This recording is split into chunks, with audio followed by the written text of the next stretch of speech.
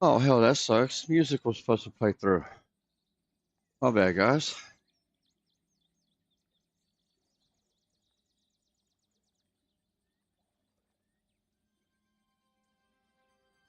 All right. Give me just a moment here.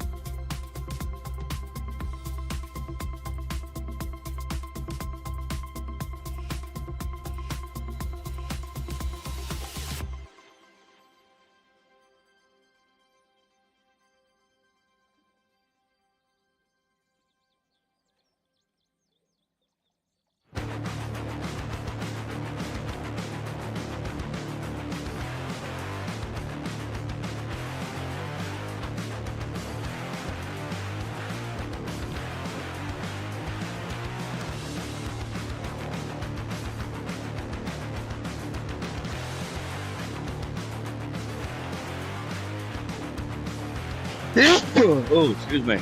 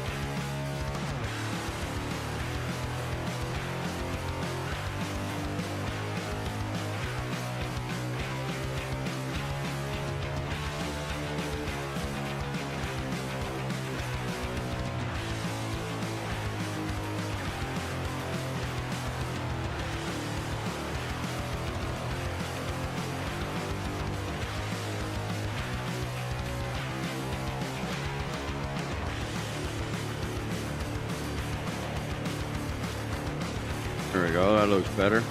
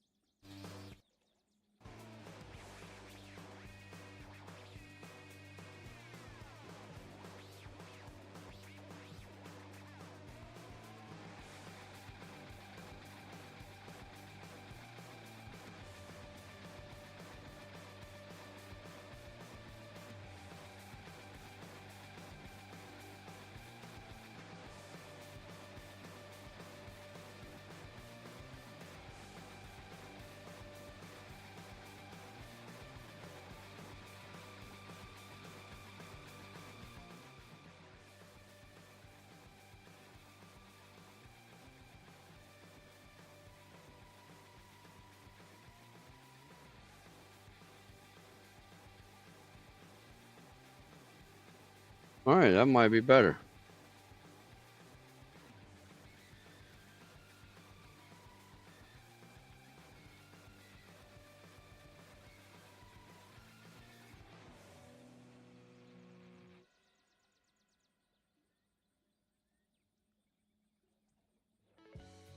Trying to get these settings just right for you guys.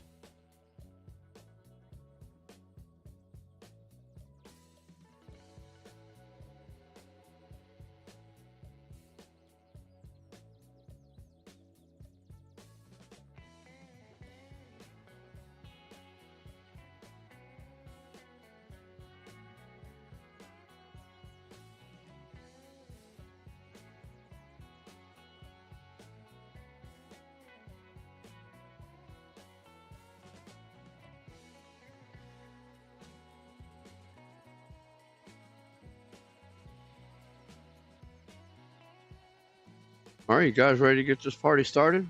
Shit.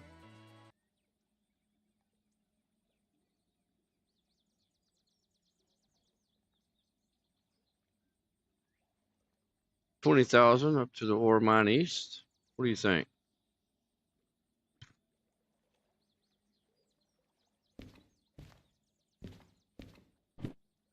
$23,000 to the west. So 20 grand to go up here, or 23 grand to go all the way over there. Huh. I'm gonna say iron mine east.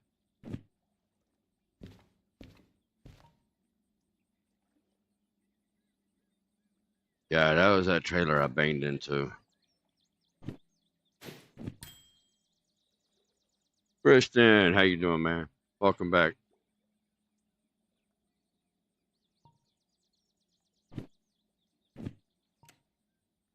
Yeah, I know I could do it with manual service. If you ever give me a chance to buy the damn license.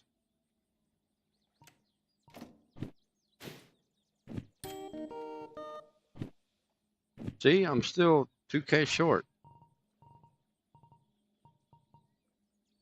Damn it. Any shunting worth paying for? No.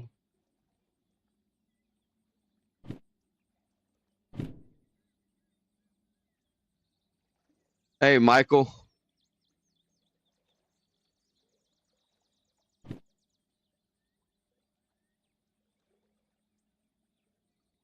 Almost done washing the windows. Ooh, buddy. That's what I got a garden hose for. And kids. Let's see. 3 pickups.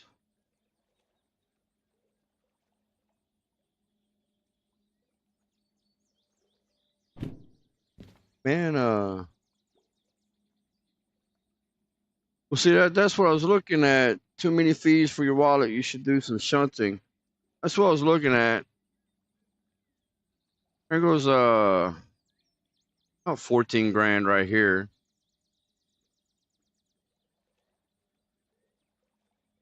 We're not struggling getting up hills. No, not yet. Not yet. I left off. I loaded up that last job, put it in the yard, and turned it in, and I had to go get some stuff done. And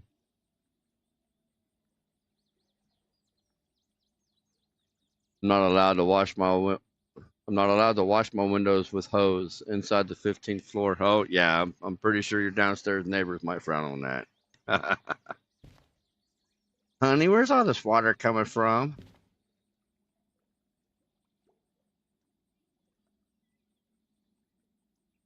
Let's see, what are you? Drop off, one drop off. Hey. Oh, it's hazmat. Of course it is. The easy job is going to be the hazmat job. All right. Oh. I guess this was going to be here, gentlemen.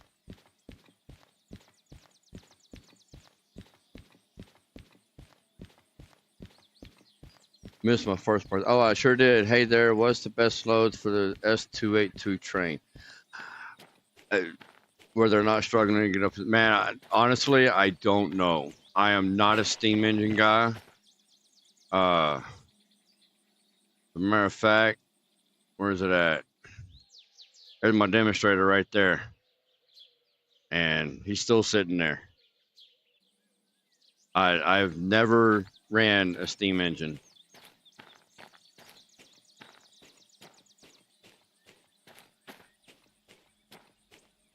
But I'll tell you one thing we can do.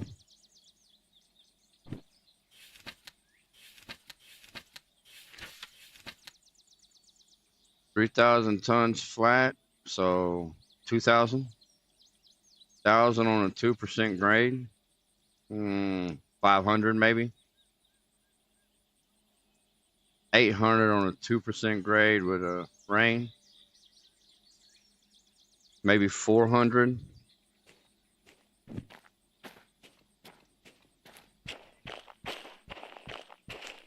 Oh, no worries. Epic train. Small one is good too. Yeah, I mean, I love the steam engine trains. I just have no idea how to drive one. So,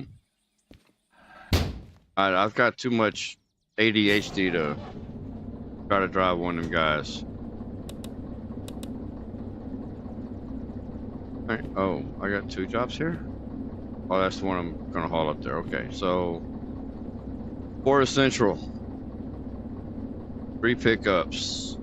C1S. Let's go to C yard first since it's furthest away.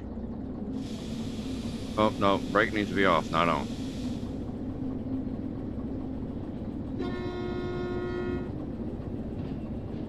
I blew a couple up, but soon got it, yeah. Improved job overview. Is that the mod that tell you on the water where the rail collar is? Yes. Yes. That is, not only does it tell you where they are, but what lane it goes to load in and what lane you're dropping off at. But also, like on these orders here, it tells you what lane the order is in and then where it's going to deliver to also.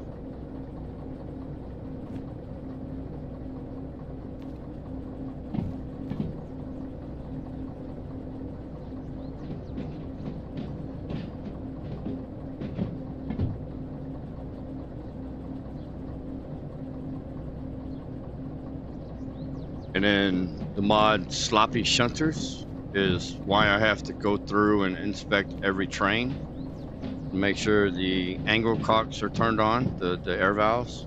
Make sure the hoses are hooked up, the handbrakes are off, and the chains are attached and tightened up with every car. This game is mega addictive. Yes, sir, it is.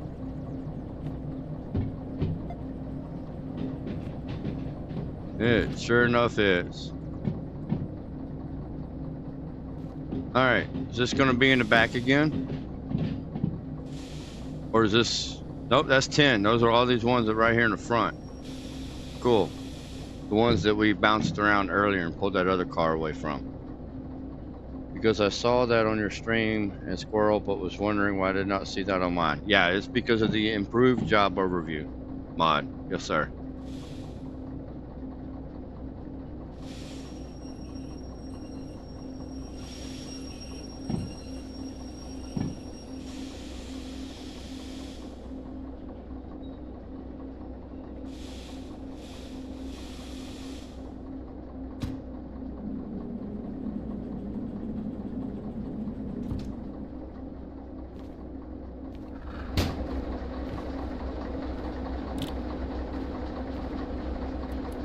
No sense in burning up money. Well, I'll tell you what, when you live in a poorhouse, like what we've been doing, you all of a sudden start turning your trains off so you quit having to pay so much fees on them. What's your favorite train? Man, I love the DH4. I am a huge DH4 fan.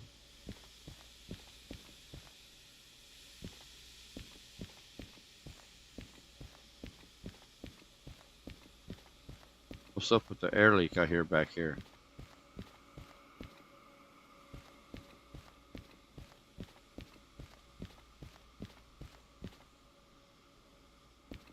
That's crazy. Like a straight air leak. Is that on down here? Sure enough. No. Wait, what? Ah, hey. Good looking, you found it.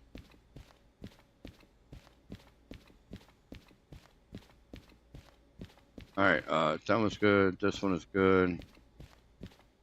That's good. Brake is off.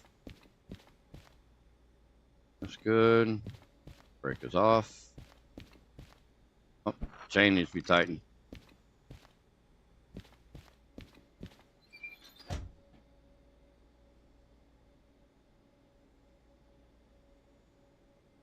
Nice. Mine is both stream trains, but DE6 for sure. Yeah, I mean, I like the DE6. I just don't like the constriction of the cabs. There's not enough room in there. You know what I mean? That's one thing I like about the DH4. It's roomy, wide open. Now, I mean, when it comes to hauling, oh yeah, DE6 by all means. I mean, you can throw 6 steam engines together and do a load, but you have to bounce between each and every single one of them. There's no multiple unit cable, nothing like that. And one can't control the other. So if you're running steam, I mean, you might be able to do 2. And I mean, if you're good at it, you can probably pull off 3. But any more than that, you're struggling. When I was younger, the only way to play with train was if your parents bought you a miniature train set for Christmas. You had to be good. Not me. Yeah, right?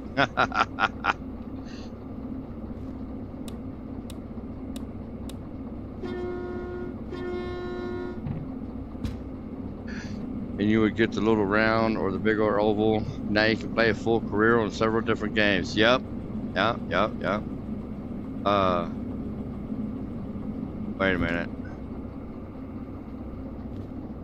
Aha. Oh, that air was leaking out.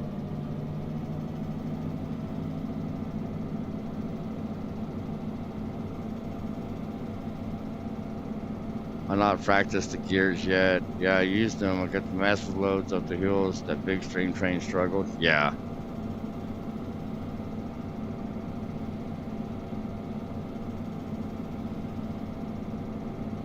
See, I mean, that's the other thing too. Like, oh, let me go find that screenshot.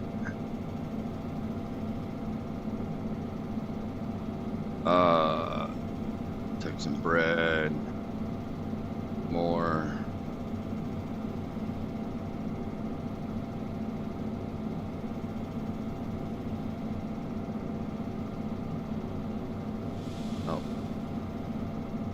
views. Let me see.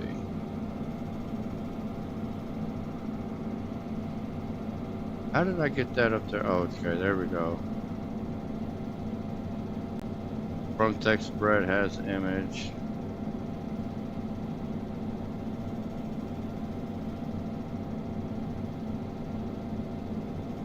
Yeah. Save that image there.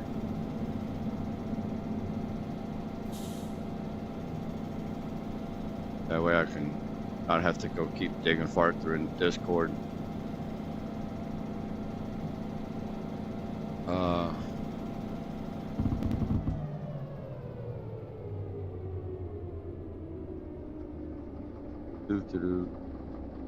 Open with photos. All right, OBS, desktop capture. All right, so this is one thing the steam trains cannot do.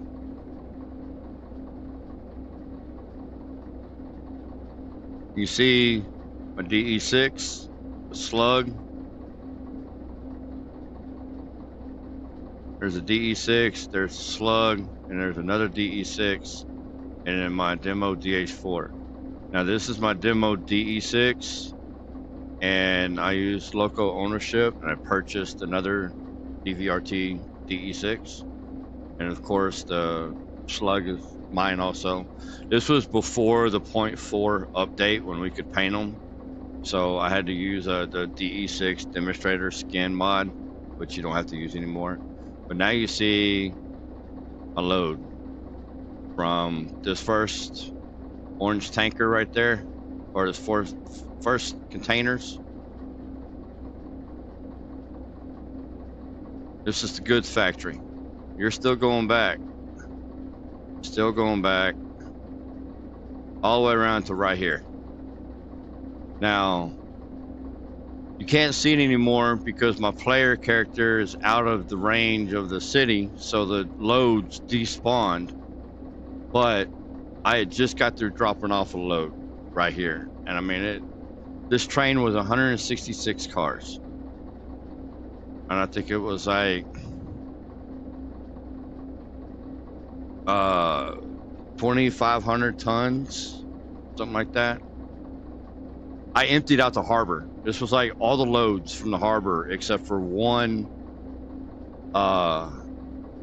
logistical haul. It was like 5 empty cars or some shit. What's up, Spider-Man?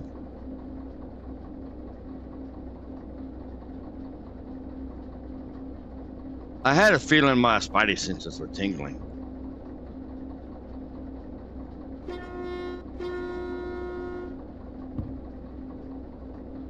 Well, I wish I could tell you that, Michael, but you see, what had happened was I had got a couple of loads delivered, but then over here by the oil well, we were I was doing multiplayer with Spider-Man, Anthony, right there. And we were coming down through this curve right here to come down over here somewhere. I think it was City West. I don't remember where we were going. But, ooh, I need to make sure signs are set. Yeah, I want to go that way so then I can push it forward. So needless to say, I was external cameraed out trying to get a nice little view for the stream, and I didn't catch it in time. I didn't even notice it at the time, but I just hit F1 to go back in the cab, you know, go make sure I was doing all right, and I F1 and went back in the cab to my DE6 driving off the edge of that curve right there. That curve, I mean, it was coming down and it just went straight on off. And we had nice explosions. Things been exploding. If you watch the, it's not the multiplayer shenanigans.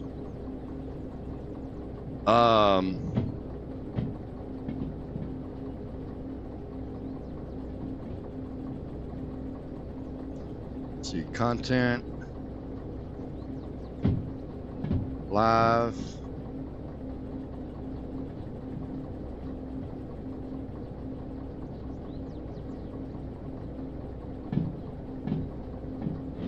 Derail Valley Custom Realistic Playthrough Episode 10 is the one you're going to be looking for. I'm not going to make it.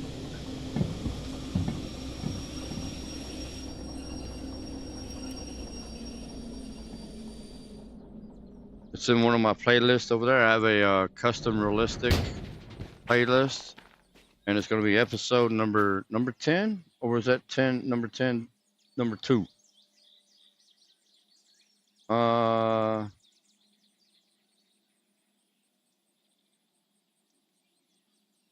Episode 10 number 2 is the one it's going to be. It's the one we did the first multiplayer run with. And we had a bunch of shenanigans. Bunches of shenanigans. Kitty, kitty, kitty. Meow.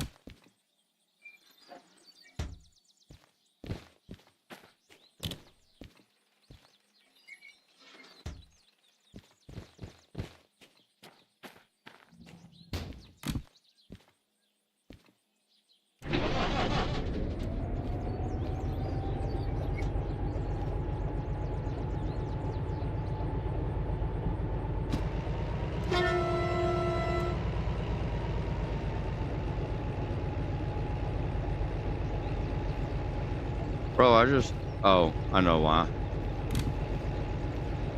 That guy. Where is the local ownership mod at? As I could not find it, and roger that. It's on Nexus mods.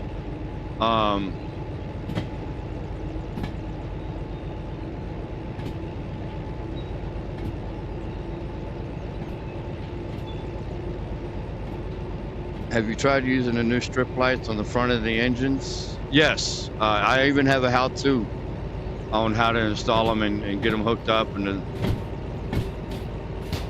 the mounts that they fit on and stuff like that.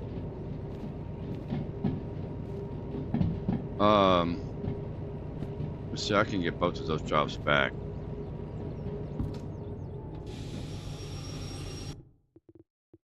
Load and save. Oh, wait, no. We're not going to do that. We're going to wait till it stops. And then we're going to exit the main menu. Oh, while that's doing that, we can go to Nexus mods. Ownership.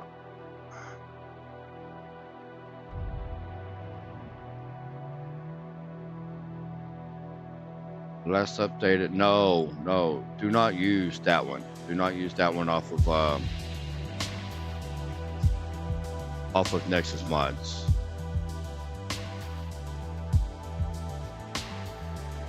That is not the version that works with B99.4. Yeah.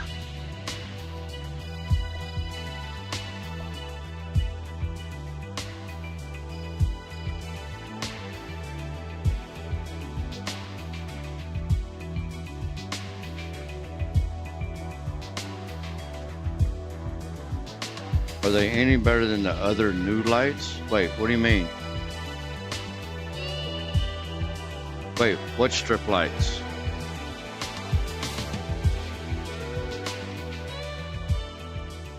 I thought you were talking about the new headlights and taillights that we just got in 99.4. Now he's over here talking about stripper lights. I want some. The long bar. Oh, those aren't new. Wait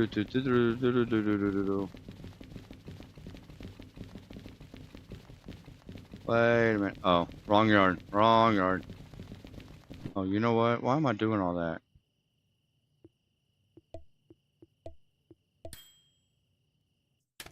I hooked him to the steam train. It's bright, the new headlamps. I can put a pole on my train. You would, Spider-Man. You're talking about these strip lights? Because that's the only strip lights that I know about. Other than that, got the new headlights.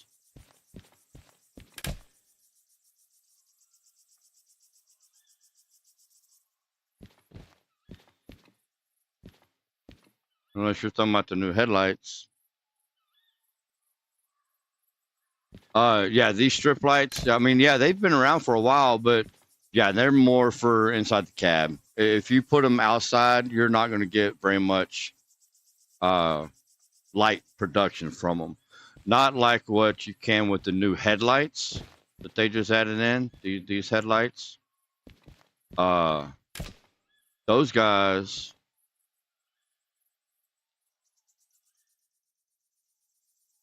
I mean, that's not even fully bright. I mean,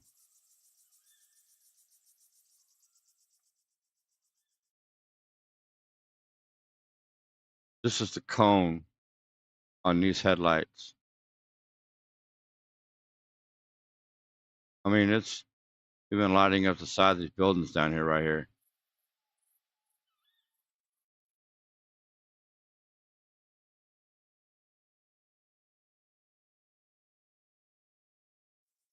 You see a sunbitch going all the way out over here. And I mean, this is all good visual. I mean, all the way out to here.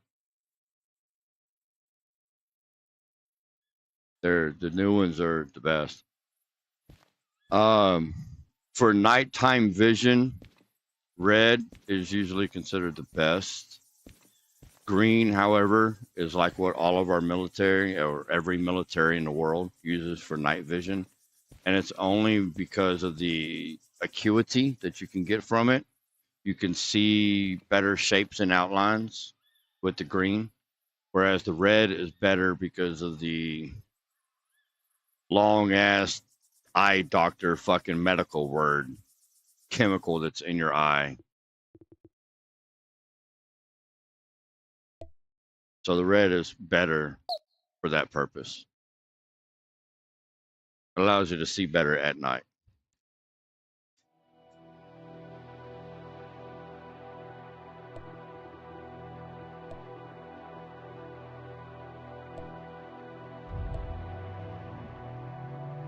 Remember, I taught him, Google AI taught me. I learned everything from Google. No, I'm kidding.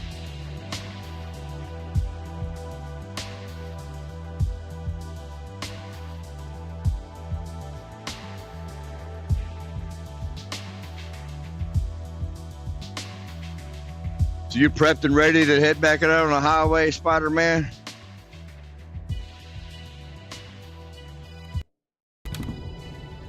Giggle it. Man, look, it's all fucking shits and giggles until someone giggles and shits.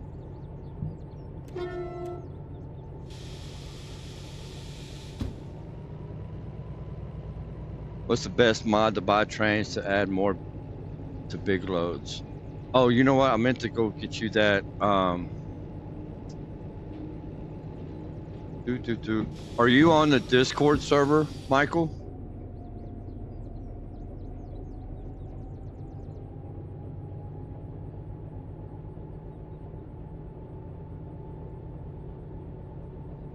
So if you're on the Discord server, All Futures Discord server, they have this channel, Mods News.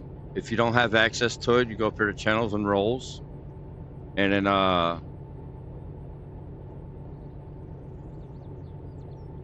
browse channels, and then you can check mark the ones you want to see and the ones that you don't want to see. So if you don't have the Mods News channel, make sure that you have a check mark next to it over here. Channels and Roles, browse channels, and then mod News. And that will give you access to this channel here. And this is where everybody posts new mods, updated mods. This is not a chat channel. This is just for mod posting. So loco ownership.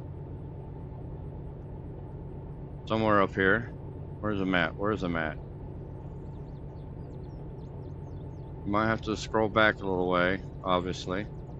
Okay, so there's leasable locos where you can lease them and you can even end up buying them. Remote dispatch. Skin manager.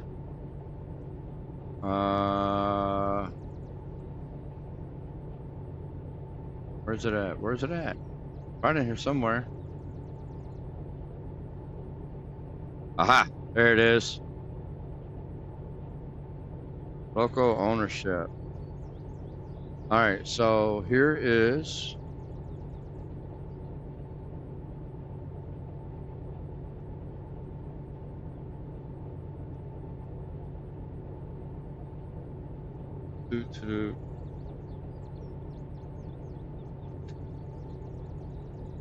that's the link for local ownership at Nexus Mods.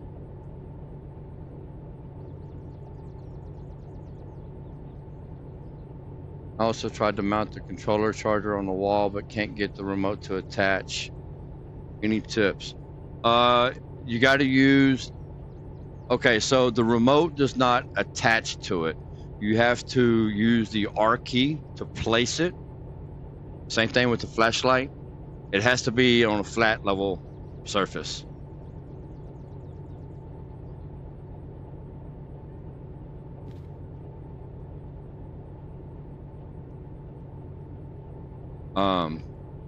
So if you're hanging it up on the wall, you're not going to be able to do nothing with it. Pretend this is the remote in my hand and I got it mounted to the wall. Use your imagination. You can't do nothing with it. You've got to set it on a flat surface, and then you've got to hit the R to place it, and then just place it on there like that. The H bracket is what mounts it, but you can mount it to the wall, but I mean, you pretend that's the charger box. So I mean, you can mount it to the wall, but you can't place the remote or attach the remote or the flashlight to it. It's got to be on a flat surface because you have to place it down on the charger. Same thing with the flashlight. As a matter of fact, you know what?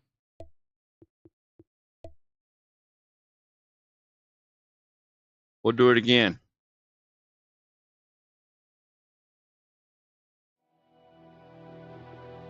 Just so I can, so you can see, so I can show you. Because I do believe I have it in here.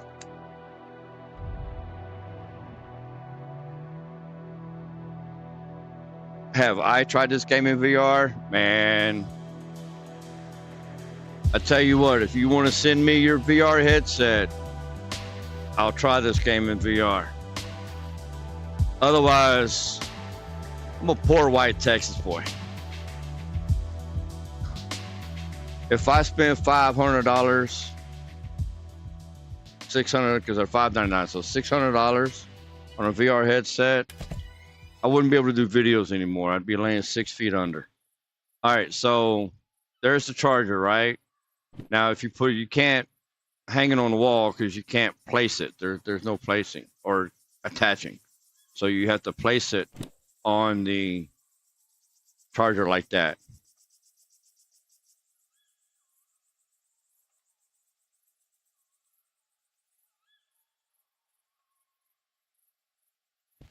Now, I mount my Wi-Fi, my remote signal booster on the wall, along with the brake cutout or the overheating protection and my wireless MU. And then I got that guy down there, the anti-wheel slip, down in the back corner out the way. And then you can use the big H or the long flat bar to mount the control stand. The floor stand for me is just too high. I don't like how high it is. So I mean, I would rather, you know, this looks a lot better. than having that high-ass stand and your remote is way up here. And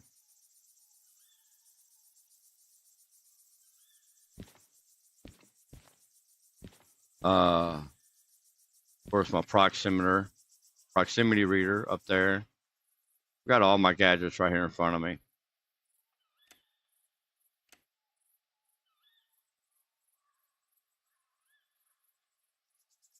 But that game has pretty well came to an end because it's at the end game part. I've got Mill 3, Has 3.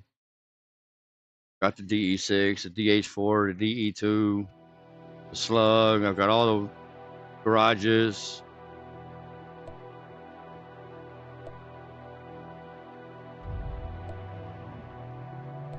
And I got it all like super fucking fast.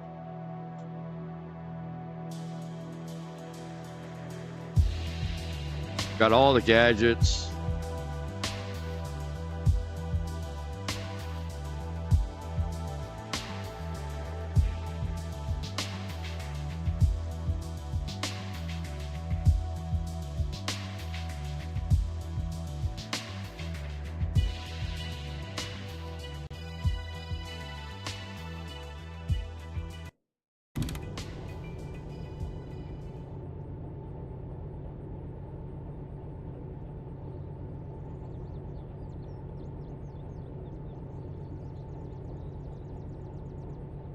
Sorry about that. I stepped over to the office and grabbed a cold Pepsi while I was waiting on it to load, and I got back just in time.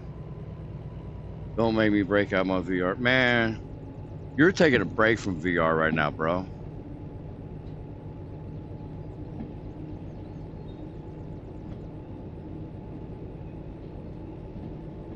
Don't make me ground you. Oh, wait a minute.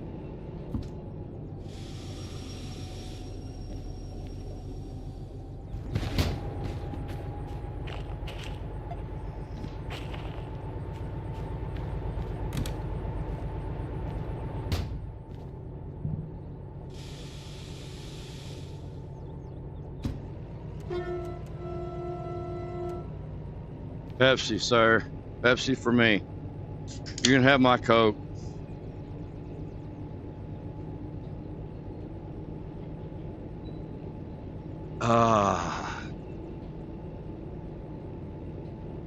See, I need some blood for my Pepsi stream. That's how bad it is.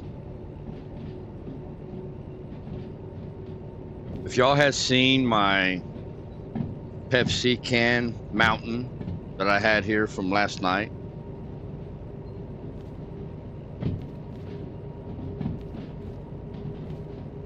it was horrible.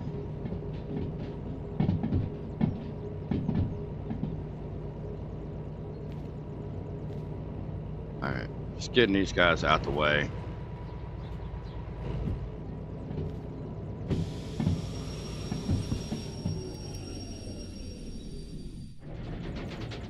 All right.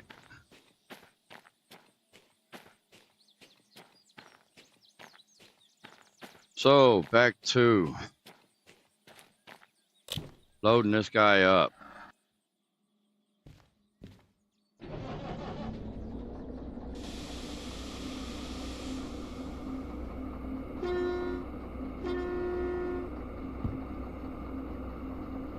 Oh, that's right.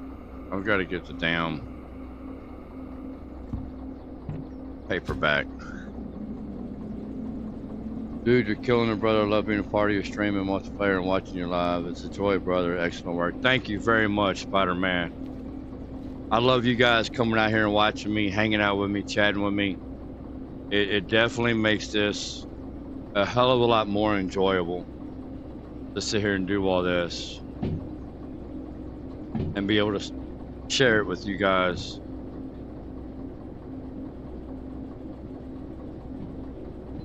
There's guys on YouTube that sit there and they try to play these games and stream them, and takes them months to build up, man. You guys have excuse me, put me up to 74 subscribers, and I've only been doing this for a month. I'm already over 8,500 views on my channel because of this game right here. So you guys are amazing. I cannot thank you guys enough.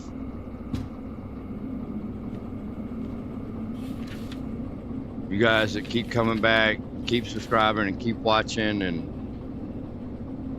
keep me going, man. We need to go down over here and into the D yard. I don't remember which track it was. Got me streaming on an 85-inch TV. Love it. Hell yeah, brother. Shit. Got me maximized.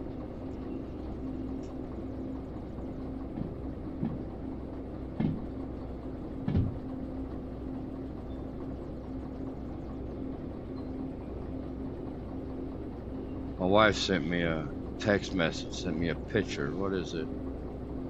Oh.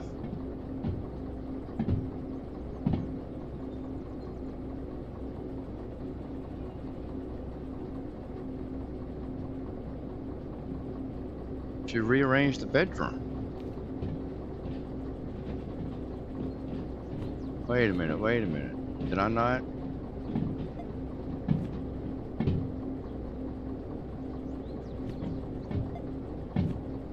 Okay, there it is. All right.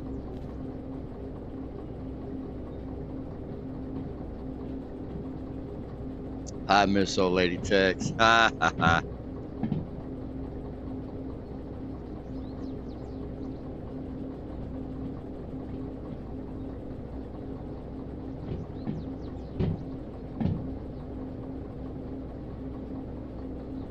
I gotta go by the office and pick up the job order again.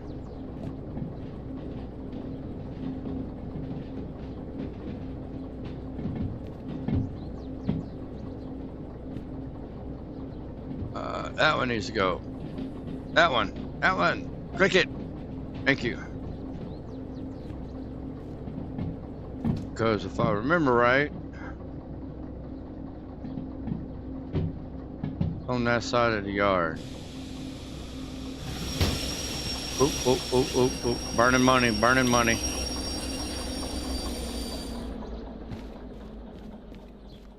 At least she told you. I cannot count how many times I heard my dad going to bed and falling on the ground because she did not tell him and he did not check. Oh, man. Well, I mean, we had been planning it. We had went the other day and picked up a table for my computer set up there. I did kind of have a ghetto set up at our house for a good minute. Where is that?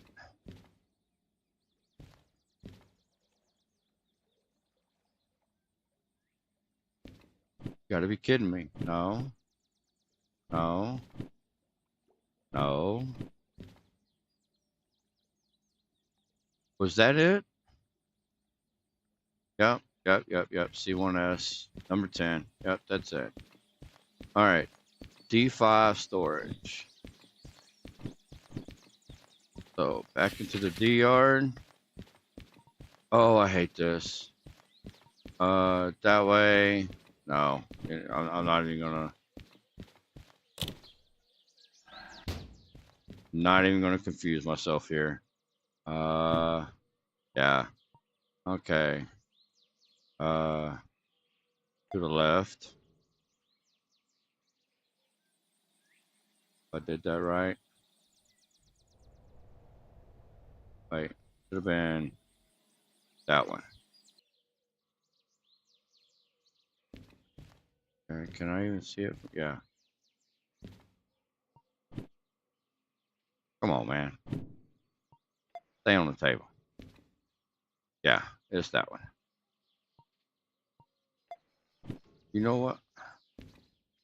Oh, you can't stick it in a direction. Damn it. Okay, so D5S, so to the right and to the right. All right.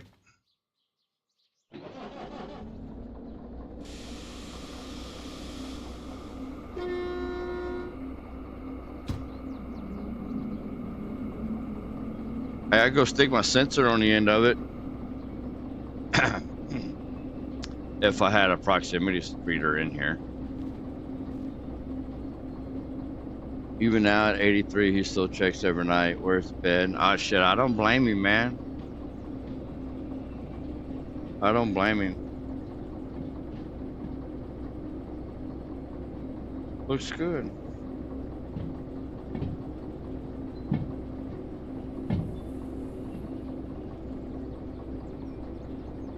Yeah, I set my sensor to 30 meter, yeah.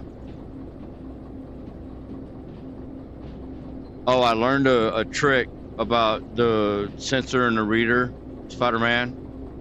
The auto detect, auto thing for the reader is kind of wonky. Sometimes it reads, sometimes it don't. So always set your proximity reader or your proximity sensor to a channel, and then set your reader to that same channel and have it read that way.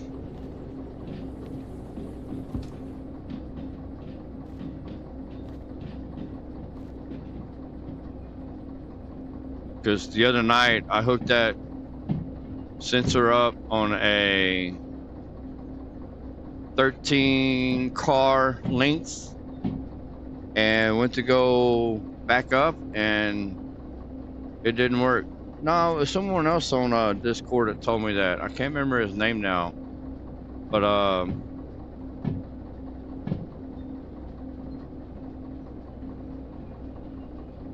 you're gonna make me go look for it.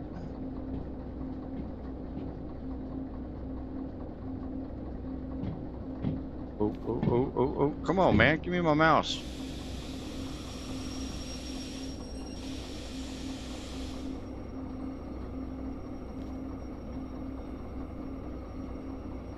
You may have told me that before, like when we were doing multiplayer or something, and I guess I just didn't remember. So I went and made a post in Discord. It's like, does anybody know there's a range on it?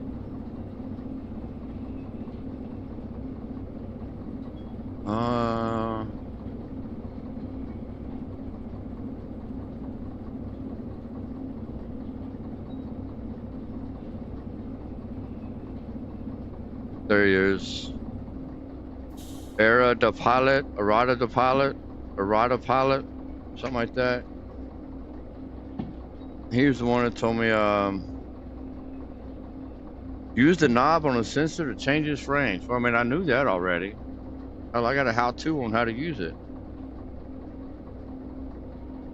He said, also sometimes the auto detect is wonky. Use channel select mode to connect.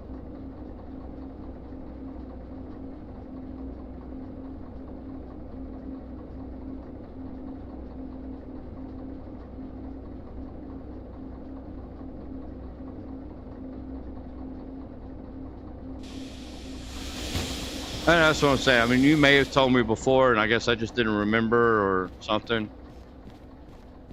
That's very possible. You know, we forget things in our old age.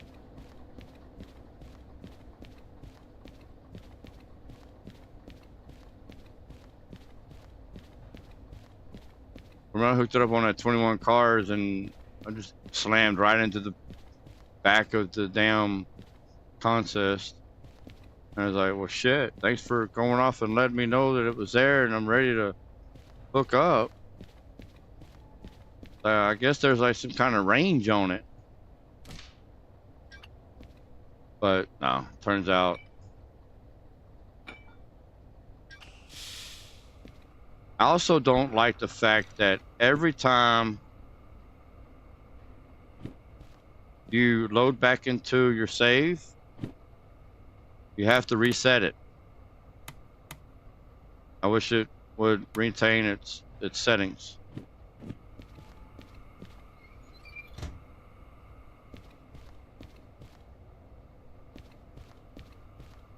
That's kind of annoying that it doesn't retain the settings.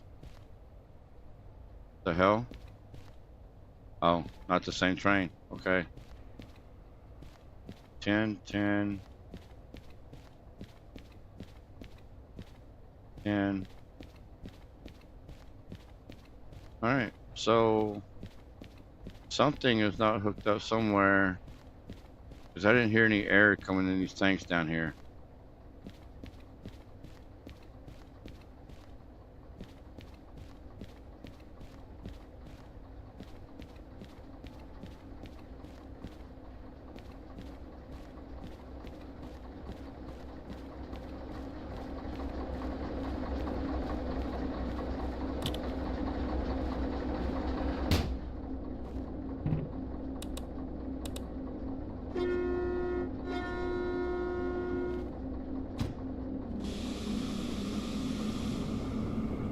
I don't know, must be okay, because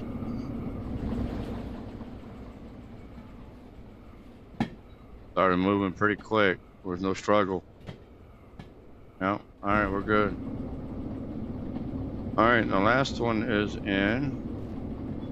I'm not in my train. I was gonna go put it up on the wall, but keep forgetting I'm in this DVRT G6S.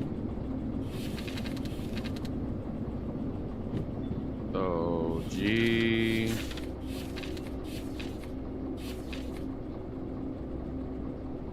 to right, to right, to right, to left.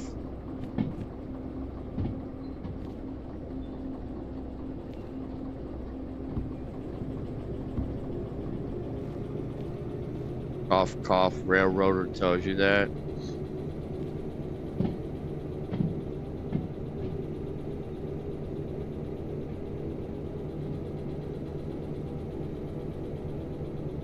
I tell you what, Spider-Man,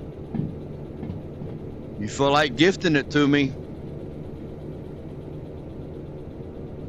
Until that point in time, I have to wait for other means. Not to get into any chatter that we can't discuss here.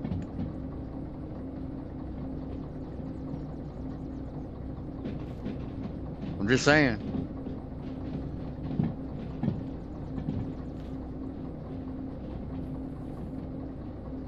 I mean, that's kind of like a quarter part, maybe half of the part of starting doing this YouTube stuff is so when I do become monetized later on, then I can take the money I get from YouTube views, even though it's pennies on the view. I mean, like literally, it's like 2 or 3 cents a view. I could take that money and go buy games with it, and then play them on here.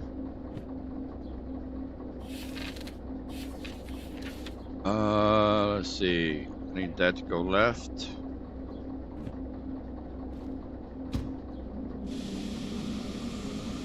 I can arrange that right now. Asking you. Oh man, I was being a smartass, bro. You ain't got to do that, man. But my wife's already mad at me enough that I spend all my time in Derail Valley.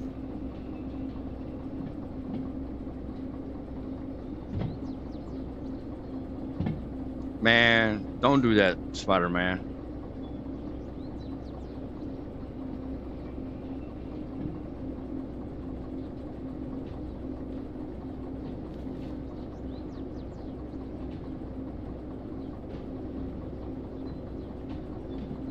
See, you get me started in on that one, and then my Derail Valley stream starts lacking off.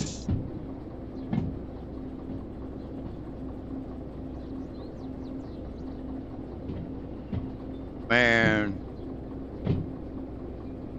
look, I'm gonna say thank you, bro. Thank you very much. But you really didn't have to do that, man. Thank you.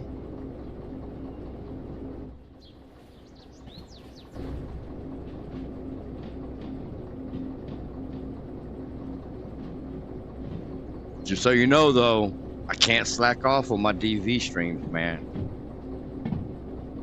But you know that email, did you ever read the email that I sent first? Let's not go into too much detail here, but did you ever, that email that I sent out, did you ever end up reading it?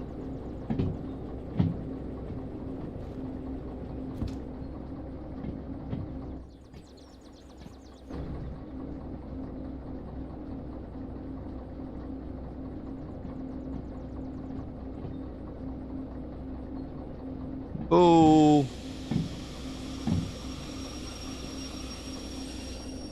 That's close.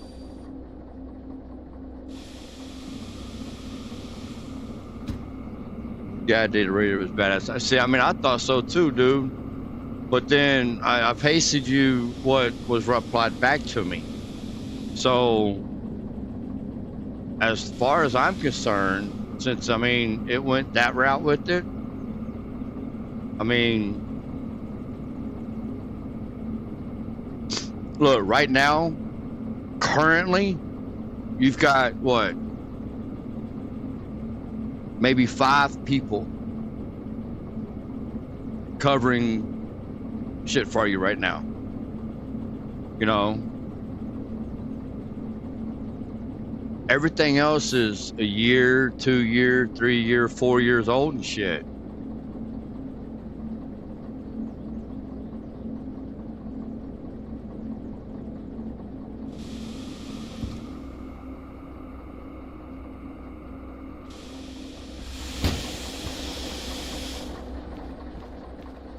I mean, I understand their standpoint. I understand, 100%. Yeah, I mean, I'm not gonna lie. I didn't paste you my reply back to them, but basically, you can't make an exception for one because it's unfair to everyone else, and it is. And I mean, he had a point with everyone spamming because you're right. Yeah, I mean, I didn't see that before or that point before, and not all people have good intentions.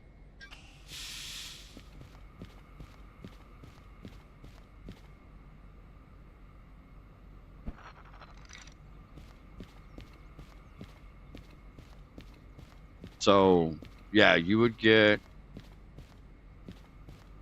people competing with one another and just spamming, no, me. But, I mean, broaden out a little bit more. We can start doing streams for Railroader. But I still have to keep my DV streams going, man, because I got a loyal fan base just from DV right here. I can't let those 74 guys down.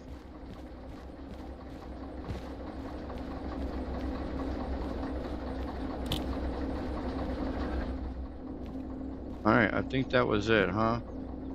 Yep, G6S was the last one. All right, let's go put it in the hole. That's what she said.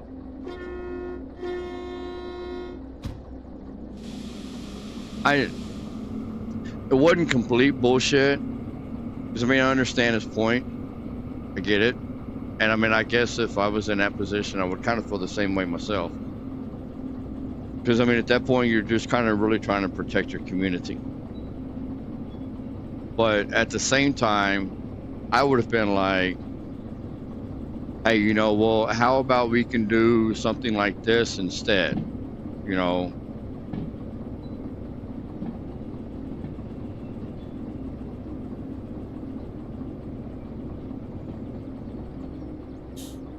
I mean, Squirrel is huge. I mean, he just hit like 25,000 subscribers, bro.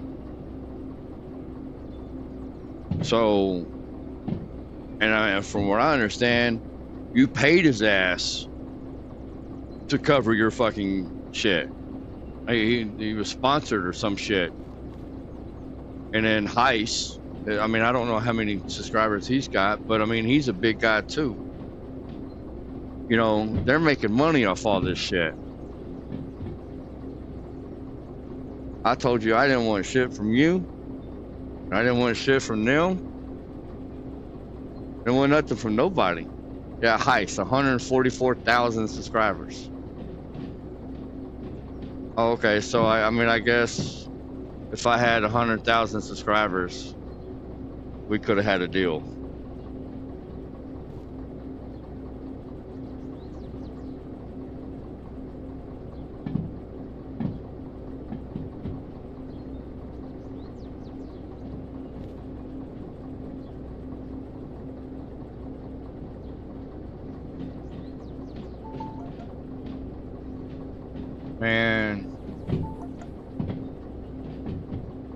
Yeah, it just came in, bro. Thank you, dude.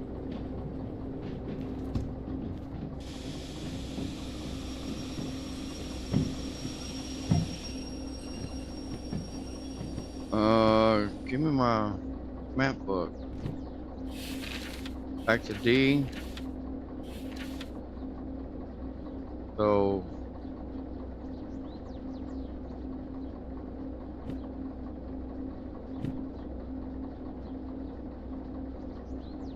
no, wait a minute.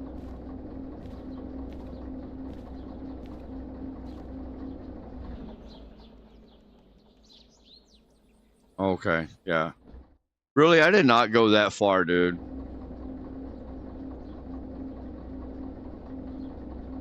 I had it facing the right way. So to the right, right on into the loading lane.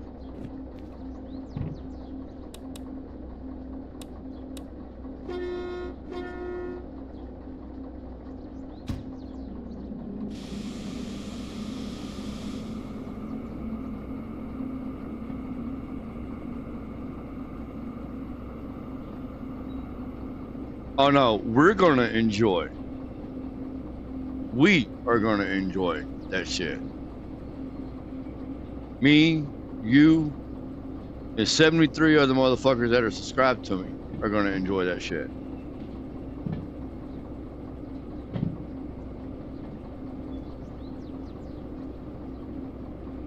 Cause I mean, look, dude, when I shot that email out, bro, I was like, look, man, I'll just cover this and this only. You know, I've basically surrounded my channel around this. Hey, Winterfall, how you doing? Welcome to the stream.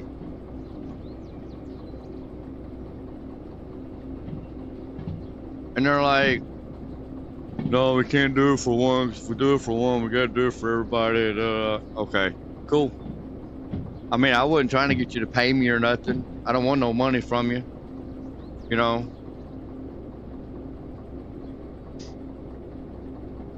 I wasn't trying to get you to post me on your website or nothing like that. I'm not trying to spam your channel, your Discord channels, trying to get views and all this shit.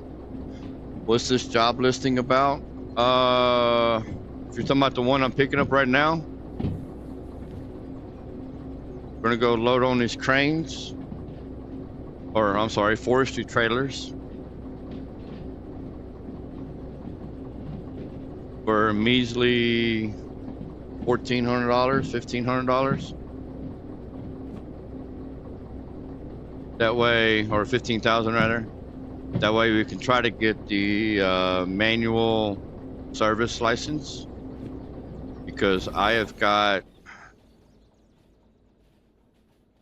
these guys over here and they are costing me a fortune to frickin' keep serviced. I usually do freight haul, to be honest, but I'm having to do this because I'm trying to get the, I'm right there, right at it, so I'm just trying to get the manual service license really quick.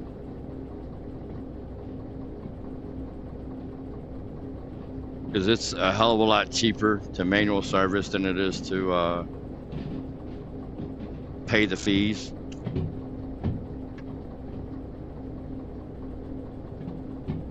Now, I mean, if a shunting job pays pretty good, then I don't mind doing it. This ain't really paying pretty good. But I also have my payouts at 50%. So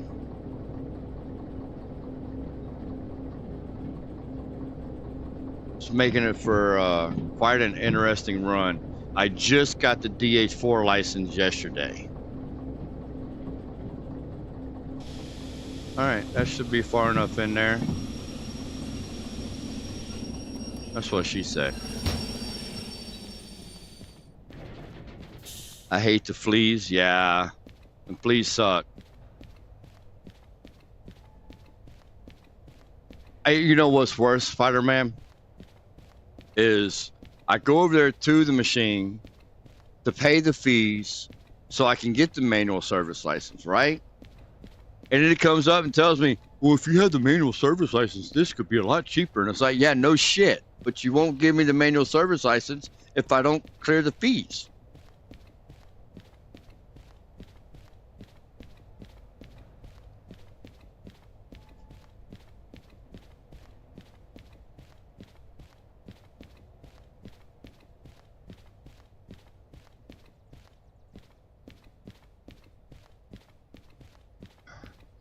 So that's where we were at just a minute ago. We had like $47,000, and I was gonna try to pay what I could in the fees and then get the manual service license.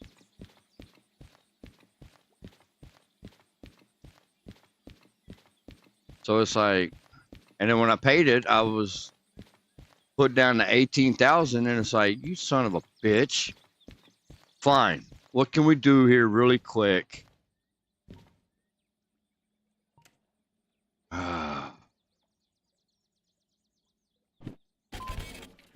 Try to get enough money together where we can pay the fees and get the damn manual service license. Where's the switch to turn on the museum lights as it's dark in there on this game? It's the first column right in the middle. Let me zoom over there real quick. Go to the mountains. There you go. So you're looking at the front of the museum. You see this little guy right there on that front column? That's going to be your light switch.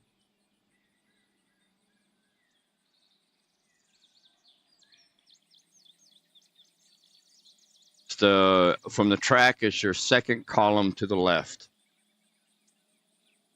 You're welcome.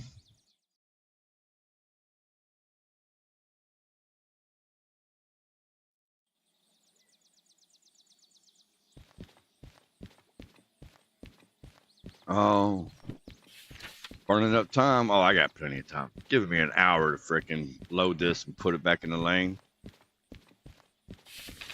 What is it? Echo 4 Oscar.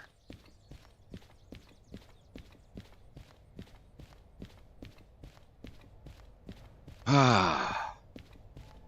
This is a train sim, right? It's starting to look like a freaking running simulator to me. Hang on just a second, guys. My fan fell over.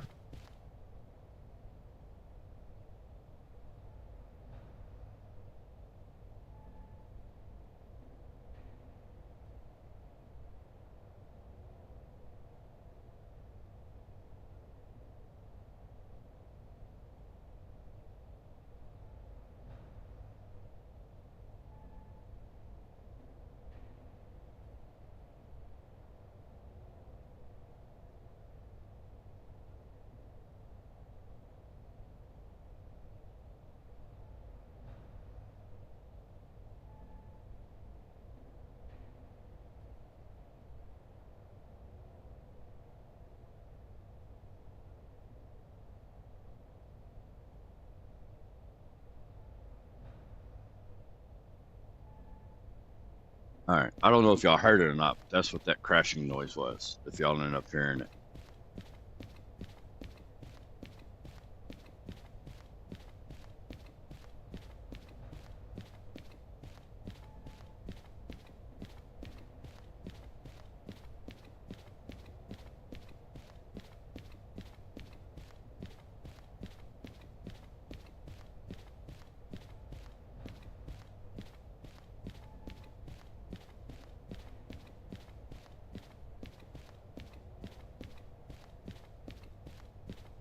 You know, Tex, you bitch about running Simulator 2025, but you're the genius who decided to do ultra realistic hardcore and not use the flash. Just saying.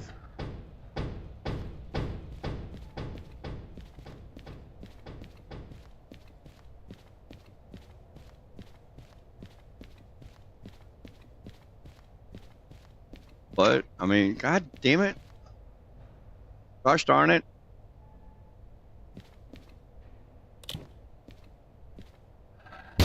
That doesn't want to stay up there.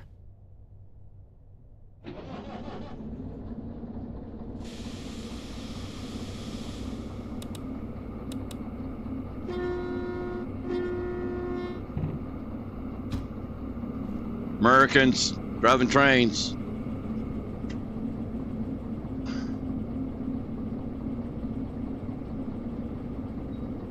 Look, I'm not gonna fucking sit here and play with you, buddy.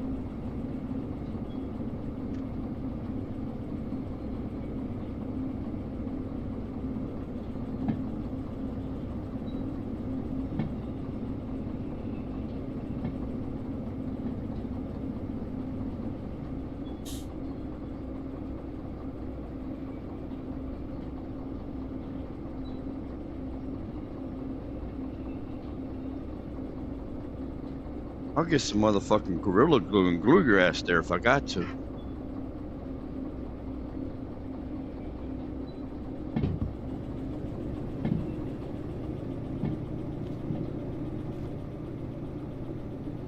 Golly. Can't be that heavy. It's just forestry trailers. 216, yeah.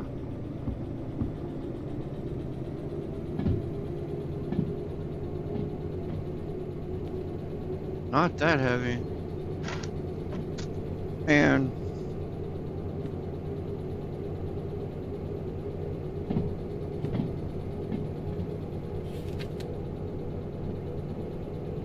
to the left, to the left, to the right. Hey Texan, have you tried any of the Steam locos in the latest update? I have not, man. I honestly, I am not a Steam guy. Now, in something like Railroader, where it's kind of all like automatic. I mean, I know you can get in a cab and do it manually, but if it was kind of like all automatic, I'd probably get into it.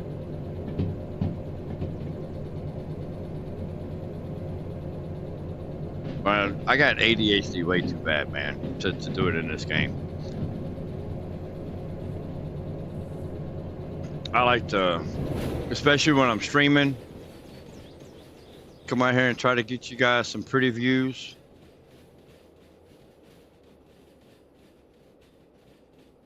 That way you ain't just staring, looking out the ass end of a locomotive somewhere. And knowing my luck, man, I'm gonna be doing that and running a steam engine and blow the son of a bitch.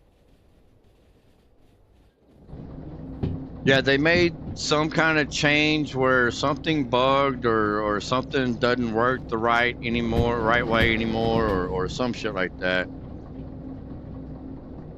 I tried calling. I saw you turning the maps. What do you mean? Oh, is that you trying to call me on, that's what that noise is. Here, y'all want to get old, Spider-Man on here with y'all? Because, you know, when you get on the phone, you're going to be coming across a stream. There you go.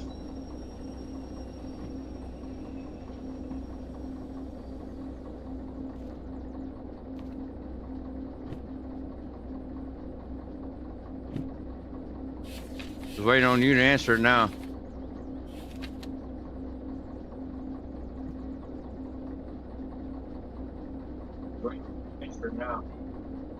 There he is.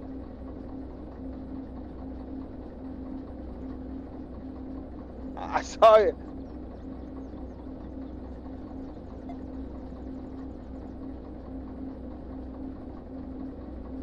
Oh, and then he dumps out. Oh, no, he's back.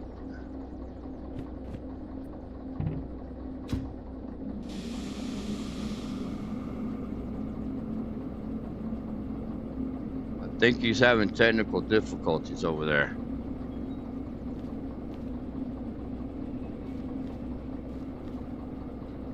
Technical difficulties or mental difficulties? Are you there? There he is. What's up? Yeah, I saw you turning the maps. I'm like, man. I was like, I did that in VR, dude. I was like, I was trying to tell you, it's easier in VR just to turn your map around or use your compass. But Yeah. compass and just turn your map around and find your location on the map, and it's way easier. Yeah. Dude, the only thing is a little confusing, like here with the D yard, you can't set it down the way you're going into it, because like you're going into it from this way, but then everything else, I mean, that first signal's all right, but every signal after that you got to kind of guess. So it just kind of works. Works if you put it upside down. And I appreciate you putting me on the stream and everything. I was like sitting there typing and stuff. I'm like, this stinks. Let me just call them. Because I mean, I could text and stuff, but it's just. Well, I mean, you get on the stream anyway. I mean, we do multiplayer together, so I mean, it's not like you're on the first time on the stream anyway. Yeah. So. No, you're killing it right now, man. It's awesome. You got the fleas and everything. I'm sorry. Yeah. I'm so sorry. Man, I mean, that's part of the playthrough that I'm doing right now, bro. You know, I mean, it's ultra realistic hardcore shit. 50% payouts. It's hard. And as far as the Steam is concerned, they fixed it to where it don't blow up on you when you first get them, or it don't blow. I don't think they blow up no more. The last, I don't want to tell everybody wrong on here. I think it still blows up, but you have to get it really, you have to run it completely out of water for them to blow up. And so I haven't been on it in about, I haven't done Derail in VR in about, what, 2 weeks? Something like that, yeah. It's the last time we did multiplayer. Yeah. And stuff, so I think they fixed all that. I'm not 100% sure because I'm on Railroader right now, but they didn't blow up on me or anything, so I jumped off VR and went back to 2D, and I tell you what, going back and forth, it's you just can't live on VR forever. I tried, just, you know, it's great and everything, but it comes to a point in time where you just need to go back to your roots. Right. And it just makes sense. And I'm so happy that I went back to my roots because, you know, I'm 2D first and foremost, you know, from the Atari world like you are. Right. Like we talked about. But you're absolutely right on pretty much everything. The only thing that I started laughing on was when you started flipping your map around. I was like, I told you to do that, man. But I didn't know you could do it in 2D because I never did that in 2D. I always did it in VR. Yeah, the only bad thing is it's simple to lay the map down, you know, to place it down and sit there and do the signals. I didn't know you could flip it in 2D. But if you misclick, you pick your map back up. And then exactly. You got to set it back down and do it all over. Squirrel Heist or Mr. Nuggins do it, and I watch them guys all the time. Man, Squirrel's an expert with that map, dude.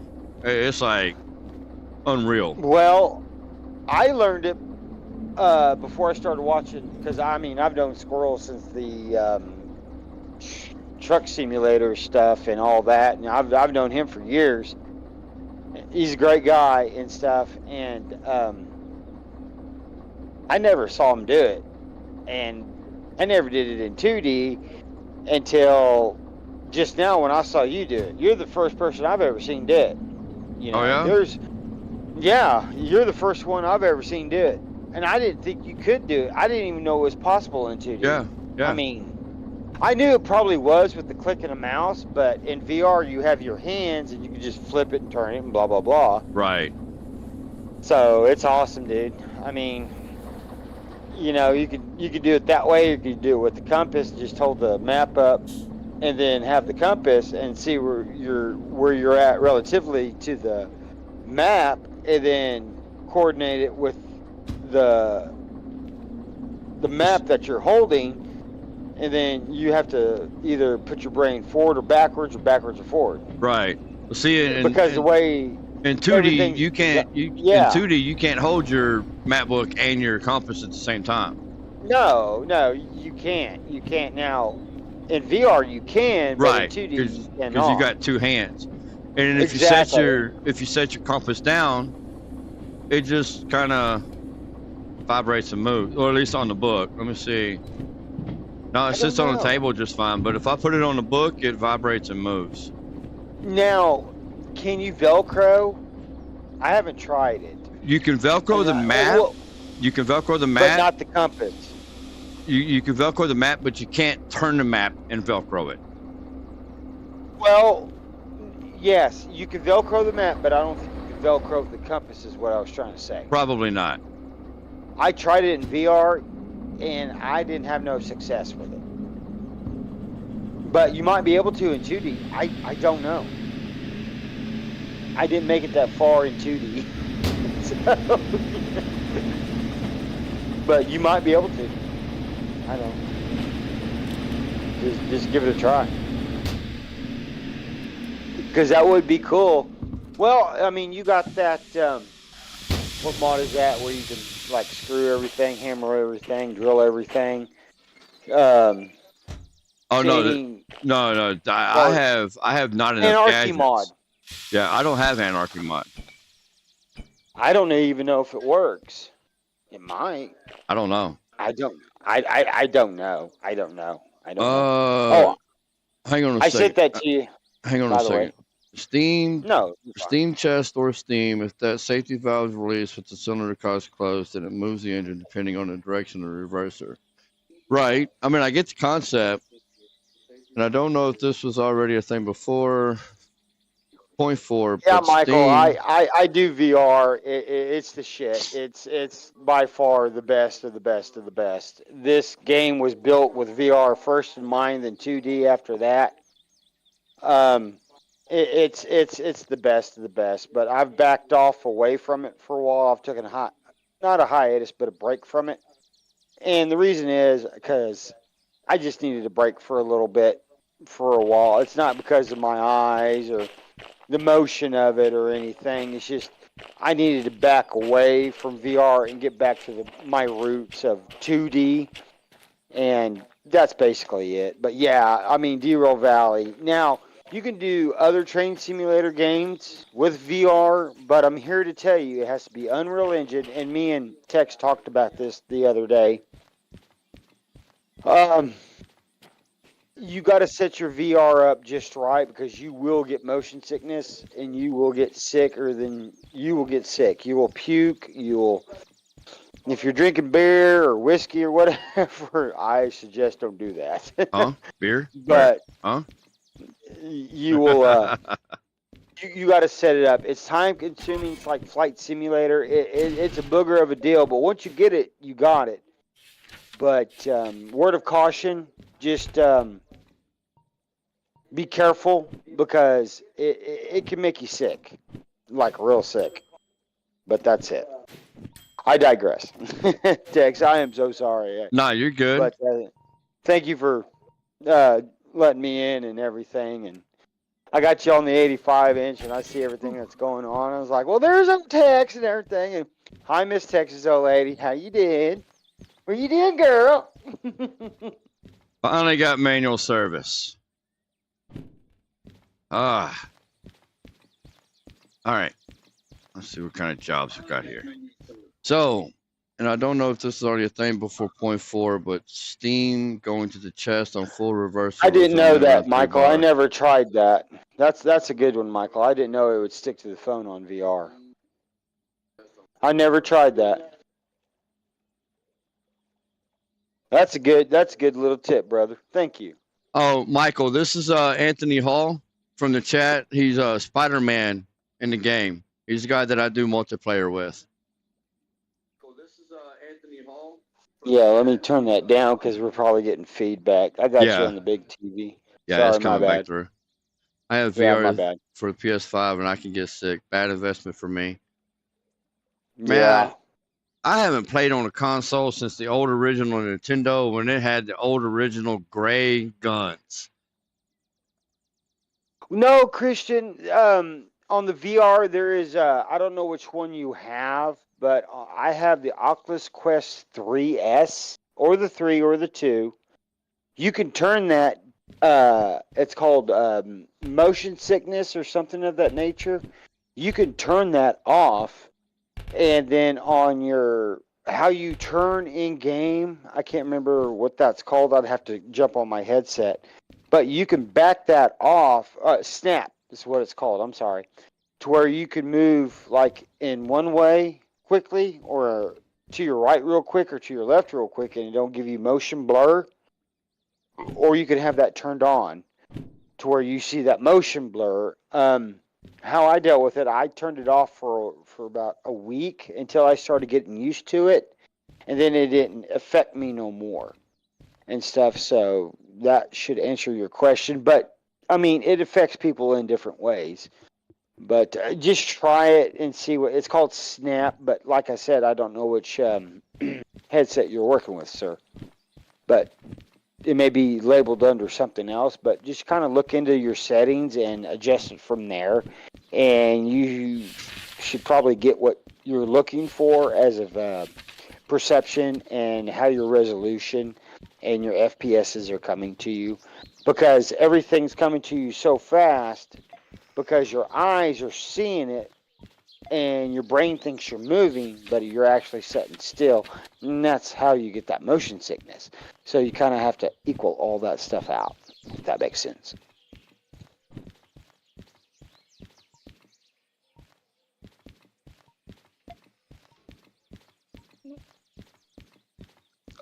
Right, I get you, Michael. Nice.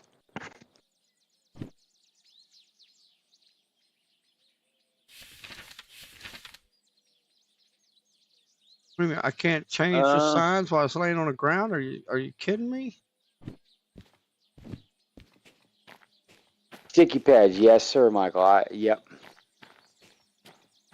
Yep.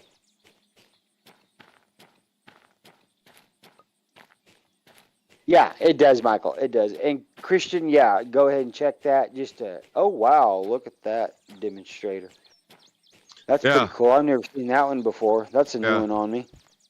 But yeah, Christian, yeah, just check it out. Set up your snap. It should be when you log in and stuff. It should be in your settings or somewhere around there. I haven't been in the game in about 2 weeks, so you know my brain works repetitious where I have to do it every day to remember it. And if I take a day or two or a week off, I forget. But it's just it should be right there. And the way Derail Valley is, they break it down so simply that it's real easy to find in your settings. It's really good.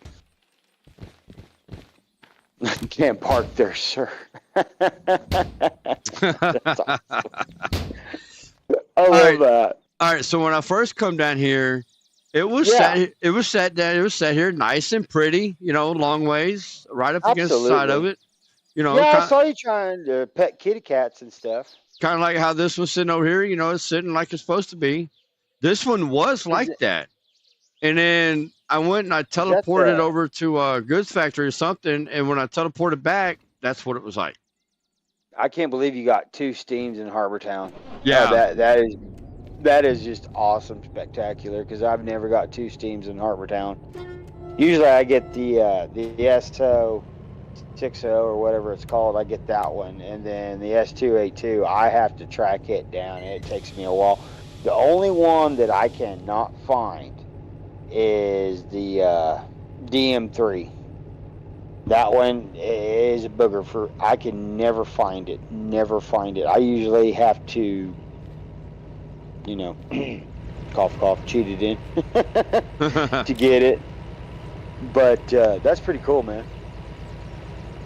Now the DM3, you know, that one is near and dear to my heart. You know, like the steam engines, they're more hands-on and stuff. But I mean, the diesels are awesome too. But in the VR world, you know, The DM3 and the Steams, it's just there's just no comparison, no comparison. But what I did was on the S282, I did it like the big boy. I put a diesel behind it, you know, like they do at Cheyenne, Wyoming, in case there's problem with hills and grades and the length of your constant and stuff and everything. So I did it that way, and I've had no complaints. In the end, I prefer 2D because you can have a multiplayer screen and do multiple things in the same time. Yes, you can. Absolutely, Christian. Absolutely. Abso-freaking-lutely, sir. But at the end of the day, when it gets right down to it, to go hands-on with the trains, VR all the way, brother. VR all the way. What the fuck is dragging me down here? What do you got on? Oh, my handbrake. It's always a break. It's always. Well, I mean, I went through all the other fucking locomotives. I was sitting there watching. And it's like, what are you? Is there something up? You didn't connect a line or something? No, but Christian's right. You know, it's I mean, yeah, Michael, I saw your comment. When adding the mod, it's saying to restart. Wait, when? What? But I have a few times now, and yeah, not gone great on Unity mod. When added which mod? Yeah, and have you updated Unity Mod Manager? Always keep that updated. Go to your settings on Unity Mod Manager and make sure it updates like every day or every second or something of that nature. I have to jump on my rig. I think it's daily. Yeah, daily. Thank you, sir. Okay, hang on a second. When adding that mod and it's saying to restart mod, but I have a few times now, and yeah, not gone green on Unity Mod Manager. Oh, you're talking about Unity Mod Manager in the game, the Control F10 menu. What version? Oh, Michael, I'm so sorry, dude. Hang on. Comms Radio API and DV Lang Helper. You have to have those two also.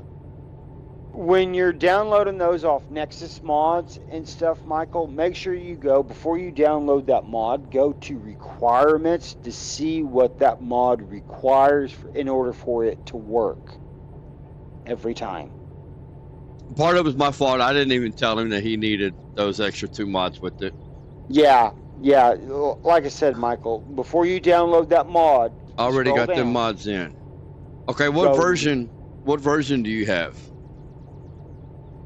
1.4.1 should be what you're looking at. Okay.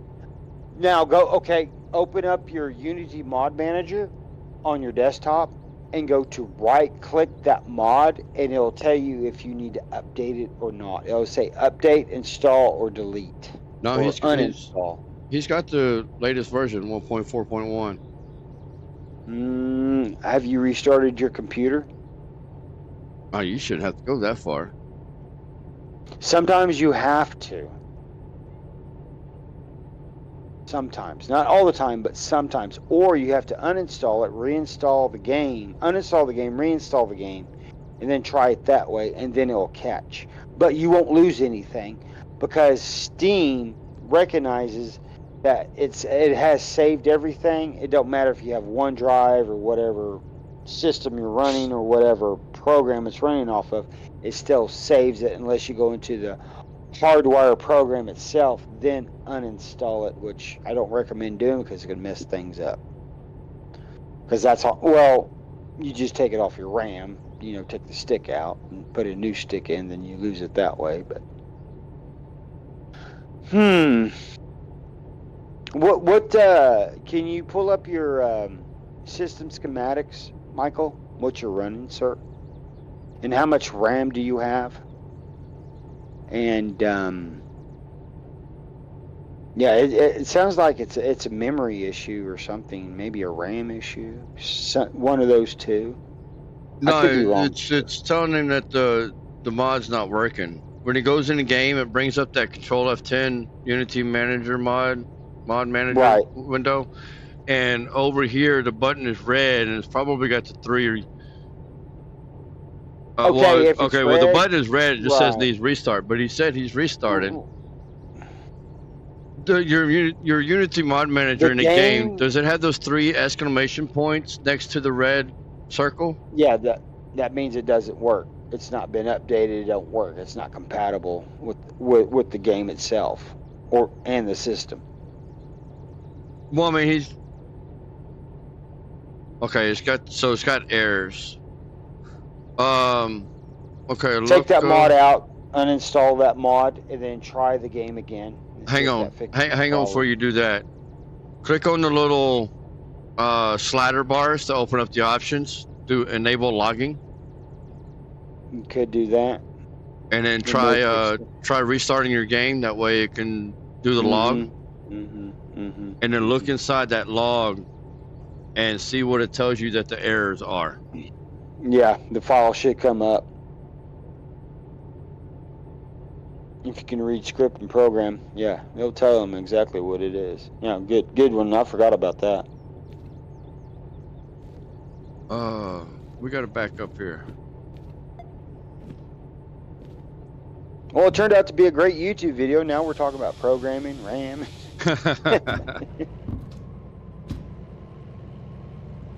He says, okay. In other words, just uninstall the mod and reinstall it, then restart the game. Just jerk it out of the game first and see what it does, and then restart the game. If that doesn't work, then uninstall it from the game again, and then go to your control panel, uninstall it, and then start your game again, and see if that fixes it. Then if it fixes it, reinstall wait a the minute, mod, wait a minute. Wait a minute. Yeah. Michael. 1.4.1 or 1.4.0?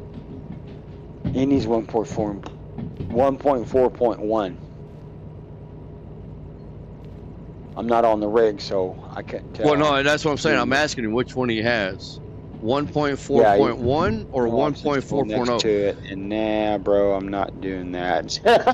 I don't blame you, Mike. Because the link that I sent to you, I pulled it up on Nexus Mods, and I'm looking at it, and it shows version 1.4.0. So that's probably the version. Oh, it's the one you have, 141. Yeah, if he clicked on the update on the Unity manager and there's no update, then it's incompatible. It's not working. So I mean, I use it, so I mean, game, I know the mod works. I use it.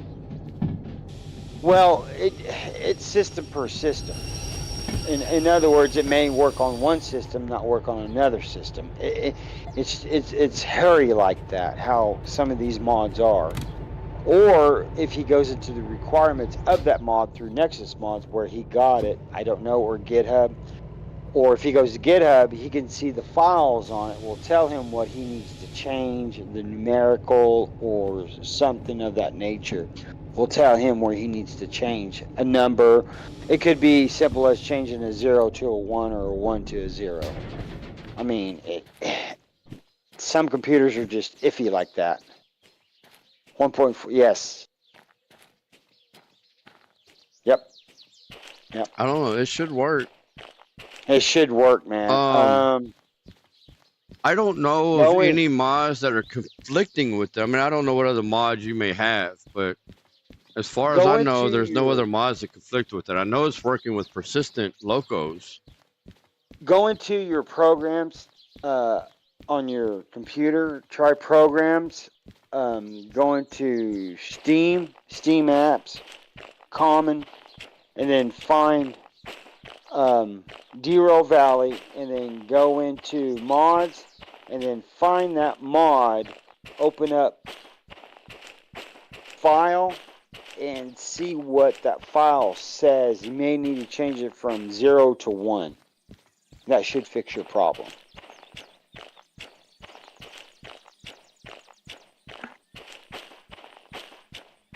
Man, I've had to do that too. I'm a technical guy.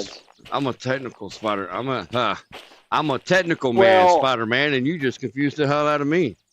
I don't like doing things like that. I mean, well, these modders, they do the best they can, and sometimes the computer will take it, and sometimes it won't. It's iffy like that. It's kind of like electricity. You know, it'll shock you, but we can't explain to you why it will or why it won't. Even though if you touch it that way, or it's just kind of iffy. It's trial and error, sir. Oh, nice give. Nice pull away. I like that. Michael, he's working on it. Fight's a good fight, brother. That's all I got to say. I know there was one mod in point 3 that I had to go into the info.json file and change the version number so it would work. Yep, it's kind of like it kind of works like ATS back in the day. I don't know if any of your subscribers remember that. Euro Truck Simulator, America Truck Simulator, and Farming Simulator were kind of like that, where you had to change the numerical order of that mod. Job Picker is what it was. Job Picker was the one that I had to change. Yeah, you had to change it from a 0 to a 1. Yeah. Or you had to put an exclamation point in front of it or behind it or something of that nature. It's just because the way the game was reading it, he couldn't do it automatically for the game to read it. You had to do it yourself. And some modders, you know, I love modders. All right, hang on, Spider-Man. The info.json file, right click it and edit in Notepad. Yes. And on there in that file, it's a normal text document. And in that file, it will tell you the version number. Yes. If you have Notepad++, it'll make it a lot easier. Or if you just have Notepad, go to Files, Steam go to apps, Find. Common. You ain't got to do that. I mean, there's only like 4 or 5 lines that are in that file. Yeah. Or Mods, just search it by scrolling down. Local ownership, right click info JSON, edit in Notepad, or open with Notepad. All right, let me screen share here. Sounds like you are. Yeah, screen share. All right. So this is what it should come up and look like. I mean, it's regular text. Just make sure the version number there says 1.4.1. ID local ownership, so 1.1.4. You see, you just may have to change that 0 to a 1. Yep, okay, so make sure you have, I don't know how your system is, but you may have to drag that file to your desktop and then change that numerical order, save it, then drag it back into your file. No, it's not read-only. You won't have to do that. You only have to do that if it's set to read-only, and they're not set to read-only. Okay. Manager version 0.27.3. That looks about right. Oh, it's GitHub. It's on 1.4.1. Yep. Okay. Yeah. What about? It's from Cruiser. Cruiser should be on right now. I saw him on earlier. Yeah, he's the one that updated it. Well, I mean, he writes it. Okay, so. Yeah, Cruiser's on. He was about an hour ago. Hang on a second, Spider-Man. He was on Discord. Comms Radio API, what version do you have? And then DV Lang Helper, what version do you have? And then make sure that they're the same as this. And also, make sure that they're turned on. Because if either one of those or both of those are turned off, then you're going to get the red circle and the 3 exclamations. 3 exclamations are bad. Very bad. Well, the 3 exclamations just says there's errors. So it wasn't able to load something. Yeah, but on Derail, it messes everything up. But on other train simulators that use this programming, it's okay. But on Derail, it's bad. And I don't know why. I can't explain that one to you. I still haven't figured that one out. And I've tried numerous times, and I still can't explain it.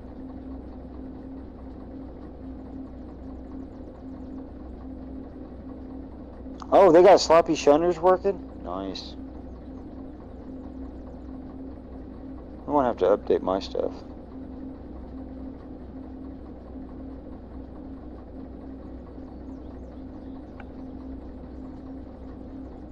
Take your time, Michael. Don't rush it, brother.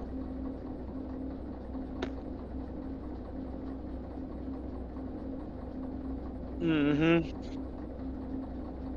Yeah, your system looks the same as mine. Huh?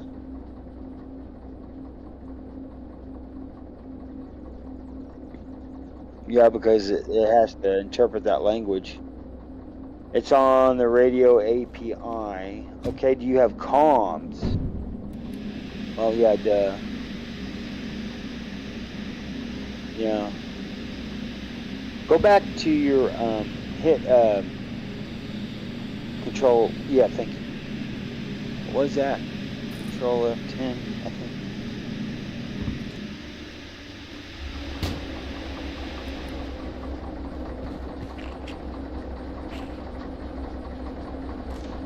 No, don't stick those out there because you're going to snag them.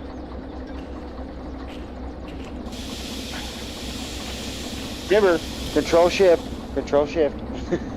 No, not in this game.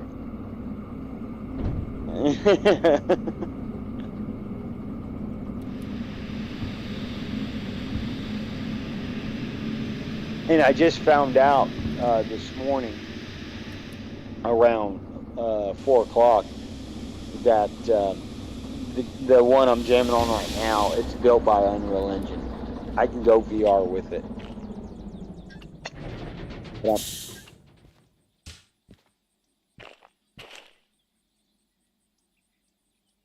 Shit, my mic is muted. All right, Michael, you're on the Discord server, so take a screenshot of your Unity Mod Manager window right here. Yeah. And I mean, depending on how many mods you have in there, otherwise you might have to go use the Unity Mod Manager window. Alt print screen, and then go to Discord, shoot me a DM, and then just Control V it. That way you're not having to save it as a file or anything. Send it to me if you get it. Let me look at it. I'll jump on the 2D just to see what's going on. I think it's just something by changing numerical order, but I could be wrong on that.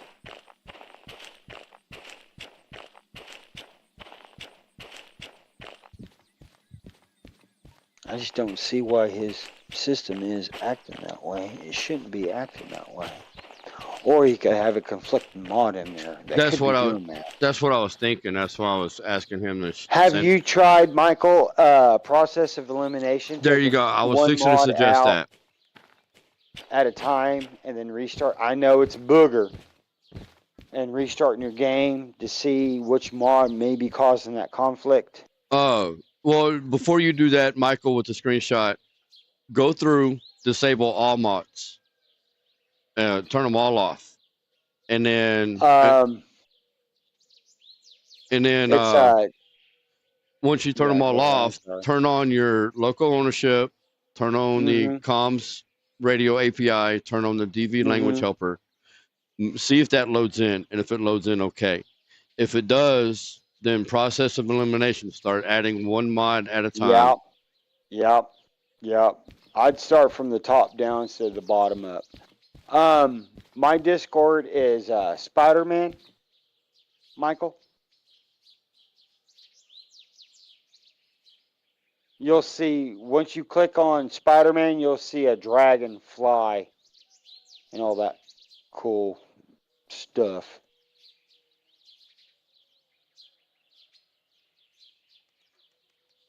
Man, there's like 18 Michaels in the channel, bro.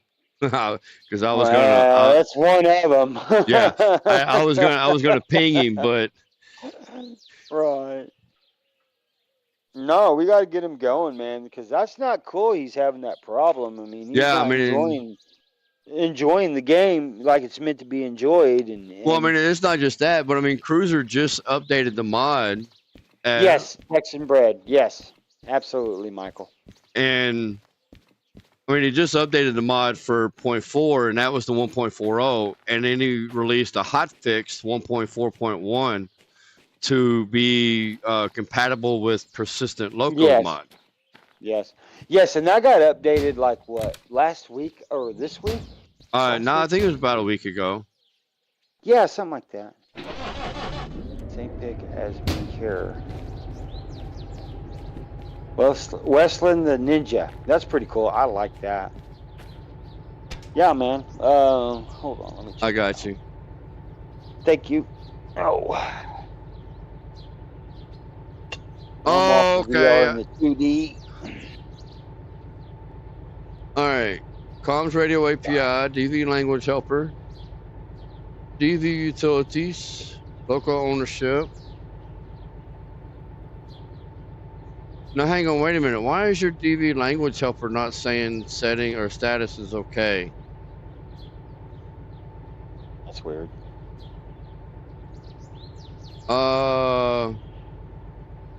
You know what? It may or may not be compatible with the rolling stock. Let me see. Has anybody gone to Nexus Mods to check that out? That's what I'm doing right now. Go to requirements and then read description.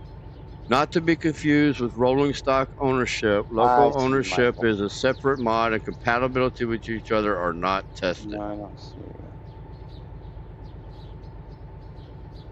it. Some known incompatibilities with other mods, which is rolling stock ownership. There's conflicting features.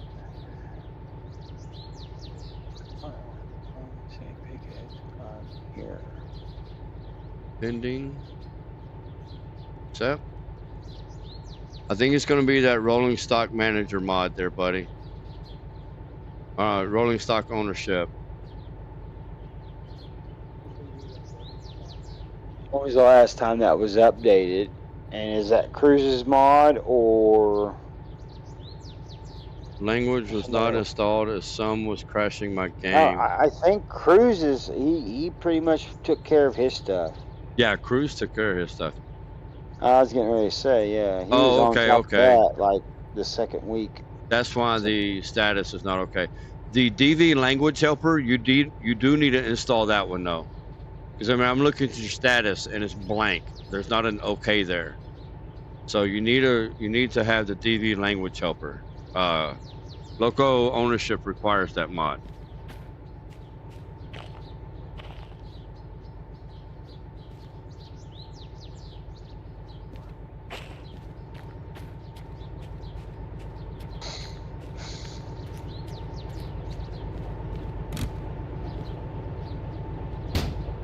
Make sure it's installed and enabled in game.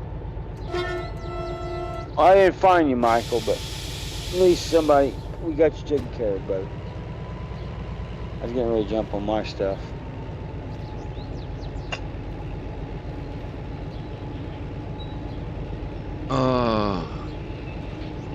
I mean, it shouldn't crash.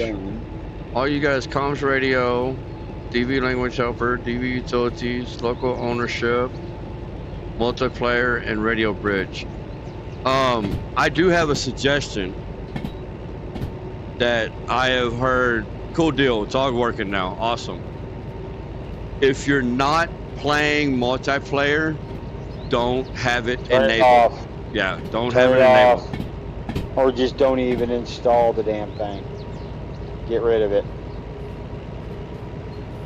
Because me and Tex found out it can cause some issues. It can cause issues. Well, okay. Hey, not a problem, Michael. That's what we're here for, brother. The issues that we were having, okay, like the where it replaced my DE6, my demonstrator DE6, that had nothing to do with multiplayer. That's a problem within the local ownership mod itself. Oh, D60. I'm looking at the. We're just trying to put in our 2 cents, what we've experienced. Oh, wait a minute. And stuff. Just being 24 hours, 7 days a week on the game, non-stop. Is it on in your Derail Valley? Because you can go into Derail Valley and go to the Unity Mod Manager and turn it off there. That way it's not loading inside the game. Left Lane. Oh, I've heard of them guys. Oh. I used to be in the virtual truck simulator community as well. I was with Dirty South. I know who Left Lane is.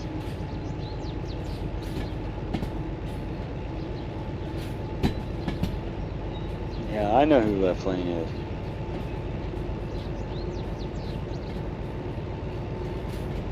Good, Michael. I'm glad you got it going, brother. That's awesome.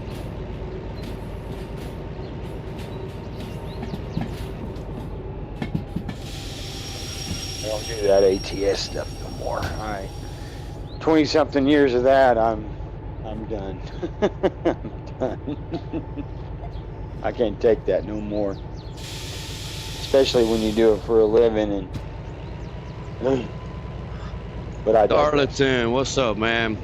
Welcome back to the stream. Thank you for coming, sir. He had said something earlier, I thought. All right, well, I'm half here right now. Cool deal, man. Thank you for coming. One note I have noticed that sometimes MP overrides stuff related to local spawning, at least for me. It's not not for local ownership. Me and Cruz and a couple of other guys who have had issues where the demonstrator locomotive was overwritten by one of the trains that you purchased with local ownership. That doesn't have anything to do with multiplayer. I saw that on a Steam forum. He's been talking about it. He needs to rewrite the code so he can fix that. Mm-hmm. Yep, that's what I saw on that Steam forum. On the comments, I think, on Derail Valley Steam forum, on comments or something like that. Yeah.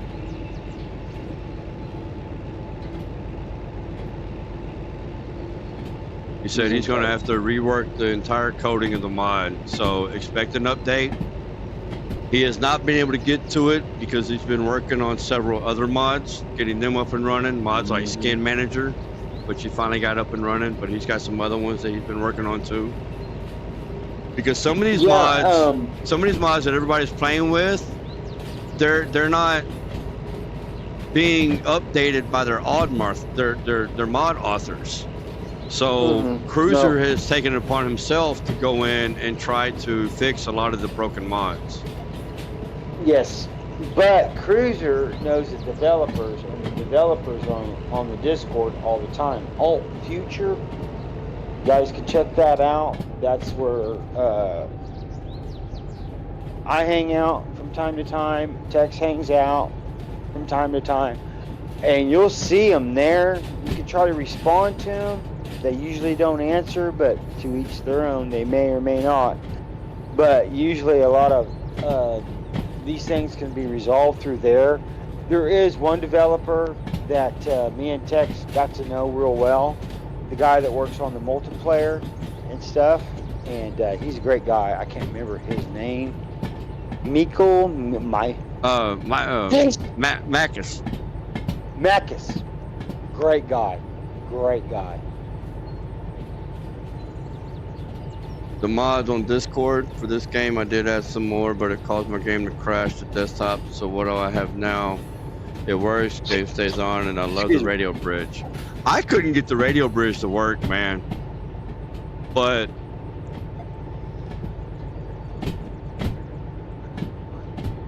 oh no, that switch was right.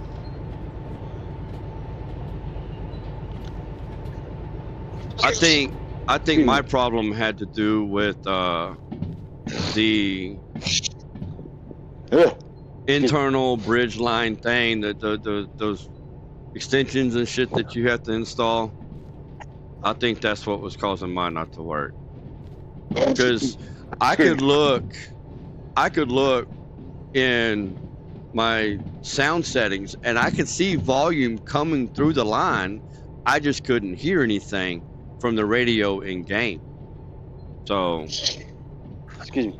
I said fuck it, and I just kept it the way I had been doing it. I just been playing a playlist from SoundCloud, But then Yep. I quit doing that because a lot of my content started getting copyright flags.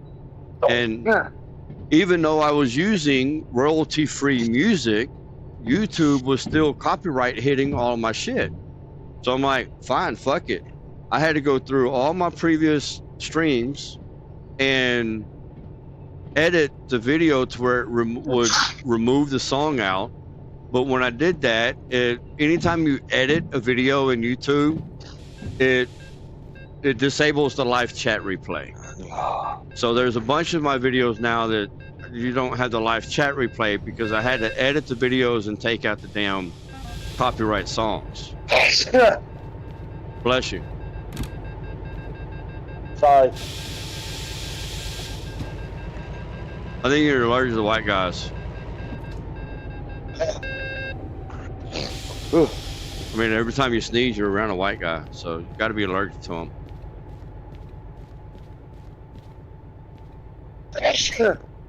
Golly, how many more you got in there? Bless you, man. I'm glad it's working for you, Michael. That's awesome. I apologize, y'all. Ooh. Ooh. Mm.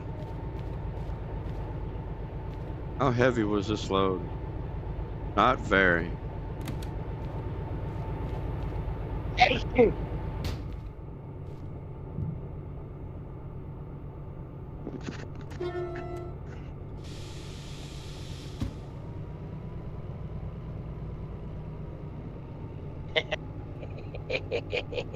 Get you some of those sneezes.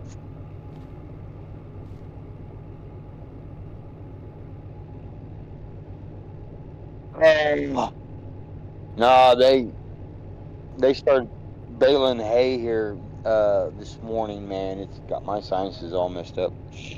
Ugh.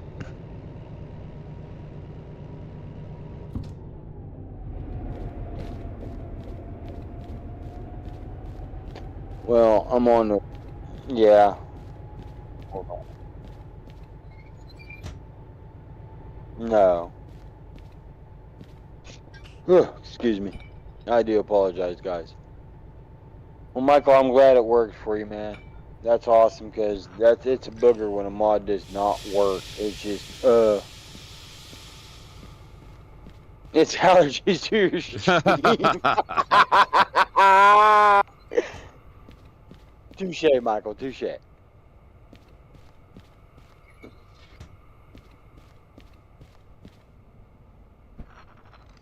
I mean, I jumped in my locomotive and tried going, and I'm like, man, why won't it go nowhere? Oh, yeah, I didn't inspect my train. Make sure everything was all hooked up and brakes were off. You gotta hit shift click, man, shift click. Yeah, shift click. Shift click. Wrong game there, Spider-Man. It's shift click, goddammit.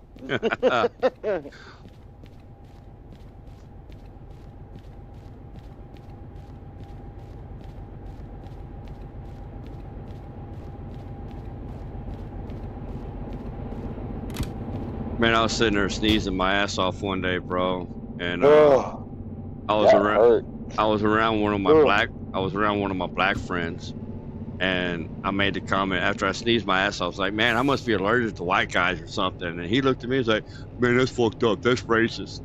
I said, wow, I'm around a white guy all goddamn day long. I must be allergic to myself or some shit.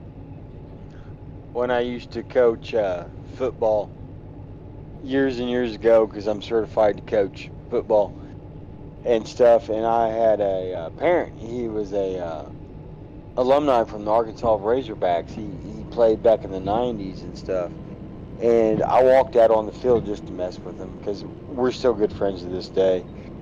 And I walked out there with a purple Kool-Aid.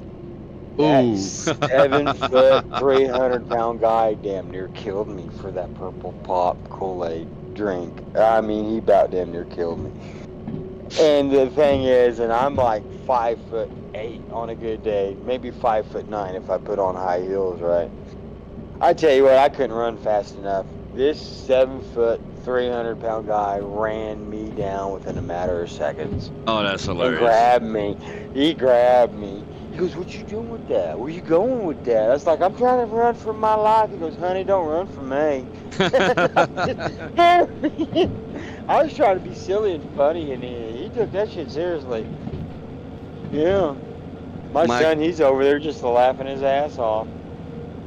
Michael, yes, sir. See, I told you about those not doing what you said of taking all them off and adding one back. I did that to get the game back on and to stay on. Man, I mean, I knew it had to be a mod confliction somewhere. That's why I was. That's why I was telling you, because I know that the mod works, you know, and there's a lot of people that use it. And Cruiser is really awesome. He's one of the awesome mods. He stays up to date on them. Well, not just that, but he's one of the awesome mod authors that if you have an issue, you could ping him in Discord and be like, hey, you know, I got this mod from you and this is not working or whatever. And he will sit there and help you try and figure out what's going on. Yeah, he's one of the good guys. And then he will take whatever happens. And if it's an issue, he will take it and go and fix it and then release an update. Right. Michael, if you can go to Alt Future, that's the true Discord Derail Valley site. Yeah, he's on there. Devs are on there. Okay. Yeah, he's on there. Everybody's on there. Yeah, just message him from time to time. He may not respond immediately, but he will respond. He's a great guy. Great guy. Great guy. Everybody on there is great people. Great people. You can't see it. There it is.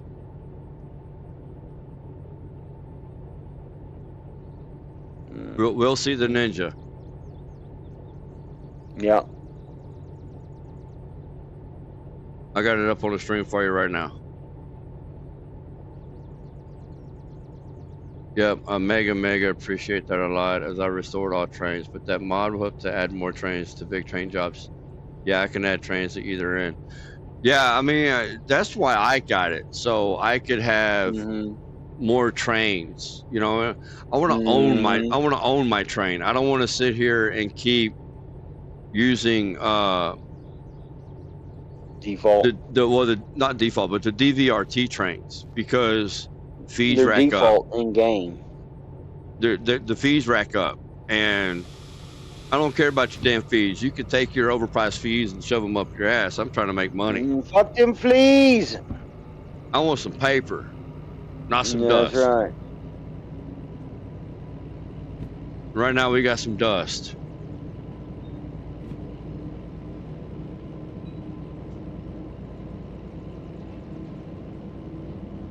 Yeah, I mean, when you told me that it had those 3 exclamations, and I mean, for Derail Valley, that just means it had an error loading. So what was it not loading, or what was causing it to not load?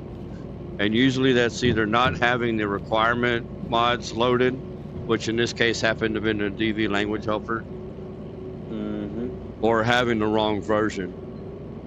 What, the restored trains mess up when restored, so they become But if you got from Nexus, it should be updated. As long as he's checking his Unity mod manager and updating it there, it should catch it at the Unity mod before you need to go to Nexus mods.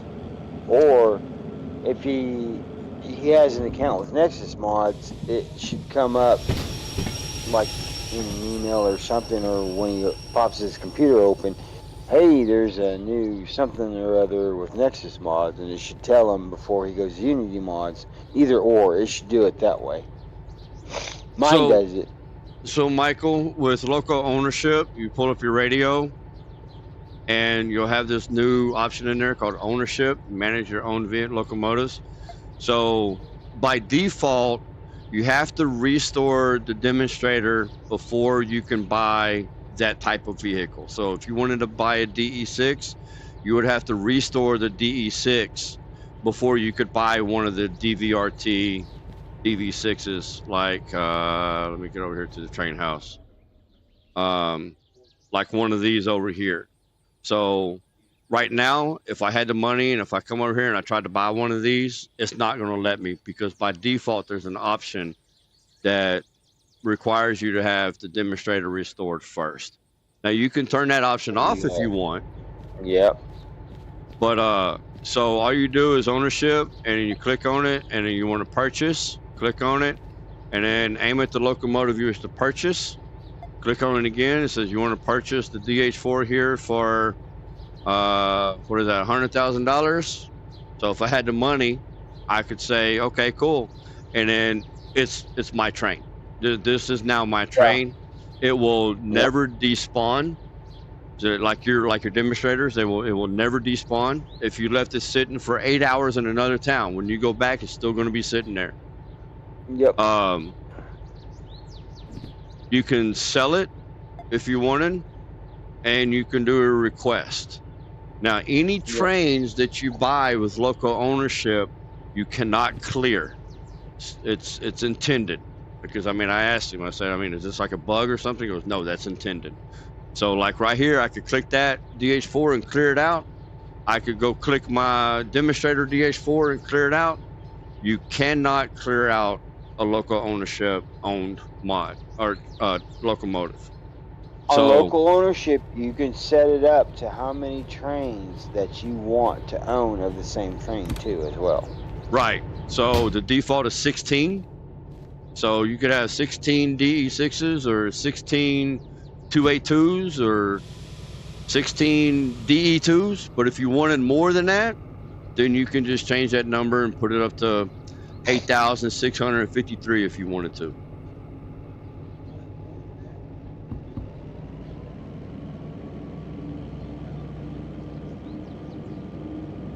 I like it better than any of the other ownership mods, honestly. Yes, you can repaint them, Rob. Sorry, I meant to say that a second ago. You can repaint them. You can put gadgets all in them, and it will stay. If you end up not having enough gadgets or mounts or whatever for all your trains, then get a mod called Not Enough Gadgets, and it will allow you to change the number of specified gadget amounts in the game. So like by default, you can only have 20 sticky tape. So I have a save where I have all of my licenses sticky taped up on my shed wall. Well, there's more than 20 licenses. So I had to go get Not Enough Gadgets and up my sticky tapes to 30. So I would have enough sticky tape to tape everything up on the wall. And I mean, you can do that with every item and object in the game. Headlights, sticky tapes, drills, hammers, shovels, mounts, light bars, speedometers, anything and everything. If you can buy it from the shop, you can increase the amount that you're allowed to have. So you gotta do that before you start the game. You have to set it up in the utility mod managers when it pops up. Correct. So you would have to come in here to in-game to the Unity mod manager, and I'd sit here explaining it to you, and I could have brought it all up and showed you. So you could pause the game. Yeah, I was gonna say you could. Yeah, I ain't pausing shit with that bug right now. Soldering wire reels. If you want to have more than 16 of them, you say I got mine up to 24, which there's 24 slots in the large crate toolbox.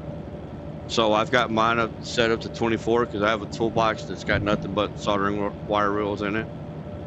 And I mean, you can up all these numbers. Sticky tape 32767. So I can buy 32,667 sticky tapes in the game now. And I mean, it's got every item in there. If you want to own more than 5 red or blue red folders, you can change that. You can put it up to 20.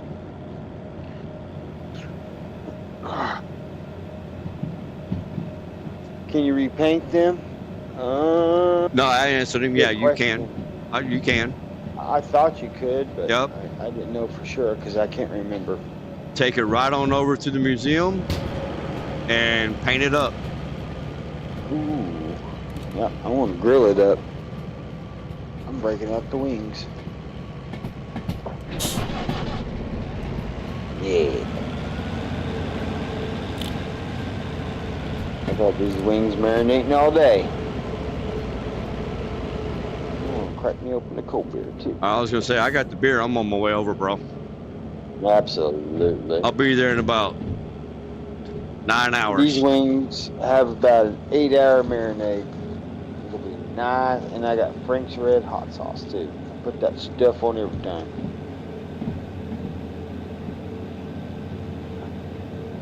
Ooh, sinuses turn me up right at the moment. Shoo-wee. Excuse me, y'all.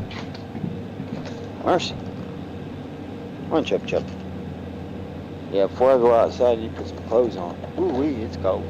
Where's my Hugh Hefner wardrobe? Ooh-wee. Oh, man. Ooh, that sneezing tore me down. Phew.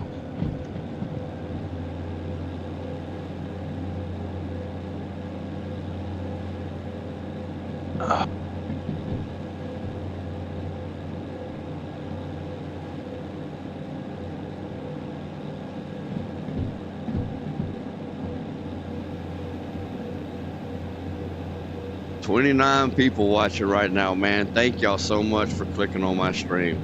I really appreciate it. Like, share, and subscribe. Please, please like, share, and subscribe. Always subscribe. See, you don't, it's still appreciated. Yes, Darlington, it works. And as you see, I've got it installed right here. Yep, 1.2.0, and it works. It's even got the new items in it. Gummy bears are delicious. I think it automatically pulls from the list. Let me see.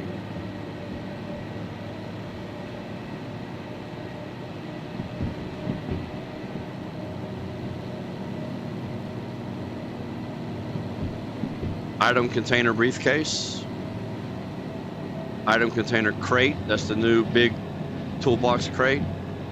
Folder, folder blue, folder red, folder yellow, registrator, toolbox, tail light, defect detector, shovel mount, the new modern headlights and tail lights. So you got the remote signal booster and the battery charger on there, the nameplates, label makers, universal control stand. It's got it all on there, buddy. All the new stuff.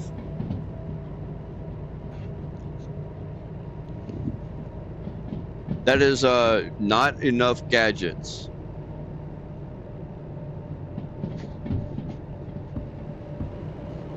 I don't know why, but when they say like, share, and subscribe, I think of Hitchhiker's Guide to the Galaxy. It took me 3 times to watch that movie to understand it. That is one movie I kind of had to scratch my head on. And I'm a sci-fi geek, and that one kind of had me confused. I'm not gonna lie, man. I don't think I've seen it since I was about 9 years old, so I can't remember shit about it. Oh, the original version? Yeah. Not the remake? Yeah. Yeah, I saw the remake. I've never seen the original version. Okay, so here we need to go to the right and stay to the left. Go to the right, so we can go up and over. Stay to the right. And over here we need to go to the right so we can go into coal mine. Yeah, Darlington, it's trial by error with the mods, man. You'll know which ones work or not when Unity Mod Manager pops up in game. When you start the game, you'll see the little red mark or the 3 little exclamation points. It's just trial and error, brother.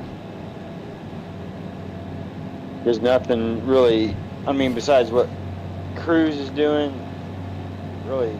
And there's another guy that's updating stuff, but he's kind of slow at it because he does it on his spare time. I can't remember his name. Mikhail, the guy that does the multiplayer, he updates stuff too.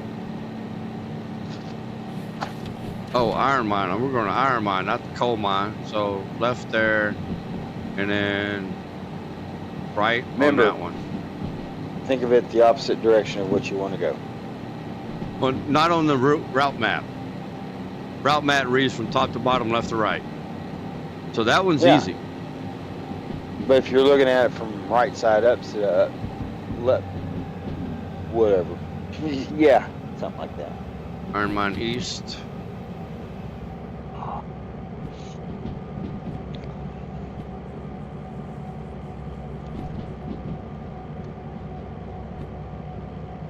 Come on, Grill, start.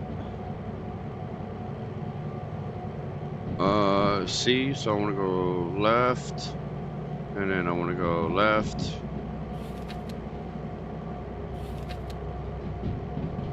Don't go that way. Oh, come on. Turn on. There you go.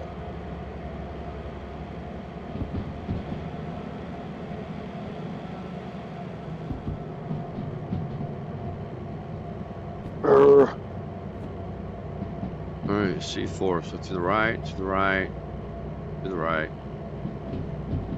Now, if I remember right, Iron Mine is a big old loop. Cool, it's got diesel repair, diesel service, so I can service my DH4s while I'm there. And then we'll just loop right on out. We'll see what's up there to take down. There'll probably be some iron scrap to run down to the steel mill. Gonna be heavy. It's all right. One DH4 for every 500 tons, and I got 3 DH4s on me. And I mean, a lot of, from Iron Mine down to the steel mills, a lot of it's downhill. So I think like the only hill you got to climb is the one right there at, right there on the north side of steel mill going into it. And that's a small hill. And I my grill. I'm about to do something real stupid. How you check your propane grill because you ain't getting fire? Just light a match and see why you ain't getting fire to your propane grill. Give me the beer first. I already got one in my hand. That's what I'm saying. Give me the beer. You don't want to spill it. You know, great conversation that we started out with. Hold my beer. Yeah. Here, hold my beer and watch this. You're going to love it. Eyebrows, I don't need those. 3 hours later, and you wake up at the ER. What happened? Yeah, exactly. I did what? I don't remember that. You're charging me what?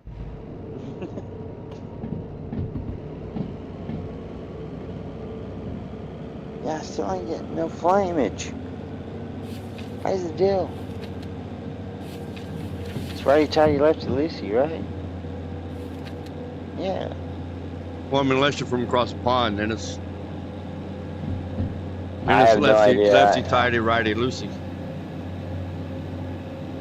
I might have vape blocked it. I'm not firing up the charcoal. I'm too lazy tonight.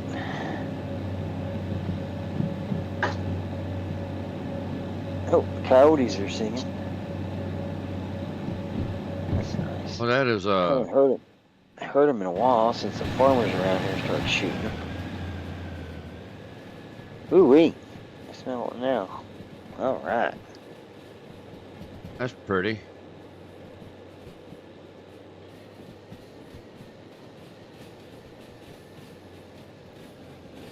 Texture's all stretched out. Arr.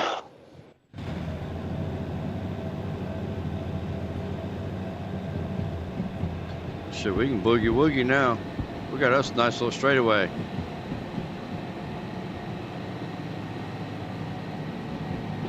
Is the DH4 your favorite loco before late game way? Yes. Well, I mean, even in late game, I still like the DH4.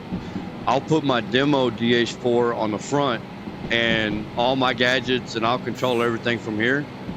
And I'll throw a DE6 behind me just for the power push. That's it. Shit. S282 with the DE6. Yeah. Uh-huh. You want to talk about power? You got power.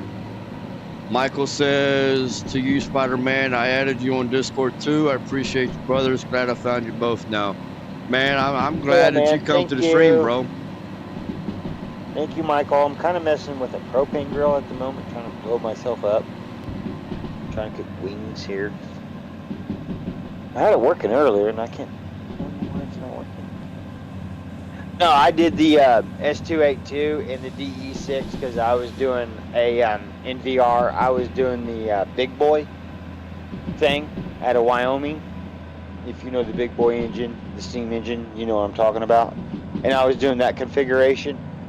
And let me tell you, it's the S282 does not like the DE6 behind it. It does not. It does not. But it works, but it's a struggle. I cannot. You know what? I'm just going to go get a flashlight somewhere somehow and turn on the lights because I cannot see. Cody It's dark out here in the says, camp. Cody says, it is so cool to see 4 trains rolling down the track together. Yes, sir, it is. Yes, it is. MU, baby. MU. And then Michael Multiple says, unit. this one's for you, Spider-Man. Michael says, how does the DE6 push when in Steam Loco or something else if it's set always at back? No, what you do is, that's a great question, Michael, and I appreciate you asking it. What you do is you set the DE6 directly behind the tender of the S282. So when you're doing a long constant, like 40 more cars or so, it will start to struggle because the S282 is trying to pull actually the DE6, and it's pretty much just dead weight at that point, kind of like, it's just dead weight, and it starts to struggle, and then while you're tending to your firebox and your coal, you break out your remote and you just start bumping it up on, depending on how you have your DE6 facing on the tender backwards or forwards, you up the remote to that direction, and then you start giving it gas on the remote, and then the S282 will start going, and then you get it going a little bit, about a mile or two, then you start backing off the DE6 on the remote, and to see if the S282 is going to start pulling the whole entire constant with the DE6. So I tried that experiment, and I was talking to Cruiser. He's like, I've never thought of that, and I started doing it, and I'm here to tell you, it's cool, but it's also a pain in the ass because you're trying to control steam with diesel at the same time and trying to work everything in conjunction. But I was doing all this in VR, so it's a little bit easier to do. Well, it's not easier, but it's more hands-on than it would be in 2D behind the computer, behind your rig. But I did find out that if you do like a DH4 with the S282 and you have a 40 constant cars behind it, it don't work as well because it just doesn't push. It doesn't push for shit. But if you're wanting to do like a switcher, it works great. Now, if you do like say the SO60, Hang on, Spider-Man. He says, wait, how did you do it again? Okay, so what I did was I took the S282 and I put it in front, and then I put the DE6 behind it and connected it. And then I put my constant behind the DE6 is what I did. And so when I started coming to grades that I thought the S282 could pull up it, I couldn't. Even with a 40 constant car length, I still couldn't do it, even though I could mathematically, but physics-wise, I couldn't do it because the DE6 weighs so damn much. In your manual, that damn thing weighs like so many tons, and that S282 just can't pull it. It just can't pull it. So what you have to do is you have to break out your remote, and then you have to start cushion it, depending on if you have the DE6 backwards to the tender or forwards to the tender. Then you have to set it up forwards or reverse on your remote, depending on that. And then you just start giving it gas, and the DE6 will start pushing the S282 and the constant behind it up the hill or down the road, or even on a flat straightaway. So with that being said, it's cool to see, but it's not practical in Derail Valley.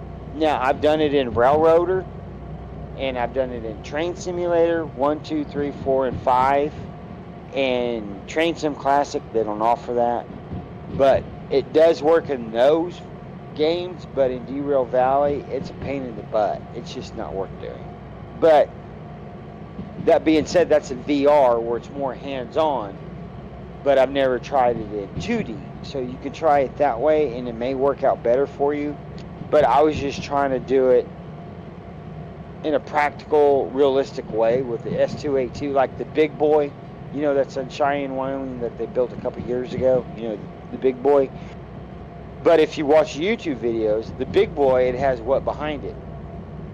An EMD S270 or an S27, or an SD7 or an SD, I can't remember the name of the other one, but it's behind it. That's to help it through the grades and stuff. So I was trying to set up in that constant combination and stuff in Derail Valley. I was successful for a little bit, but I wasn't doing military runs where they're really super lightweight.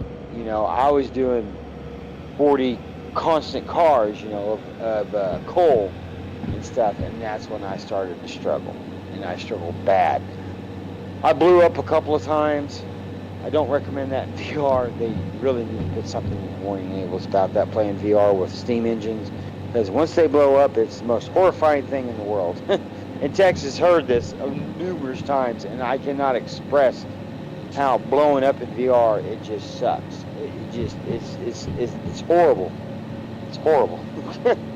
But that's what I was trying to do, was to replicate that type of constant that you see the big boy with the diesel engines behind it. I was trying to replicate that. You can do it, but it's just a pain in the ass, because you have fire, you have water, and you have speed, and you have brakes, and then you have the turns that you have to go around depending on where you're going on certain grades, certain levels, and what you got behind you. It's a lot of things moving at one time that you have to really concentrate on. You have to dial everything in, and it starts becoming a pain in the butt. Really, it's just a pain in the butt. It's not simplified, but it's Derail Valley, hence derail. So it's cool if you can master it. My hat off to you, brother, and I want to learn from you. But I did it all in VR, and it was a pain in the butt. I can do it, but I just don't want to do it again, because it's just a pain in the butt. It's just too much moving parts going on at one time. Now, if I was to be able to do it in real life, not a problem. But in VR, it's a problem, because you're still limited to what's going on at that certain time, in conjunction with what the train and the constant and the grades and the speed and your hoppers of the coal, of your tinder and your water is going on. You need to have that climometer implemented in your steam engine, so when you go up in grade, you know how much water to give it. When you're going down in grade, you know when to back off your water. Does that make sense? Because when you're going up and down, your water is going to fluctuate in that sight tube. So you got to really watch that. You get too much water, then you got to let your cocks out to get rid of that water. But at the same time, you're letting all that good steam out that you need, that produces pressure into your boiler, which goes into your cylinders, which equals power, push that damn thing up or down a mountain. So with all that in conjunction, you're like, it's easy, but at the same time, it's a pain in the butt. It's doable, but I'll do it again eventually, but that's one reason why I kind of got off of Derail Valley, because I wanted the full steam effect that I can work everything and make it do what it's supposed to do, but at the same time, Derail Valley couldn't give me that satisfaction that I was looking for, so I had to go to a different game to give me that satisfaction. Does that all make sense, I think, in a nutshell? Man, I hope so. of that whole novel that you just explained, I can't believe you sat there and said, "Let your cocks out" with a straight face. Well, yeah, man. Drop it down. Let them out. Even white boys got to shout.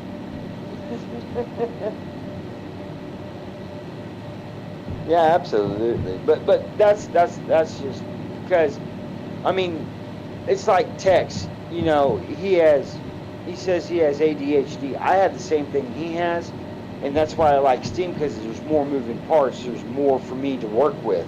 The more things I can see and visualize, the better off I am, because I get it's satisfaction to my brain. Each ADHD person is different in their own way. The more things I have to work with moving, the better off I am. And if I can see all this and move everything, it's more satisfaction. It's like a drug. It gives me that satisfaction. But at the same time, with other ADHD guys, they function in a certain way where they have to have it doing a certain thing a certain way at their leisure. Me, it doesn't matter. I can jump in and go.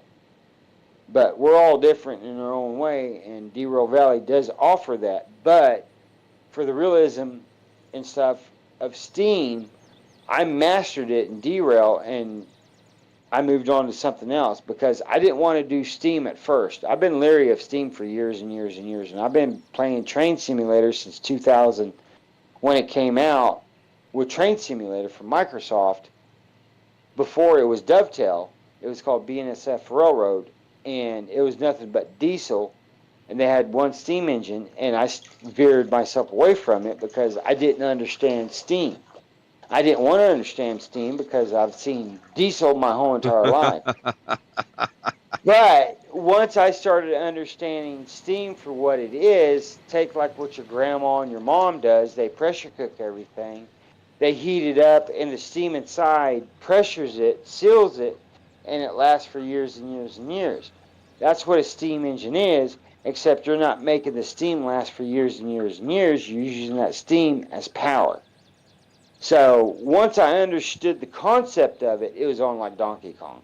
But now I'm on that concept of it, and I can't get away from it because steam engines are the shit. They are the coolest thing in the world. They help build America. We wouldn't have steam without diesel. We just wouldn't. But with that being said, I'm probably going to be steam over diesel. But here's the thing. The SD7 or the MD7 diesel engines is always going to be one of my favorite engines of all time. They always will be. I don't care. Now the MD, what is it, 4407 W044 or something? That son bitch has just got more power than God should give people. That thing could pull a mountain apart. But there's also a steam engine called the Chesapeake Bay that's just big and badder and better than the big boy. And I finally mastered it the other day on Railroader, and that damn thing will pull the whole game apart. I mean, it will. I've hooked over 3 miles to it, and it pulls it. I mean, it pulls it. It'll pull up to 5 miles, but I'm not going to do it because then I start to get scared of it, because seeing steam come out in a violent way, because steam engines are violent. They're just a violent engine. Because there's a lot of moving parts doing violent things at one time, and trying to control all that horsepower and watching what it does. It's the coolest freaking thing in the world. But mastering it, it's a booger of a deal, because you got to understand what that fire, that steam is trying to do at the same time, and making sure it doesn't blow up. So, I'm just saying. I digress. Just putting it out there. But once you learn Steam, there's kind of no turning back. And I started learning Steam about what, 3-4 weeks ago, something like that. Tex. I don't Wasn't know. very long ago. Yeah, I mean it was right before we did the multiplayer. Mm-hmm. Me, I won't touch diesel ever again. And I love train games, and I've been on train games for years. But after I learned Steam, I will never touch diesels ever again. These are cool and everything, but it takes out the cool factor goes away with diesels. It just does. It just goes away. The cool factor just goes away because it's just like put it in gear and go. That's all you got to do. Steam, you got to work the son bitch and make sure you don't blow it up, and make sure that you got enough steam in the broiler to produce power. You know, and then when you're starting out with it, you got to make sure that you slinky the train, or force the train back, or force the train forward. Make sure you're pulling against it to get it going forward, or reversing it back to slinky it to get it to go in reverse and stuff. And you got to know how much brake pressure, how much cock to give it. Whoa. You know, you got to know all these things, but once you learn it and you understand it, it's kind of hard to go back to diesel. It truly is. And I'm a diesel guy, but I've learned Steam, and I just absolutely love it. Now, before I met Tex, about 2 months ago, I did multiplayer big time with a buddy of mine, Rip, on Derail Valley. And he was a Steam guy. And I was like, Tex, I don't want to learn it. I want nothing about it. It's a bunch of bullshit. It's cool, but I'm not in the Victorian area. I'm not from the 1800s. You know, I'm practical. You know, we have bigger, better shit. He's like, no, man, you don't understand. This is where it's at. This is what's going on. This helped build America. And I was like, yeah, I get that part, but I don't want nothing to do with it. But one day I heard him out, and then I took the time away for about 4 days. I didn't do multiplayer on Derail Valley with him, and I actually got on the VR by myself and actually started learning how to do it, and I've never looked back since. See, and there's a big reason why if I I'm was not on VR, right now. It's because I'm doing Steam now. If I was on VR, I would give Steam a serious chance. But being on a 2D and on mouse and keyboard, and yeah, it doesn't do it justice. It's not that. It's just with my type of ADHD. No, it is that. You're perfect for AD. If you have ADHD, you're like me. You got to have a whole bunch of buttons, a whole bunch of valves, a whole bunch of controls. You want to know what they all do. Steam is perfect for that because it curbs that appetite of your brain and how your body wants to function and move, because you want to know this, this, and this, and this. It's like touching shit. You just want to touch every damn thing known to man and everybody. It says, don't touch. Well, shit, I want to touch it. That's what you want to do with Steam. You want to touch it. And it's more hands-on. Diesel, you got 1, 2, 3, 4 switches, four levers to push. That is it. Maybe a horn, 5. 6 for lights. That's it. Maybe 7 to set it up for MU. You know, that's basically it. With Steam, you got way more than that. It's so much better for an ADH guy because it's more hands-on. It's more physical satisfaction, is what I'm saying. And once you understand it, it's on like Donkey Kong. Once I understood that part of it, it's gonna be damn near impossible for me to go back to diesel because it's just that much fun. It's so fun because you're actually controlling what the train's trying to do and give it that power. You screw up, you're dead in the water. You do everything wrong, you blow up or you're dead. You do everything right, it's a satisfaction. It's like jerking off with your left hand. And we're right-handed. Good luck on that, but if you can do it, congratulations. You know? So, that's the point I'm trying to make to hyperactive guys like me and you. It just has that satisfaction, and learning it's so awesome. Now there's another game getting ready to release before too long. It's called Century of Steam, and you can look it on Steam right now, and it says coming soon. And Heiss is on there. He's one of the big developers. Well, he's an actual tester and stuff. And I watch it religiously. They actually got a shay. Now, if you guys don't know what a shay is, it's a mechanical inclined articulating steam engine. They didn't last very, very, very long because they're damn near almost impossible to operate. There are so many moving parts that engineers and conductors just gave up on them. But they actually implemented into the game that they're the coolest damn thing known to man besides sliced bread. They are so damn cool. And I have turned into a Steam guy. And with that being said, they're just really, really, really, really neat. How they move, how the dynamics work, how everything's supposed to work. And they were a thing back in the 1800s. Actually, England came out with them. That was one of their first designs, was the shays and stuff. But we took them over and made them more mechanically inclined. A lot more moving parts instead of just a box. You put fire in and you pour steam in it. You make energy and you go down the road. We did a lot more than that to them. We put valves, pistons, all that stuff and everything. We put torque to them. I mean, they are bad to the bone, y'all. But I digress. I'll let you carry on. This is your thing, not my thing. But I'm just saying, if you guys can learn Steam, I highly recommend it. It'll change your way of thinking. They're really, really, really, really, really cool. And I've been trying to get Tex to do it. And I understand where Tex is coming from because I had the same mindset. But here's the thing. I'm very open-minded. I'll try a drug once or twice. Maybe twice if I like it. But I want to learn different aspects of trains and how they work and why they're doing what they're doing. I mean, diesel, you put it in gear and you go forward or backwards. You give it some dynamic brake. That's cool. That's awesome. I love them.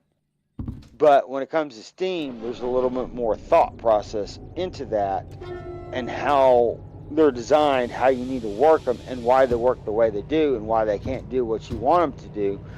But you get good enough with them, you can manipulate them just like you can with a diesel. Yes, there's a lot more work involved, but it's more rewarding in the game, and it's more satisfactory. But anywho, Tex, you carry on, sir. I'm staying out of it. All right. I'm trying to get my grill lit here, grill some wings. So to catch up here from the chat, so Michael asked a long time ago, what, behind a DE6, a slug? I said the consist, the load. He goes, okay, I'm confused. Yes. I see it with the remote. And I told him, I said 282, DE6, and then consist. Stay in the steam, control it there, and use the remote with the DE6 to make it go also. He said, wait, you use the remote to get the DE6, if left it running to get the train to run, help push. I said, yes. Darlington says, the few times I mix steam and diesel, I always set diesel at half power once I start steam. Yes. Michael says, when you say consist, what is that? I'm autistic and you become second nature so you won't blow steam engine up. And I said, there's mods that allow you to use the locomotive remote with a DE6, DV utilities, for example, since you already are using that one. And I had to explain to him the consist is the load, and I showed him my load on my train. I said, right now that's my consist. The consist is the cars. Right. Well, whether the they're trucks are whether it's empty, whether it's empty or loaded, doesn't matter. Anything that you're pulling with your locomotive, that's the consist, the load. Yes. He says, if get water sounding distances on steam train, you will blow it, so best to leave open at all times. He says, thanks, because you were explaining to him. Darlington says, I assume the diesel mostly to make the steam more cost effective, at least in the case of Big Boy. And I said, not as much as more cost cost effective as much as you can haul heavier hauls with the mix than with just the 282. Yes, but with that being said, the S282 cannot pull the DE6 by itself as dead weight because it won't hook up as MU. So you can't control the steam and the diesel together. You can't. Now, in Run 8 and Railroader, you can. You can control them as an MU unit, which is stupid, but you can do it. But with that being said, in Derail Valley, they've taken that stupid factor away. They've made it more realistic. So you gotta be more on the remote with the DE6. Pretty much, if you're not going to use the utility mod manager, then you have to use and set up the DE6 to run it as a remote in your options. Then you have to run the DH4 with the S282, the S060, or even a DE2. Mm-hmm. Just don't turn on the DE2 or the DH4. Turn on your electrics, but don't start the engine. And then Exactly. And then you can Exactly. remote. Run it as dead weight, but in an MU situation. Just don't power it up, but just don't engage. Don't start the engine. I don't know how to. Exactly. Yes. Because the remote will engage the power and all that stuff. Now, in the DE6, you have no choice. You have to start the power. You have to, because what's going to happen is that DE6 is, I can't remember how much it weighs. It's so much tonnage that it starts pulling those steam engines backwards with the constant. It just starts pulling it. So you have no choice at that point, but you have to engage it to use it. You have to turn the engines on. Now with the DH4 or the DE, the other little DE. DE2. Oh, you mean the BE2? Yeah, the DE2. Oh yeah.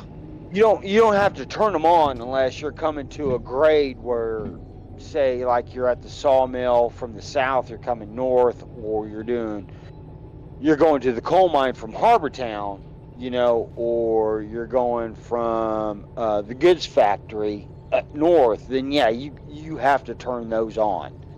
Those 4 sections, you pretty much have no choice. Now, if you're running from sawmill to goods factory, no. Open that steam engine with the diesel behind it as a backup with your constant. Open that son bitch. What's the speed limit? Like 80 miles an hour, 80 kilometers or something. Yeah, 80 kilometers or something like that. You're fine. You can do that all day, every day.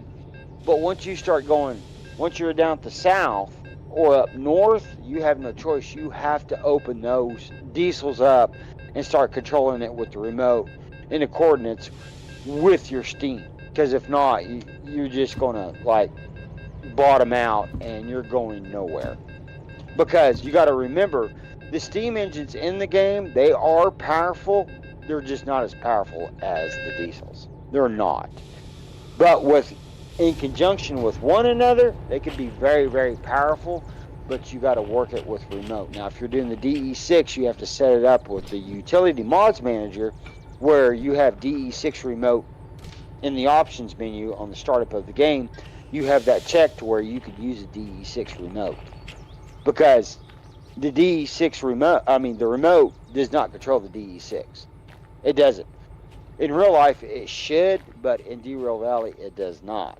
It does only the DE2 and the DH4. That's it. Now, the DM3, no. Don't even try to do that. But with that being said, with the DM3, with the steam, you can use that as a shunter if you want to go manual. All manual, no remote. I've done it that way. It's awesome. It's great. But it's time consuming. It can be frustrating, especially if you're in 2D mode. Because with that being said, the DM3 is really, guys, it's basically meant for VR, the DM3. Because it's so a hands-on operation. Now, if you could do it in 2D, and I've watched Mr. Nuggins, I've watched Squirrel, I've watched Heist, I've watched those guys do it, and they do it well. But in VR, I can do it 10 times better than they can. And if you have VR, you can do it 10 times better because it's a hands-on operation. So with that being said, you just got to pick and choose what's your poison. What do you want to do and how you want to set your train up. I mean, how you want your constant to be and what you're pulling and where you're going. And you got to factor all that stuff in. So it's the right application at the right time for what engine you're wanting to do with the right load. Does that make sense? I think. Perfect. And I cannot get the damn grill fired. It's propane. Christian says, so much fun to live. It's funny you're about to say. Go ahead and say that about passion. It's just. I mean, I've tried it all, man, in derail. No, go ahead and say what you were fixing to say before I cut you off. No, you're good. No, I've tried it all in Microsoft Simulator with dovetails, and I've tried it in Run 8. I've tried it in trains. I've tried it in derail. And the only one that comes close to the satisfaction of it all is Railroader. And that's a 2D. But here's the thing about that. I can implement those Unreal Engine games, the program that's made off of, into VR. With that being said, that causes a little bit of issues because once you do that, you get really, really sick because you cannot turn off that snap I was talking about early on in the YouTube stream. You can't turn off snap where you move in clicks to your left a certain degree and move right to a certain degree. In Unreal Engines with the VR, you move so fast, it kind of messes you up. It's kind of like playing Flight Simulator in VR. You know, it takes a long time to get used to it, and it'll still make you sick. And I've been doing Flight Simulator for years.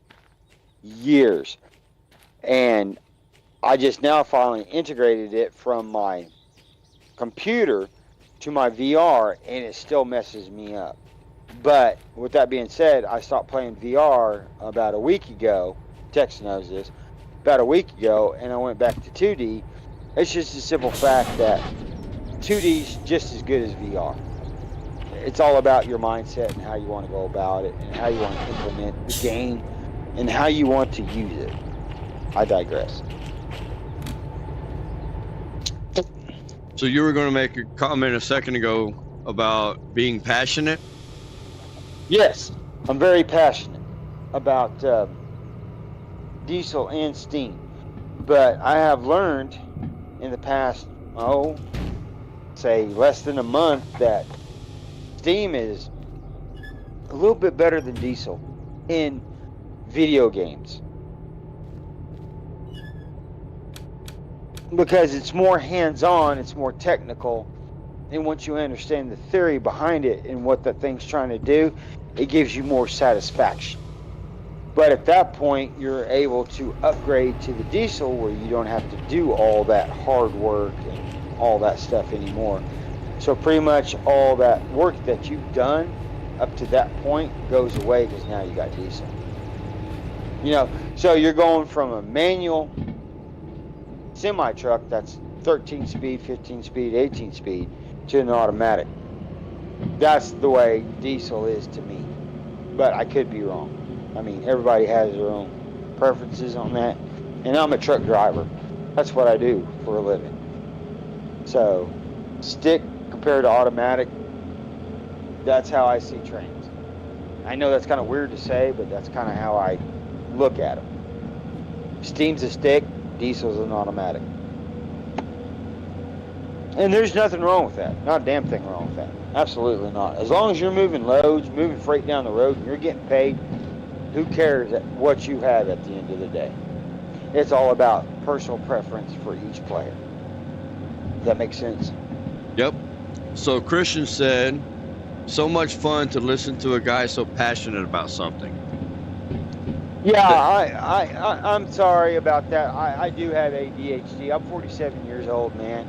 And I've been this way ever since I was a little bitty kid, you know. Anything that's mechanical, anything that I can operate, anything I can see, I can touch, I can get my hands on. And I grew up on a farm. You know, my parents didn't know how to deal with me, so they gave me to my grandparents. My grandpa knew exactly what to do with me.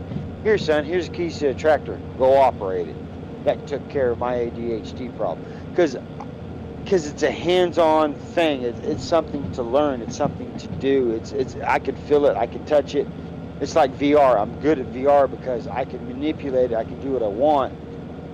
It's like my rig. I have a rig. I actually have a rig in my house, a big ass computer with multiple screens, 3 screens. It's a big son of a bitch. You know, I spent lots of money. I can do that, and it's mechanical. I have a mechanical keyboard, a mechanical a mouse, and everything. I have foot pedals. I have all that stuff. I can move my body. If I'm not moving my body to operate something in the real world or in the computer world, I get very disappointed with it, because that's how I operate, is muscle memory, not brain memory, but my muscles. I operate through my muscles because that's how I learn. And I'm the type of guy, I don't know if a lot of people are, but the best way for me to learn is for me to get behind it and to learn it and to mess up. And I learn real quick, don't do it that way. That's why I'm really good with machinery, because I can learn real fast with it. And that's why I'm good at driving truck and operating dozers or backhoes or anything like that. Anything that involves levers, gears, wheels. You know the old saying, if it's got tits and tires, it's going to give you a problem. Well, I'm all about that. You know. So that being said, you know, that's just how I operate in everything. And yes, I'm very passionate about trains as much as I am ATS, American Truck Simulator, European Simulator, Flight Simulator. I'm a sim guy first and foremost. I did start out like Tex did back in the day, when, you know, you got this big old bulky computer thing looking box, you know, with Velcro around it, and you opened it up, you plugged it into the back of your TV, and you played Oregon Trail. You never beat that. Or we started off in Atari, then it went Nintendo, then it went Sega, then it went Atari, then Sega. I can't remember, but it went that direction, and I was always hands-on, you know, boom, boom, boom, boom, boom, boom, boom, boom. I've always been good at those type of things. Anything that's hand-on eye coordination, I'm excellent with, like Tex is. You know, if he's like me, then that ADHD just kicks in, and we're just boom, boom, boom, boom, boom. But the older we have gotten, we can turn it on, turn it off. Yep. And where we're from, and I don't want to say this, and I don't want to make nobody mad, but where we're from, we have to compete with other people, and we have to do the work twice as hard, better than they do.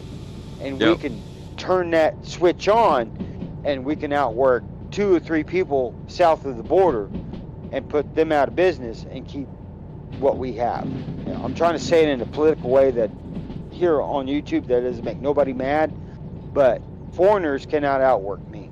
They have tried, but they can't, because I can flip that switch on and make sure that I bring home the money, and they're trying to catch up to me, and they're like, how do you do it? I'm like, I just do it. But I don't tell them my secrets and my tricks, but over the years, I've got to know how to flip that switch, how to control it, turn it off, turn it on, even with machinery or trains or any, like if I was to get into a train right now, I could control that train. Because I've been doing it for so long on these simulators, because I have lifelike simulators that teaches me how to do that. I may have to download the PDF file and learn it, and it may take over a year for me to read it and stuff. Reading it's one thing. Doing it's a whole different ball of wax and stuff. So I can read it, but will I interpret the knowledge? No. Can I read it and then do it in practical use? No. Can I do it and then read it and make it work? Yes. I can do it that way. So I have to do it, then read it. Does that make sense to anybody? Yep. So it's like wiping your butt with your right hand, you're right-handed, and then try to wipe your butt with your left hand. It's just not going to work out. So you have to teach yourself to wipe your butt with your left hand and then flush with your right hand. Over time, muscle memory kicks in. That's how us ADH guys work. We work the opposite of what people do and stuff. And it's a blessing, but at the same time, it can be a curse, depending on the severity of your ADHD. But as the older you get, you can control it.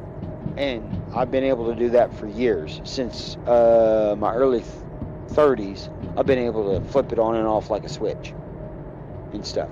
That's why I am who I am, and I make the money that I do, drive a truck, because I can work like I need to. I can work like 4 or 5 Mexicans, but at the end of the day, you're not going to touch me.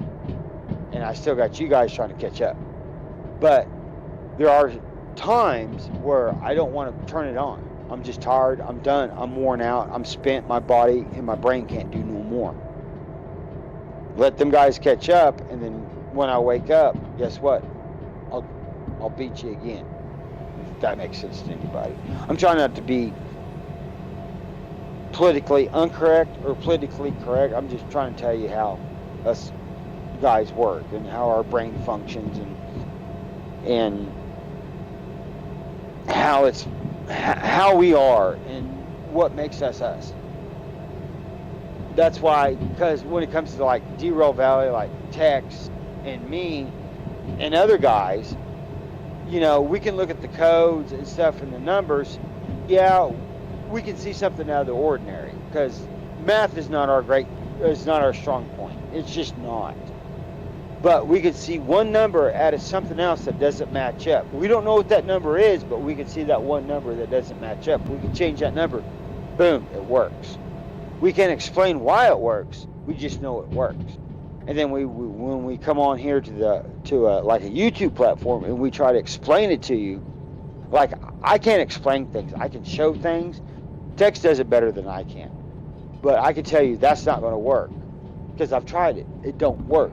And I've lived on these games. I eat, breathe, and poop these games. And I know it's not going to work. And I've met the guys, the developers, the programmers, you know, all these people.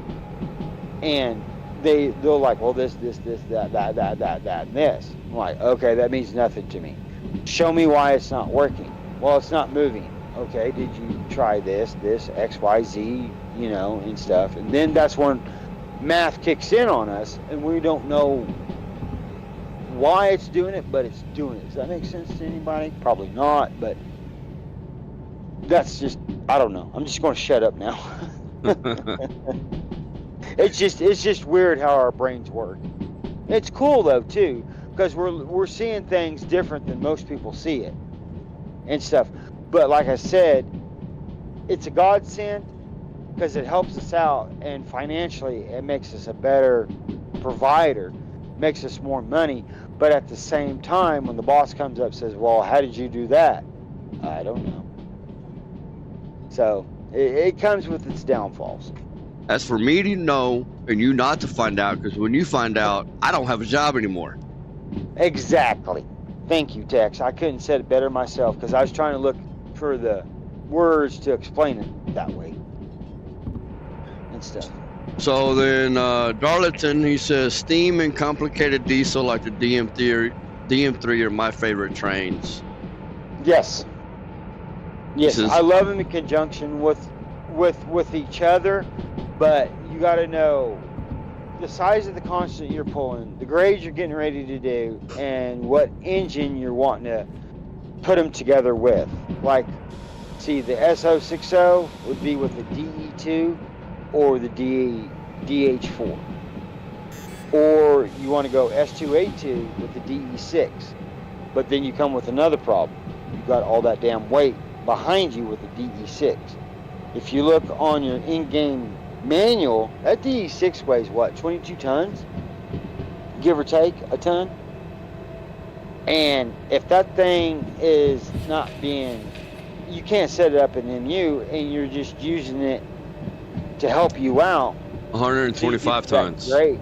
Oh, I'm sorry. 125 tons. 119 tons empty and 125 tons full of fuel. Wet. Right. Wet means it's full. Yeah. If you're doing that, then you got to turn the darn thing on and use it all the time. And with the S282, you can use it in conjunction, but you also got to remember that at that point you might as well just use the DE6. For real, unless you're just that hardcore about steam and you want to use the steam. But then what you do is you turn the DE6 off, and once you get up to speed like over 30 miles an hour, you turn the DE6 off and you let the S282 start pulling everything, you know, because at that point that that DE6 is pretty much like the slug. It's dead freaking weight. It's just dead weight. So, I mean, the world's your oyster on that, but I've tried them all differently, different combinations, different setups, and there's no right or wrong way. It's just what everybody thinks, how they want their engine and their constants to be, and how long they want their constants to be. I've done constants with techs here that were over 2 miles long with just DE6s. Still a pain in the ass. Still. It was fun, it was great, but I've done it with an SO60 with the DH4 or the DE2, and with and without the slug on an SO60. It does the job, but eventually you got to kick it in. But eventually, depending on the size of the constant, it's going to pull you. It's going to pull you back, no matter how much power you give that DE2 with that slug. I mean, the DE2 with the slug, yeah, it does work. It does, because it's an electrical output engine. But you also got to remember, in Derail Valley, they call it Derail Valley for a reason. Yep. You know, you're going to get up to 45, 50 miles an hour, but then it's going to drop you down to 20 miles an hour or 25 miles an hour around this curve, and you're doing 50. And you're coming right up on it. What are you going to do? Well, you're going to derail. I mean, there's no way to back it down. Even with the SO60 or the S282, those steam engines are not going to stop them. They're just not. Because in the way Derail Valley has it set up, the S282 and the SO60 steam engines, they just don't have the stopping power like the electrical engines do. They just don't, because let's just be common sense about this, and you guys know this already. They're a bigger, better engine than the steam engines. They're what replaced the steam engines. They are. They had better stopping power, better fuel efficiency, better aerodynamics. They didn't use as much fuel. There you go. So, at the end of the day, it's what you all think and what you think it needs to be, and how you want to go about doing your engines and your constants, if that makes sense to anybody. So, I mean, take it for what you will on that. I'm giving up on this. There's something wrong with it. I don't know what it is. Well, we put the wings in the oven. That's just wrong, but it is what it is. Michael says that he sent you a DM. Check it out. You don't have any. I will. Thank you. You don't have any loads on it yet, but check it out. I think he's got the steam engine, the 282, and the DE6 hooked up together. Yeah, absolutely. Yeah, use those two in conjunction with one another on the MU side, and then when you get to a grade where you think you're going to need it, let your steam engine bottom out or damn near come to a crawl, then kick in those diesels and you'll see what I'm talking about. It'll start pushing that steam. Now, since the update, the cylinder cocks, you're probably going to have to go ahead, you used not to open them up, but go ahead and open them up, and it's going to let more steam out, which you're losing more pressure, which equals more power, but you're going to have to do it that way or not. It just depends on the grade, size of the constant, and what you got. Your engines connected to one another, if that makes sense. So all those things factor in. You got to factor in. That's why I like about Derail is they make you think about how you want to hook these engines with these constants to the grades we're giving you and how all this is going to work, and depending on, do you have it set up to derail, do you have it set up to brake failure, do you have it set up to whatever in your settings, you got to think about all this stuff. So I mean, you're just going to have to trial and error with it to find the combination that works best for you. But once you find that combination, then you're going to get into my world. You just want to go back to Steam. You just do. Because at that point, when you're getting into the Steam engines, it's no fun no more. It's just not. You just pull a lever and you go. You just go. Because in derail, you can hook up a slug and a D6. No problems. You got traction effort. Even if it rains, if you got it on realistic, you got rains and everything, nothing's going to stop you in that slug with the D6. Now you can go one step further than that. You can do 2 D6s and a slug. Or you can go one step farther than that. 3 D6s and a slug. Or 4 D6s and a slug. Once you start doing that, you pretty much whoop the game's butt. You just have. But then if you do the military side of it, then you got too much horsepower. It's not fun. You're just going through the motion at that point. There's no challenge to it. No matter how many mods you put in there, no matter how many times you hack the game, no matter how much money you got, it's just, you know, it's just, So you got to figure out what combination is going to work best for you and not burn you out at the end of the day. And I got to that point, I burnt myself out, but I wasn't doing it on 2D, I was doing it on VR. So, and that's why I've taken a hiatus for a while from Derail, because I was jamming on it for 2 months straight. I mean, 2 months straight, non-stop, from sun up to sundown, for 2 months. Mm-hmm.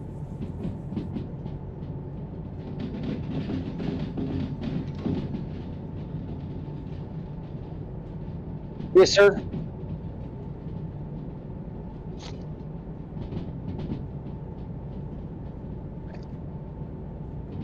No, that's fine. I'm trying to get these wings done. No, you're fine.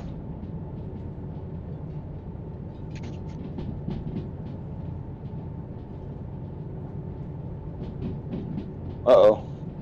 Don't do that. Right. I don't want to piss her off. Fuck no. No pissing that. Christian said earlier it's more like a DE6 is an 18 speed, while Steam is like an old Kenworth with a 12V71 and a 2-stick 6.5 transmission. And then Could be. Michael says, when using a remote to use DE6, do you need to disable one brakes in Steam or DE6, as you can't use both at once? No. And then hey, Tank Lover, how you doing, man? Welcome to the stream, buddy. Thank you for coming over and hanging out. When it comes to Steam, hang on a second, Spider-Man. Welcome back, Apple Cedar. Oh, and then hi. I've got to call my wife really quick, guys, because it's midnight for us. Because this is Apple Cedar. This is Spider-Man. He's a guy that I play multiplayer with in Derail Valley and a couple other games. And so he's on a Discord call here with us, and awesome. He's pretty awesome, dude. So awesome. I've got to call my wife, so I'm going to mute my mic, but I'm still going to play. And Spider-Man is going to sit here and keep y'all entertained. So he's going to be more passionate about his steam trains. Hey, Claude, how you doing, buddy? Welcome back, man. It's not passionate. It's just they work a little. They're just so different from the diesels that it gives you more satisfaction once you learn them. It's all about learning them. They're not that hard. Once you understand how they make pressure, think of it as a pressure cooker. That's exactly what they are. You put fire in, let it get hot, you pour water into the broiler, you harness that, and you use that hot fire to make steam, and then you push that steam through your cylinders, and that what makes the train go. What makes it a little bit difficult is working all that stuff in combination for your uphills, going uphill, when to add water, when not to add water, and when not to want to add water, because you run out of water, you know what happens. You blow up. Bad thing. Or you could do it another way. You could have too much water, which douses the fire, and you run out of fire, and then you're dead in the water on a flat grade. So, I mean, with doing all that, it's best to have the climometer. If you're going to do steam, you need to have the climometer immediately. So that way, if you're showing about, let's say, 3/4 of a sight glass of water in your steam, and you're going up a 2% grade, guess what? You go up. What does water do when it goes up? It goes down. What does water do when it goes down? It goes up. So you got to think of it in terms like that. Once you understand those terms, it's on like Donkey Kong. You'll be successful and stuff. And the climometer will teach you that, and it's kind of like a little cheat to everything. It's telling you how much water to add, how much water not to add. So with that being said, once you're adding water and you got fire in the box, what you want to do, and this is a trick in Derail Valley, it took me 4 days to figure it out. It just did. I mean, some guys caught on quicker than others, but this one, it just took me that while to catch on. When you're adding water to your sight tube for the broiler to make steam, to give you power to go, what you want to do is turn your blower on, and you want your coal cock opened all the way, the handle that open, the damper is what it's called. And the damper gives you more air or less air. So you want more air, you want the blower on. The blower is like a little bitty fan inside the chamber that blows air to make it hotter, to get the steam up there to put into your chamber, from your broiler to your chamber. So you want your damper opened up, more air coming in, your blower on, blowing air to make the fire hotter to get more steam. Once you get that, then what you do is, once your sight tube of your water gets up there, to say almost full, you shut your blower off and you close your damper little by little by little by little, and then you'll see the pressure start to rise in your chamber of steam and stuff. Now, you got two different throttles on a steam engine. You got your gas pedal and you got your throttle, kind of like a motorcycle. You know, you open up the throttle to give it more gas. Okay. You open up your I don't know how to explain it to people. You open up your other stick, your gas pedal, to make it go forward. You know, your gas, if you push down, gas goes forward. If you lift up, you know, you can go backwards, right? Like the old 1920s style pickup trucks and stuff, the LT Fords or whatever you want to call them. They worked on that conjunction. That's the way you kind of have to look at things with steam. But once you understand that, steam's the way to go. It just is. But in Derail Valley, you're hindered by how long your constants is. And it kind of sucks because you can't go a mile and a half long with a constant with steam in Derail Valley. You can, but they better be empty. But you better have something like a diesel to help push it, like a pusher. In the semi-truck world, big truck world, we call it a pusher truck. Well, in trains, they call it a double header. Or nowadays, they call it an MU, multiple unit coupled together, you know, controlling. One train controls so many other trains put behind it. So you just got to understand that concept. And once you understand it, it's on like Donkey Kong, y'all. I mean, y'all be kicking butt all over the damn place. So.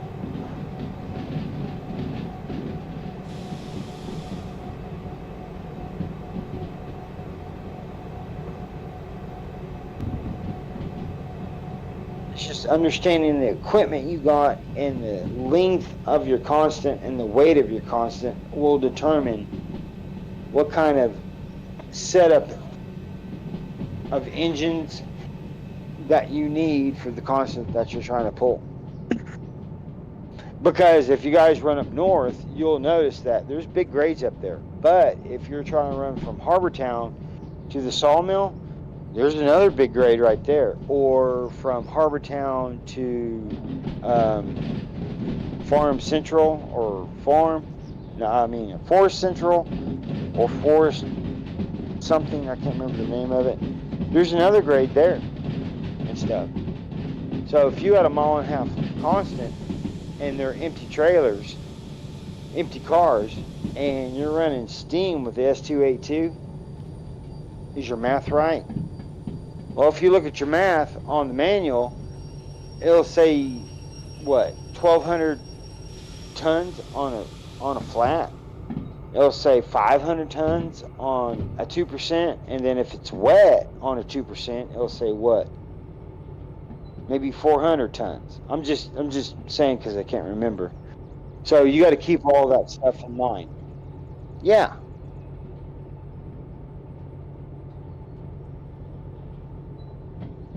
What the fuck? Uh-huh. The DE6. No, you have to disable the DE6 and control it with the remote. That's the only way it's going to work. Only way it's going to work. Because the DE6 and the steam are not MU units.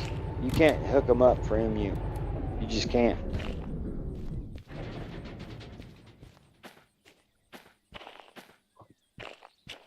Even with 2 steam engines, you still can't do MU. You can't. And I don't recommend doing 2 steam engines in Derail Valley. You will blow up. On 2D or VR. I've tried it both ways. It's damn near impossible. There's just too much physics going on for one person to control. You need to be in multiplayer in order to do it. It's a booger. It is a booger.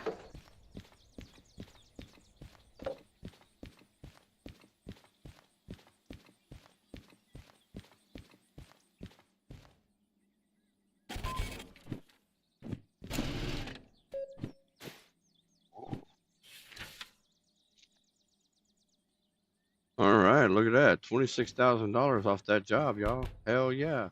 We got some money now. 66.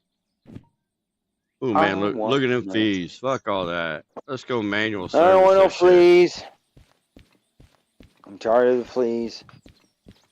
Michael says, so use brakes on DE6 or 282?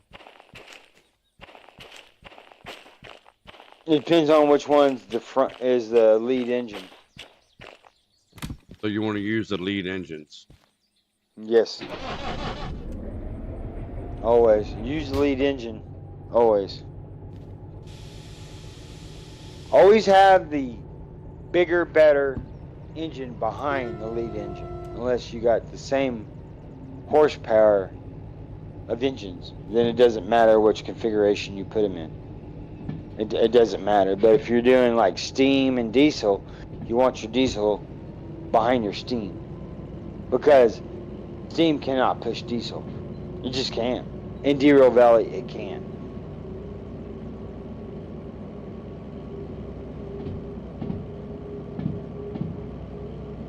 Developers thought of that because I tried it. It don't work. I knew it wouldn't work. And it didn't work.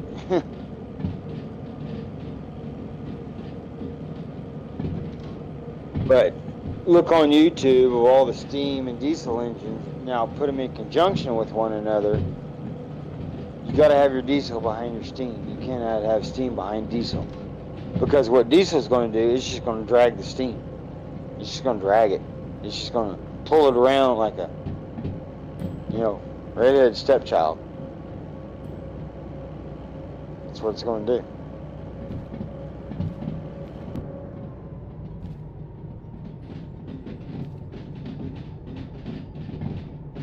No, darn it.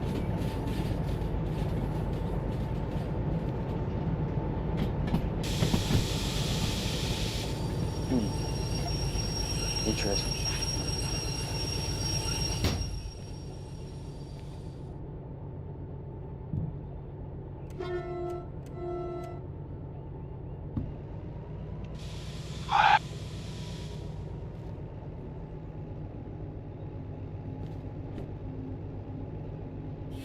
I'm now in here.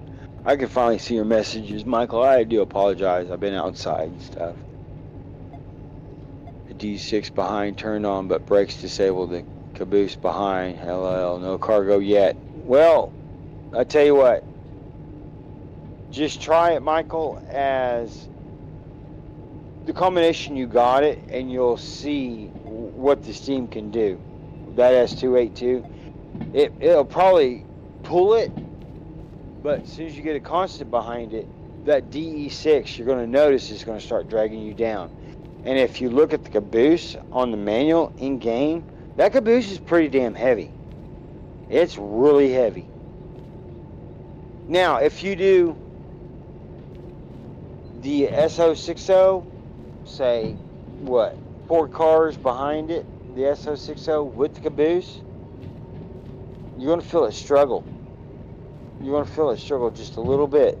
But that depends on your momentum. And when it comes to steam, it's all about your momentum, man. You have to keep that momentum. But what you're doing right there, I've already done it, and I know it's getting ready to happen. Enjoy, because you're going to be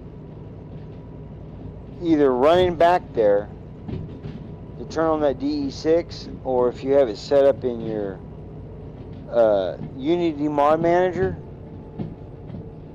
to control the DE6, you'll be fine. But if you're having to run back and forth from the steam to the DE6 without the remote, buddy, it's going to be a tough one for you.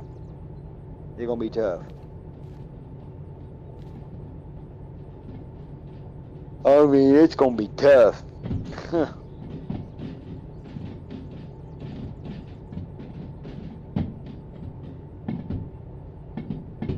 Yes. Now, one thing I did find out with using the diesel engines with the steam is they're excellent for shunting. If you don't want to disconnect from your steam and stuff like that, make sure you got full water. Okay, so say you're coming into Harbor Town from the steel mill, right? You don't have no military contracts right at the moment, blah, blah, blah.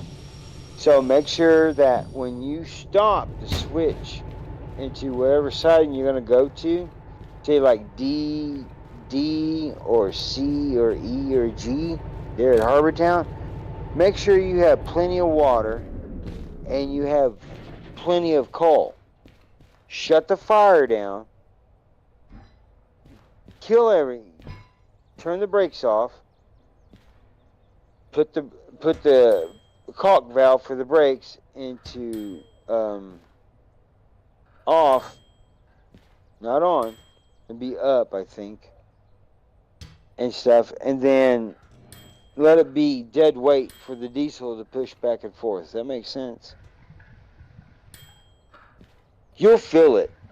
Even in 2D, you'll feel the weight of that diesel engine behind you. You'll also feel it if you're using a diesel engine with the steam engine in front of it. You'll feel it. If that makes sense. You'll notice a significance in power. Because at that point, you know, diesel is going to be the one that's going to get you out of your jams, not steam. Unless you have a constant shorter than 10, 10 be pushing it. But of course, it depends on where you're coming from, the north or the south or the Midwest there on the map. Now, if you're coming from the Midwest and you're coming from the farm and you're headed to Harbortown, then don't turn your diesel on. Just give that steam engine hell. Open it all up and let the big dog hunt, because that's what, a 50-mile-an-hour curve or something right there, or 45. I think it's 50 and stuff. So that's when you're coming at a farm on the north side, you know, the big up and down. You want to keep your momentum at all times, because if you lose that momentum, guess what? Steam can't get you out of it. Diesel can. But with steam and diesel together, it's a 50-50, depending on how you operated that constant and how you operated the engines.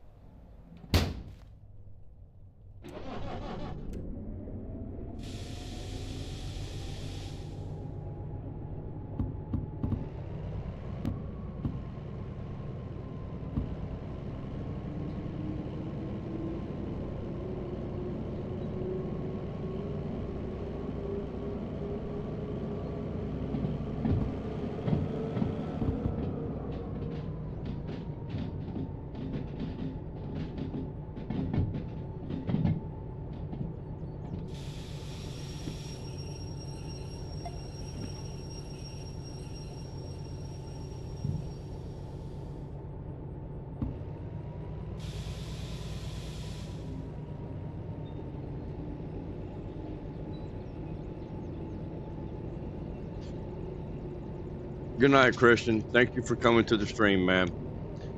Mr. Appleseed, we had this discussion last night, buddy, when you was on the stream in the chat spamming. There's no spam in my chat, man. I asked you last night, and then I had to tell you after I had to delete one of your messages. So I'm going to remind you again tonight, either be nice in my chat or feel free to leave. If you continue to spam in my chat, I will ban you.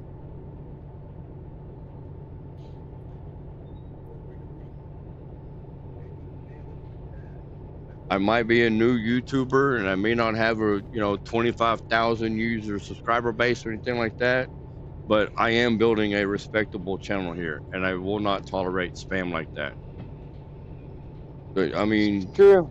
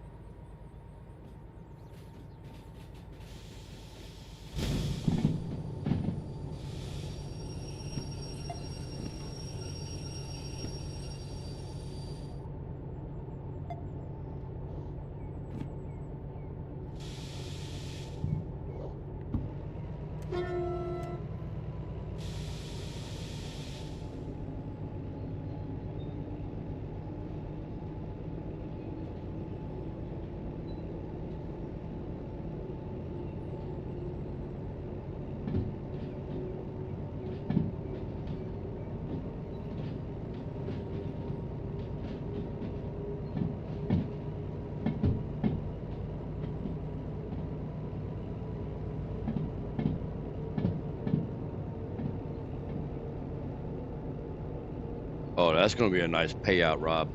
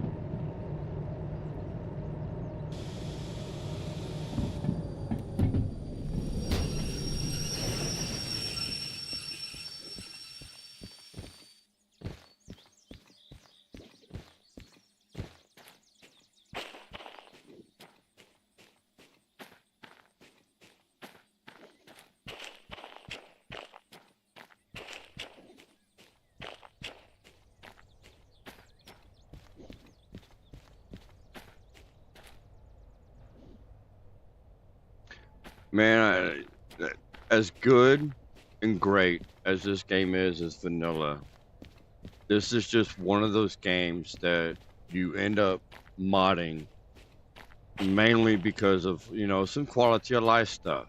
Like the vanilla game, the jobs that spawn, they're just strewn all over the table.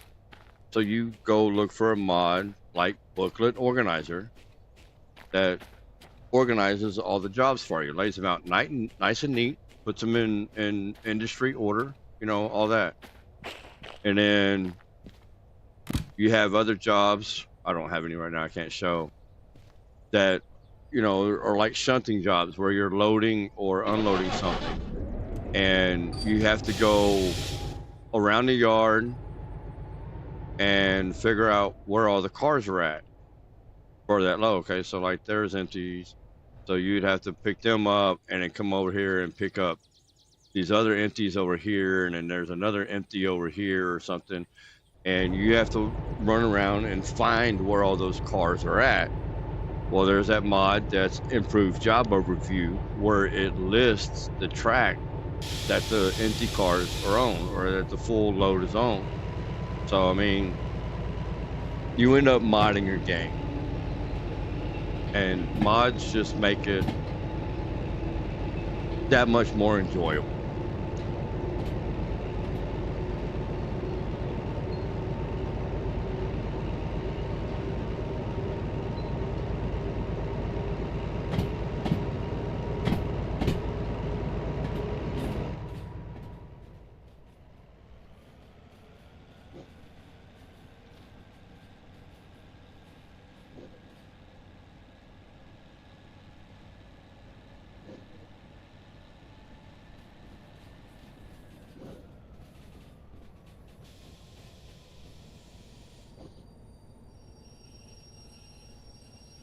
The whole point of this was to turn the trains around, and I just took off.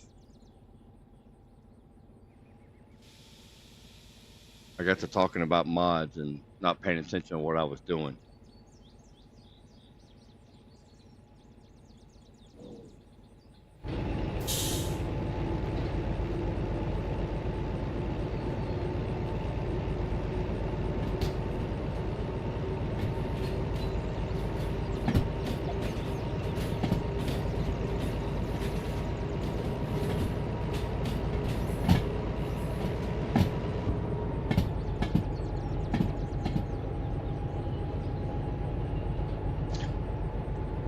Does that mod work now? I used to use DV Dispatcher mod to direct me to the loads. Yeah, I used that one too, alongside with the Improved Job Overview.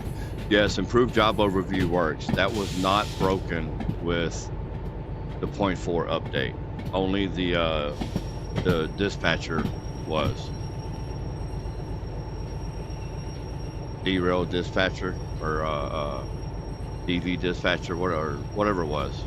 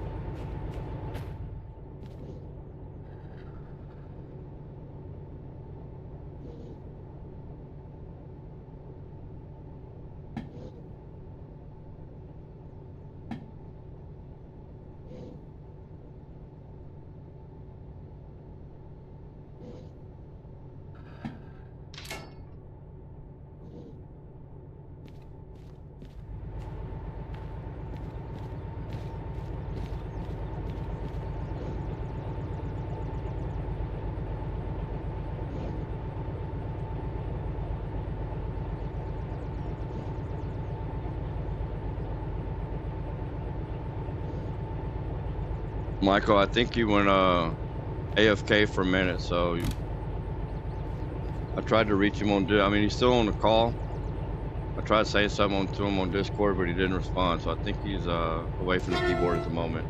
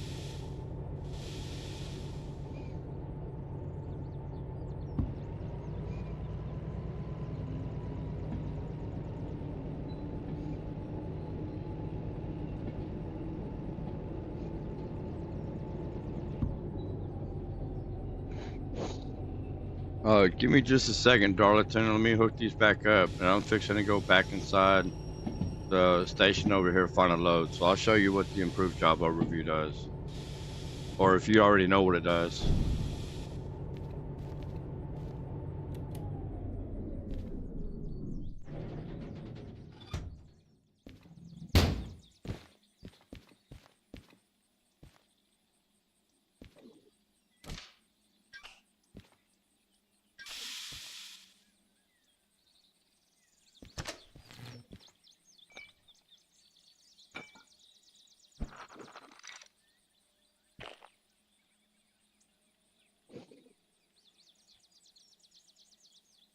It's new to you. Just hunt it up.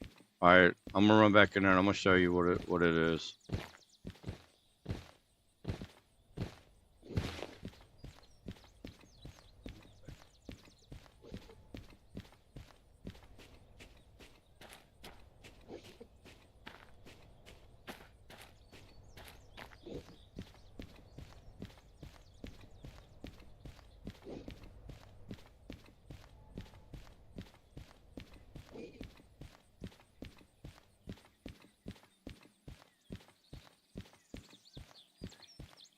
All right, so on your job orders here, you see how it's got the track name or track number? This is where the load is at. And this is where the load is going to. So you'll see them added on there. Or if you're doing any kind of shunting with loading or dropping off, it's going to tell you the track that the cars are in, the loading lane it needs to go to, and then the tracks that the cars need to drop off at. Or if you're doing oh, that's the only one here. Wait, what? There are no loading jobs at the frickin' steel mill? What the hell? I have never seen the steel mill not have. I mean, this is only here because I just pulled it here. Otherwise, that wouldn't even be here. I have never seen the steel mill not have a load or an unload job. That is crazy. All right, so we shall. Harbor, let's do it.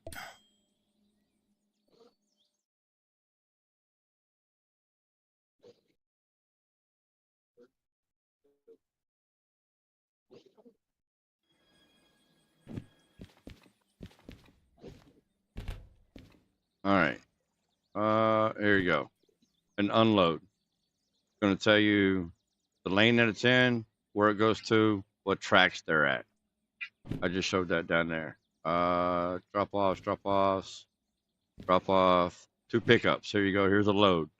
So it's going to tell you what tracks that the empty cars are in, the loading lane, and then what track it goes to turn it in to finish.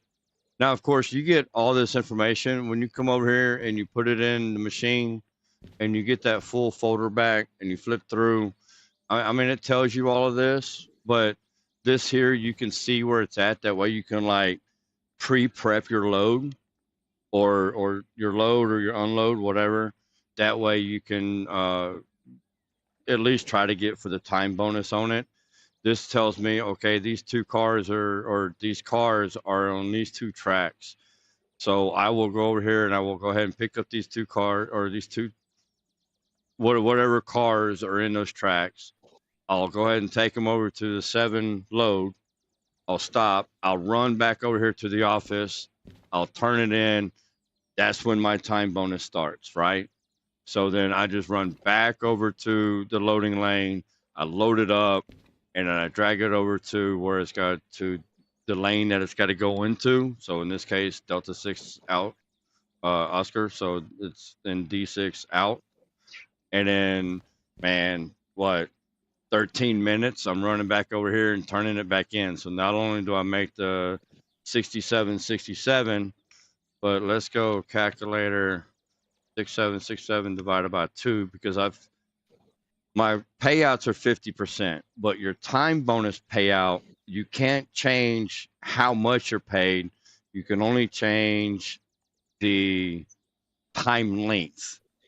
So, in your difficulty settings. So this is all when you change the bonus payout time.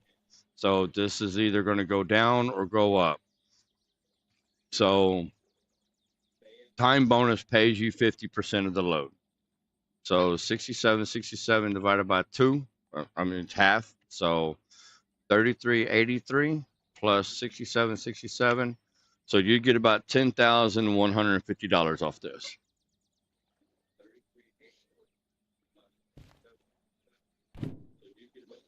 What mod organizes the jobs again? That is Booklet Organizer.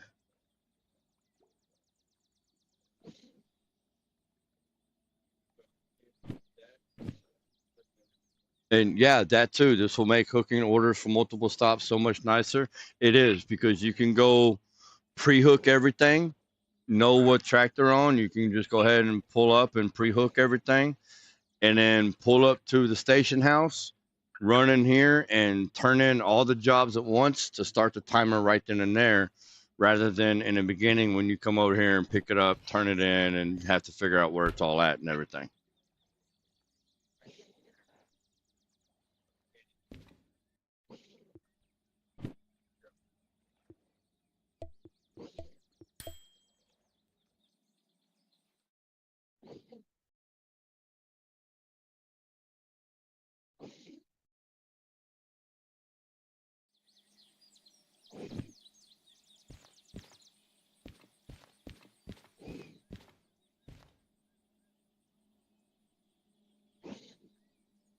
would have thunk? All I had to do was teleport out, teleport back, and then bam, nothing but freaking.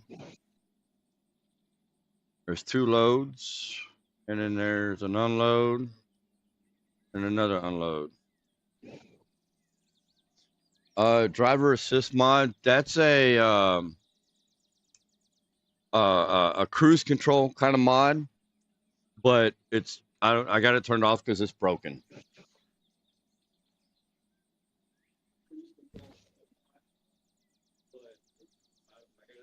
I think Cruiser said he was going to take a look into trying to get it to work again.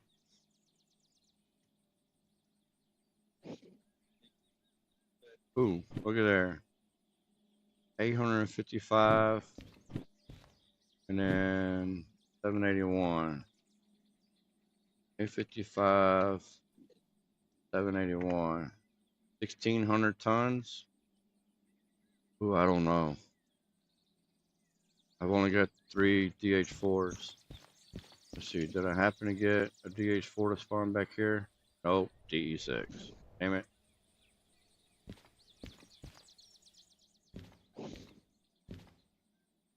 So, take this one. 627, might be able to do that. The calc. 855 plus 627. 1482, yeah, we can do that.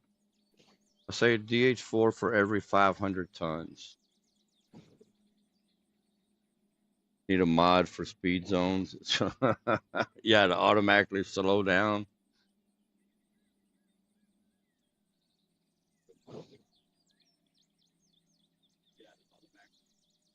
Do we want to do that, or do we want to do this?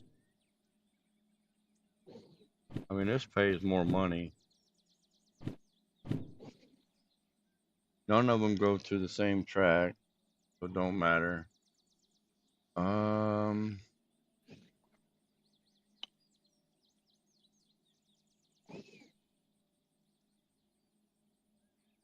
We'll do these 2. We'll put that one right behind the engines. Bravo 4 Oscar and Bravo 2 Oscar.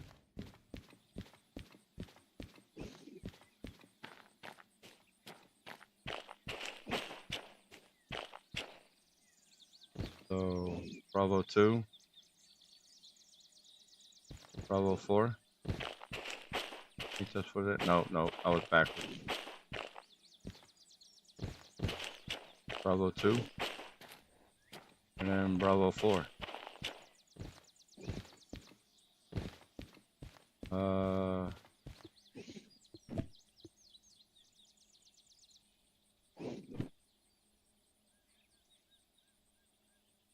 Bravo 4 was first.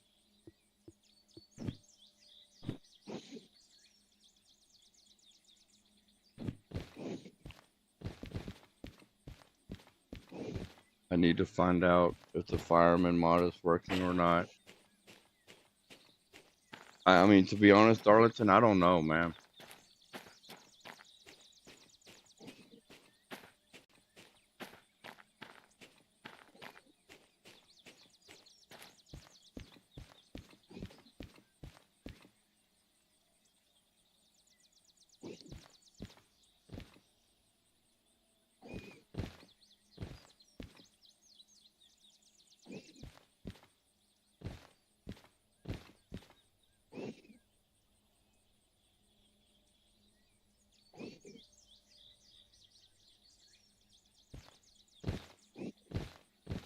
So I'm sitting here thinking, guys,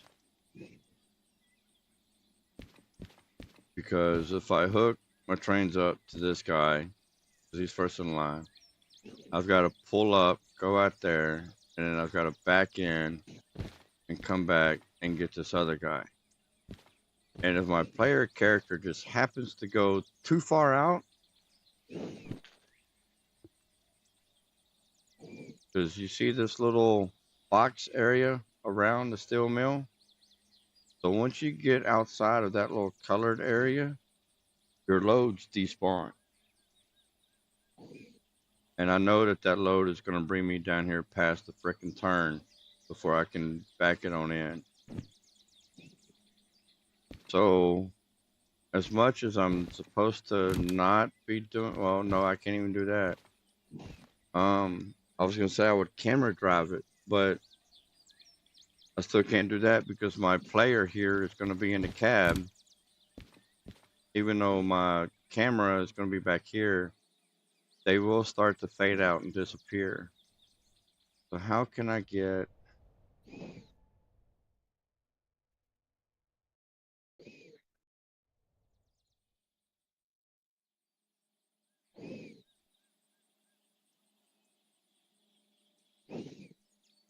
And I mean, it's the same thing. If I try grabbing this load and backing up with it,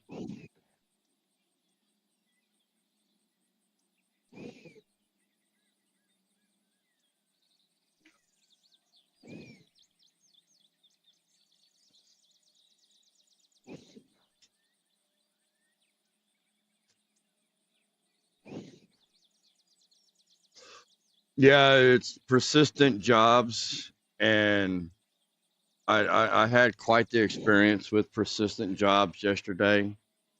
So the problem with persistent jobs is every town that you go to, it spawns the loads, right?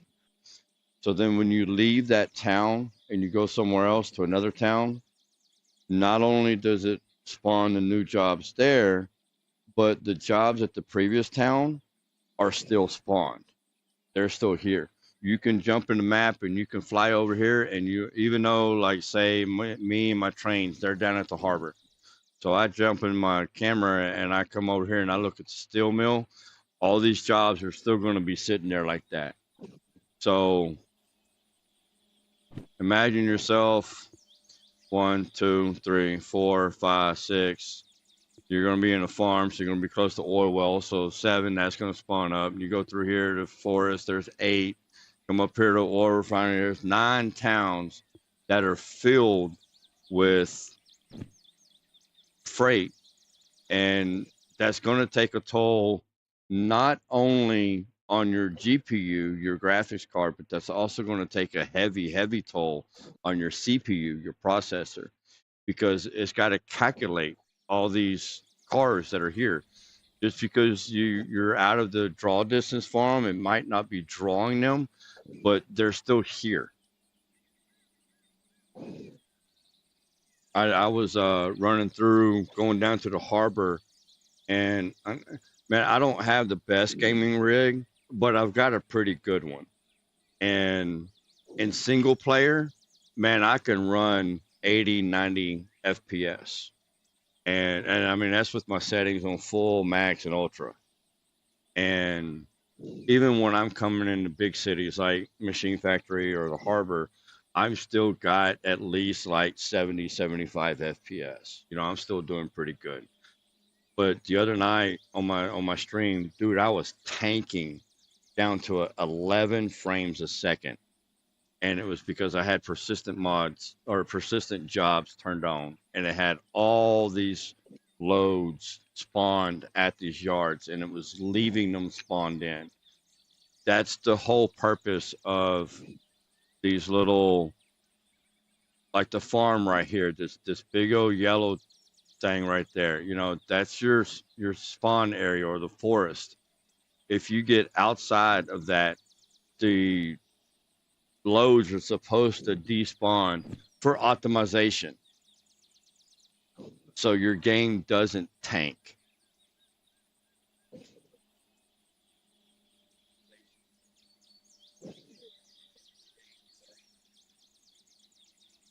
You can push the cars out as long as the loco and you stay in. Right.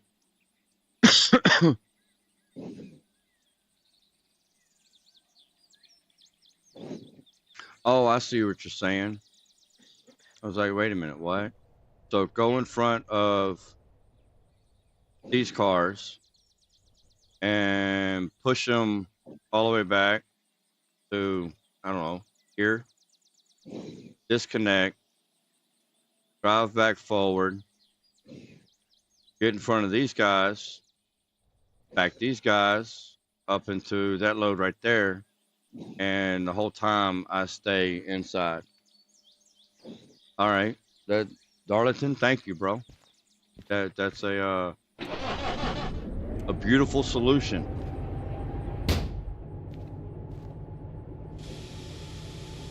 I was thinking about going over there and grab the DE2 from the yard over there and try to pull this one back and bring it up and match it with this other one, but I don't think the DE2 is gonna, because that's a slight downhill. Oh, I mean, you start going downhill over here.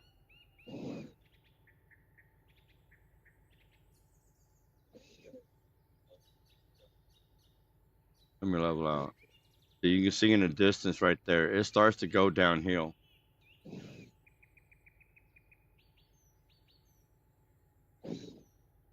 Right here. So once you start hitting this point, you're going downhill. So that DE2 definitely was not going to be able to push 627 tons back up that hill. Just wasn't going to happen.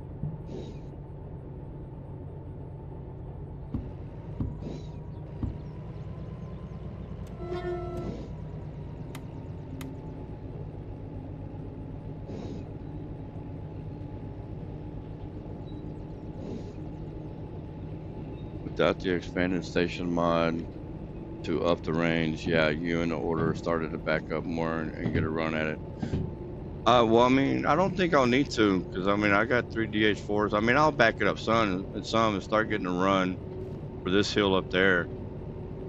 But I mean, I say good rule of thumb is a DH4 per 500 tons, and we're just under 1,500 tons with these two jobs.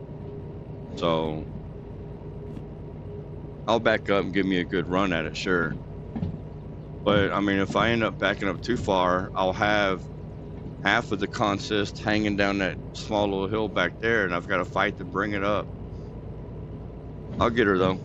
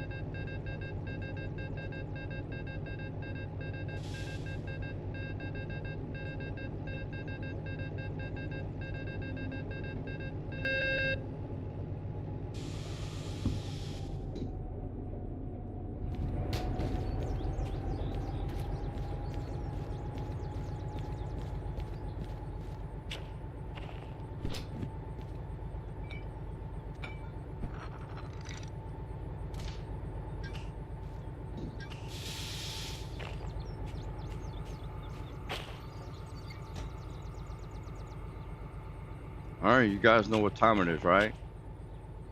Inspection time.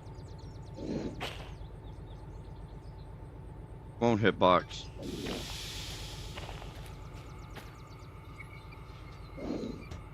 Never tried the proximity yet. Looks very handy.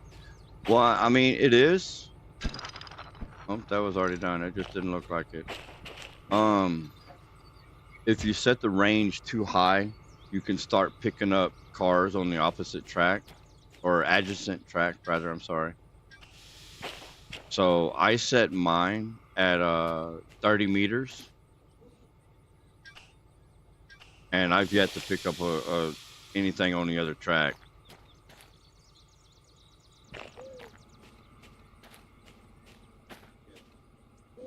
And I'm not trying to sit there and have that thing beep at me for 80 frickin' meters, you know, or 100 frickin' meters. That thing's gonna be beeping for the next 5 minutes. No, thank you.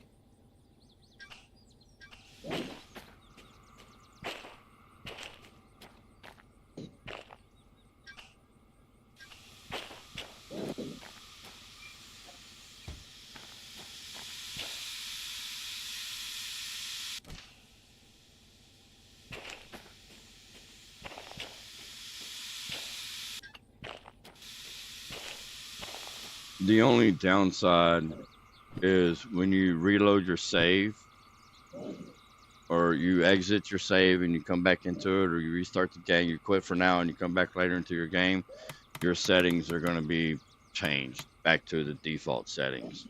So you have to make sure that you set them. So I used the 30, you got 10, but I used the 30. And then depending on how many sensors you have, you can set them to different channels. And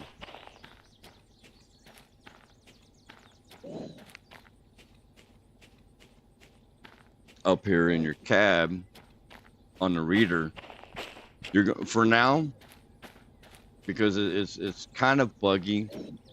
I don't want to say buggy, but it's kind of wonky. For now, don't use the auto selection on the reader.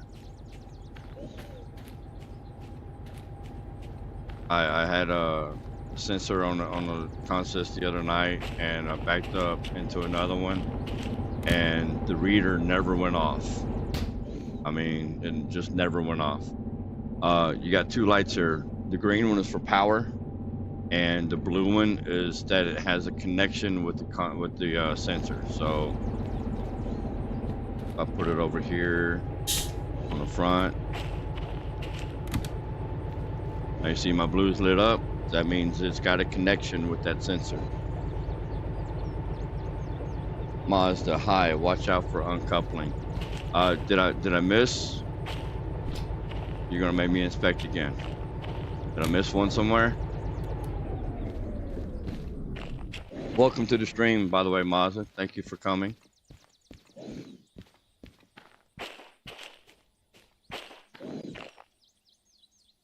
Oh, that one's good. That one's good. That one's good.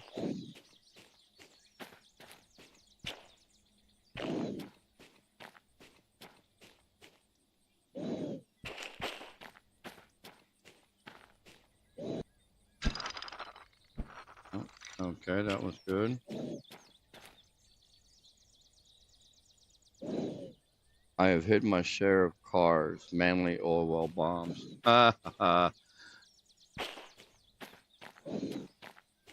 What'd you blow up, Darlington?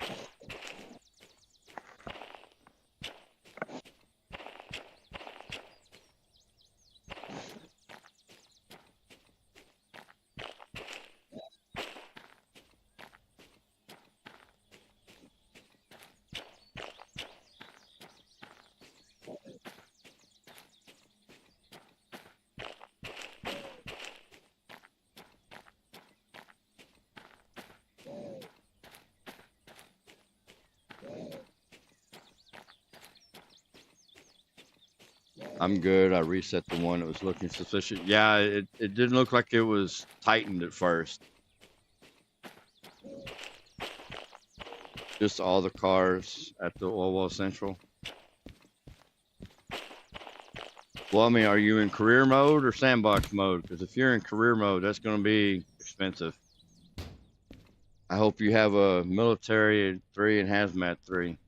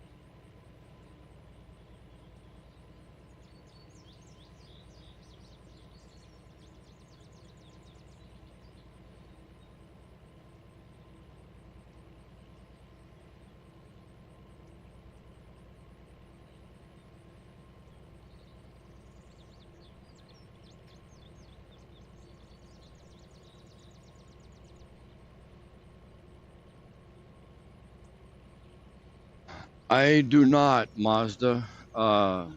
Even though I know that they're used in real life, the locomotive remote just makes it entirely too easy. And this is supposed to be a ultra realistic hardcore playthrough, so my job payouts are set down to 50%. And there's no flash, so I can't jump ahead. No external camera driving. Now, the only reason why I got this now is so I can give you guys a nice little pretty view. That way you're not just sitting here looking at this the whole time, because this is not very entertaining. So I just pop out and give y'all a nice little view. There's no UI driving. Now, I have it turned on for like in views like this, and I'm going down the track, and I don't want to run too fast into a corner while I'm giving you guys a nice little view here.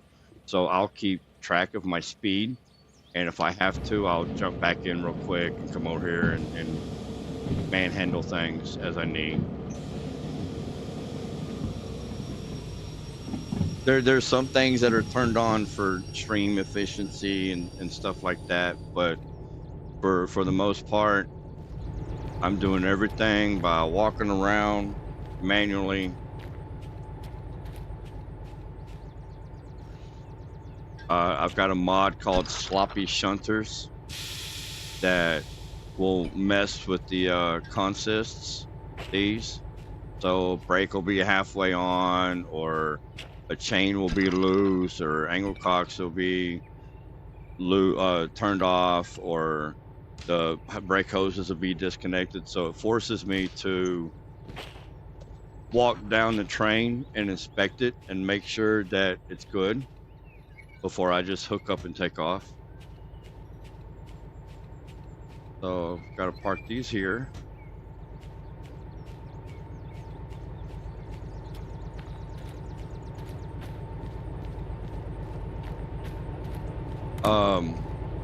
I don't have hardcore saving turned on.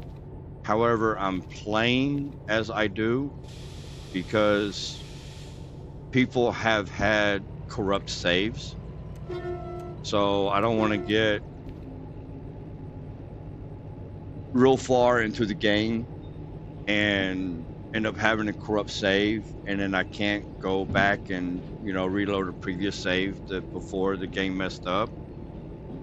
So if I derail, there is no reloading. If I crash into something, there is no reloading. I gotta have money in my pocket and deal with the issue. And if I can't afford it, then I've got to go find another train somewhere, another locomotive somewhere else, and try picking up a whole nother job and trying to make money to come pay for it. basically I've removed all the easy mode stuff, and I've made it kind of extra difficult, extra hard.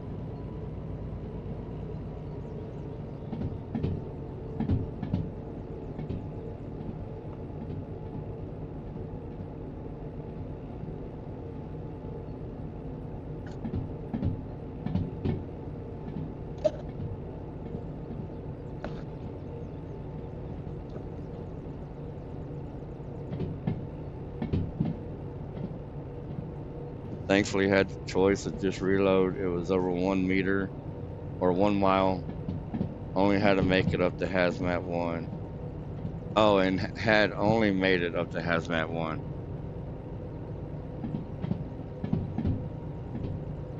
They're 100%. I have the default settings on that.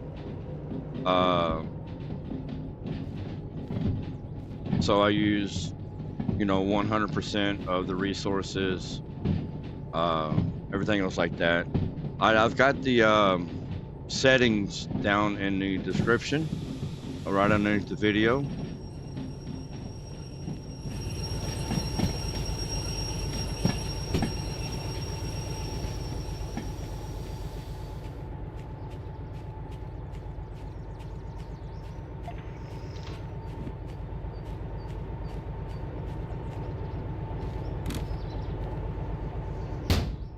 Oops, I didn't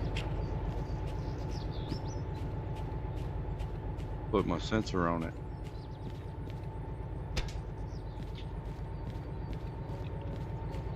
$1 million fees, yeah, pretty much, especially running low DH4s. Jesus, it was hell getting up to being able to get the manual service license. Because every load I pulled, I was making $20,000 off of 2 loads, and I was having to pay $18,000 in service fees. Like, God dang, I just couldn't get up there, and I finally got up there. I finally got the manual service license probably about an hour or two ago.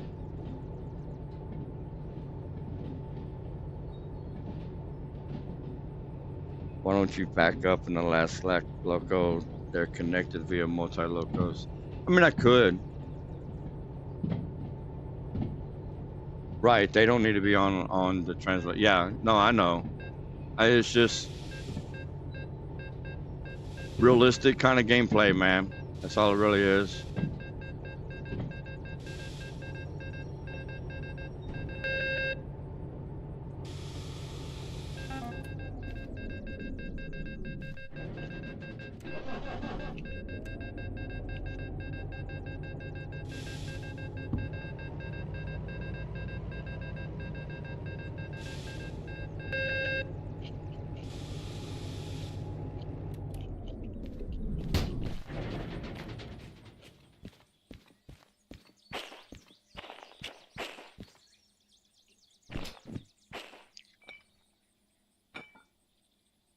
Ooh, that was almost not there.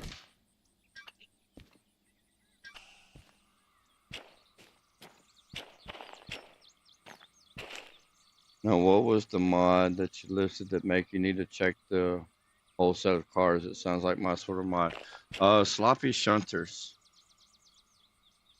Right here. This guy right there is sloppy shunters. And then you can configure it. How many rolls? Because it uses a dice roll. Rolls of all chances per train car. So I've got 1 roll. And then what type of jaws to roll it on. You can do it on all of them. And then chance to mess with everything. So chance to mess with the manual brakes. Of course, that's the hand brakes. Chance to mess with the air hose links. That is the I think the wires right there. And then chance to mess with the air brakes is going to be your angle cocks. And of course, a chance to mess with the screw link. So it would be the screw right here. they're always going to be connected. It's just a matter of whether it's screwed or not. Whether they're loose or whether they're tightened. Oh, I got an air leak back here.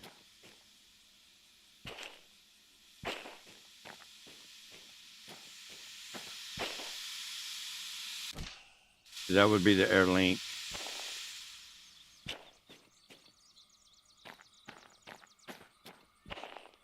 Now, when you start it, they're all pretty much like down to, I don't know, 10%, maybe 5%, whatever. I mean, they're all set down this low. I moved them up a little bit to make it kind of more real worldy, because, you know, we're all human and a lot of us are lazy. So you're going to have guys that are going to do this right here. They're going to hook up everything, but they're not going to turn on the air valves.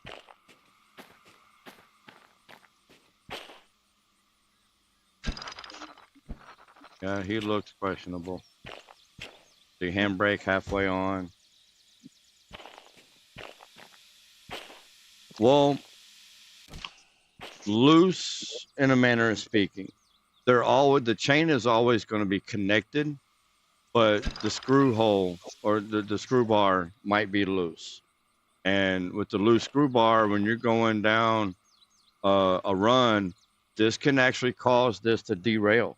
Even if you're going at speed limit or slower than speed limit, this can cause you to derail. So that's why they're supposed to be tight. It keeps the cars close together.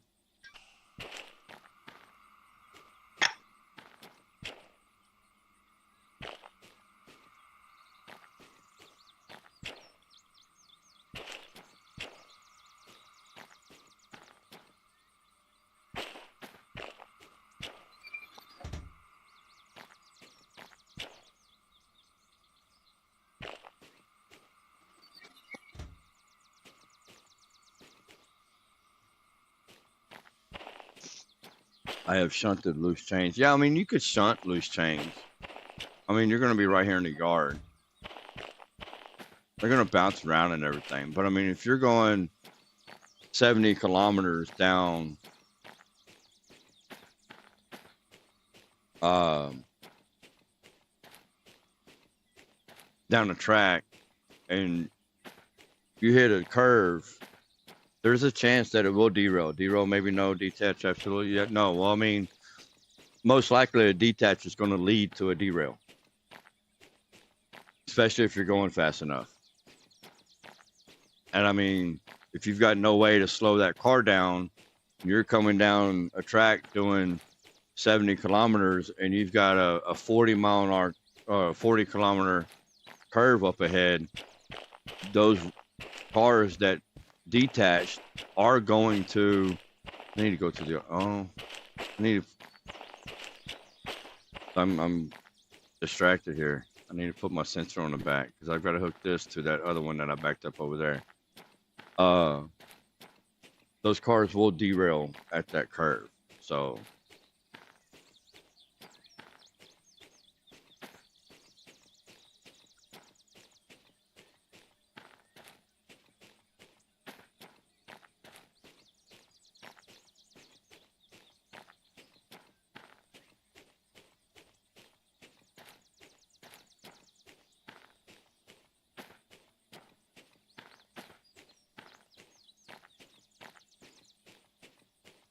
I've got to go hook up to those cars right there.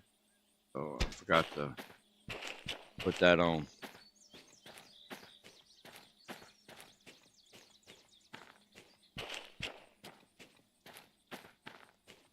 I mean, I guess it just depends on where it happens at. I mean, you got an 800-ton load right here.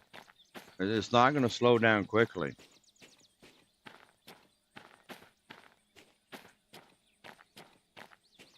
Wonder what the chance of damage is, even if it doesn't derail or come unhooked. I mean, You can get a little gap in there. It won't be much, but I mean, you can get a little gap, probably about as wide as that for the length of the chain if it was unhooked there. Um,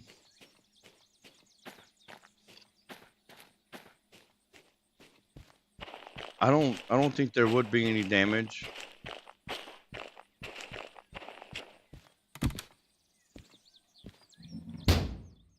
Even if you're going 70 kilometers an hour, you know what I mean? Even if they bump up against one another, the car in front of that is still going 69, 68, you know. So, I mean, it's not going to bump it very hard. I mean, you can bump things up to about 5 kilometers before you start doing damage.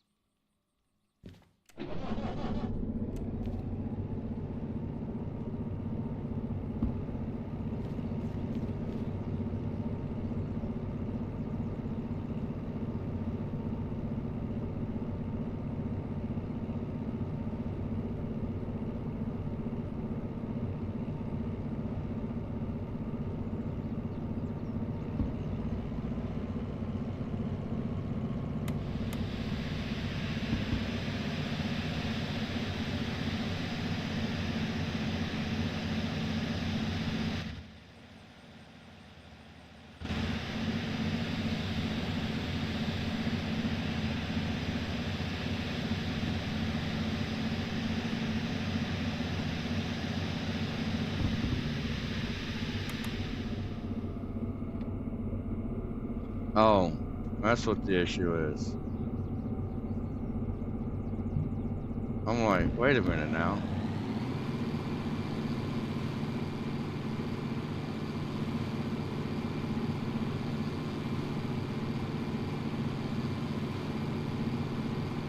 Yeah, something is definitely wrong. Well, this was way down for one, so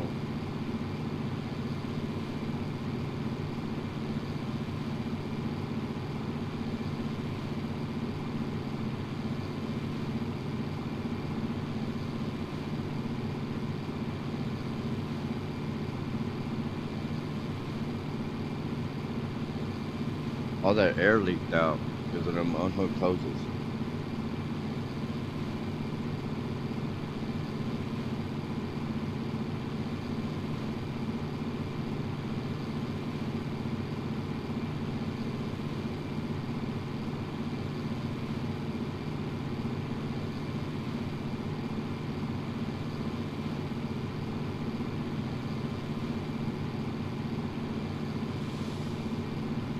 There we go. All right. Now things should run a bit. I mean, this is heavy, but we're on flat. DH4, I should at least be able to push it back.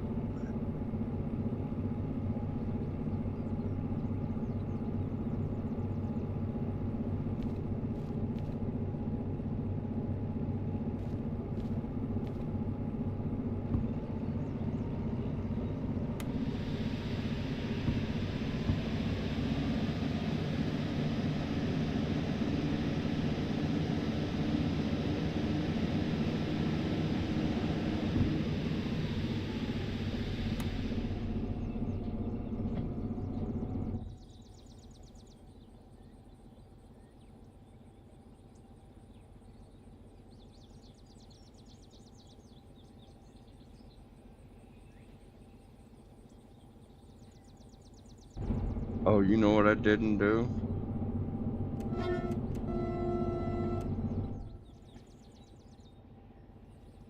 Probably ran over about 4 people right there.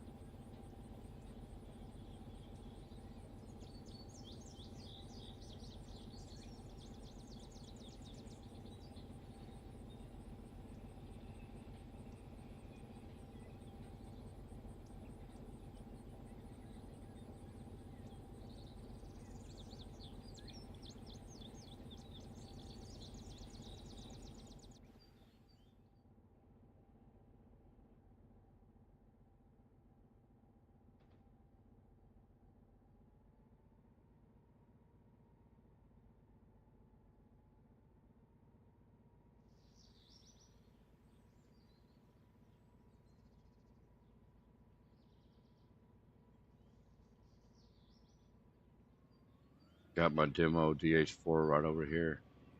Can't wait till I can rescue him and repair him. Give him a nice, pretty paint job.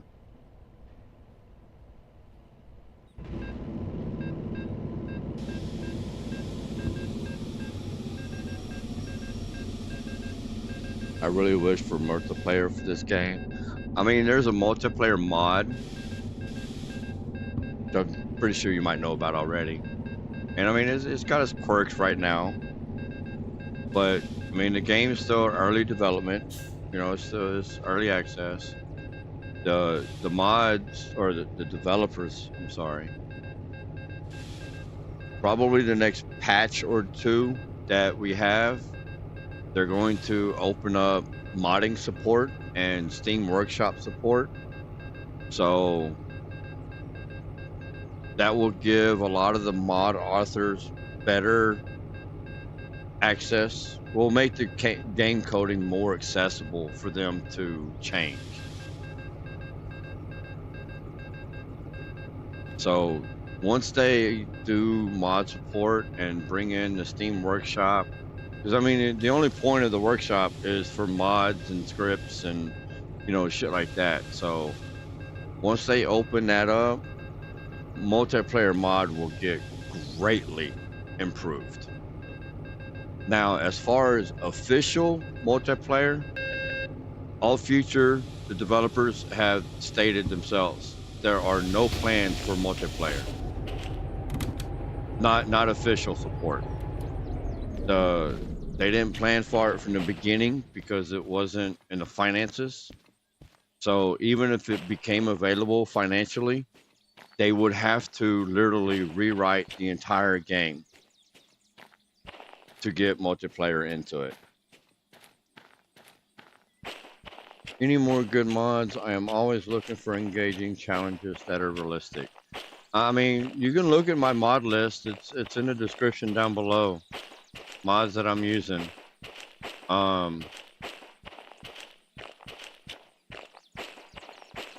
About the only thing that I don't use are like skin mods. I don't have skin manager. I don't have any of the skin mods because a lot of the skins that are out there right now don't appeal to me.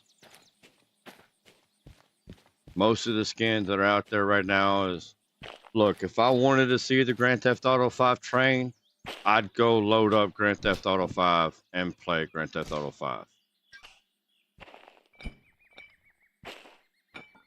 I'm not going to put it in here. And then most of the other skin mods that they have are for European trains.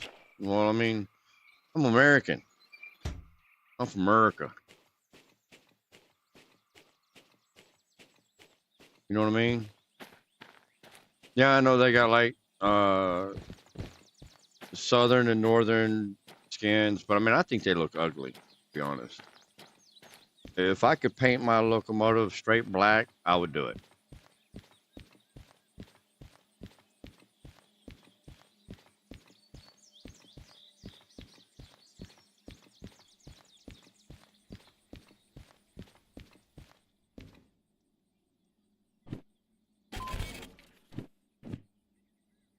All right, let's get these turned in. Let's get the show on the road. Get these this heavy haul down here, man. 1,400, almost 1,500 tons.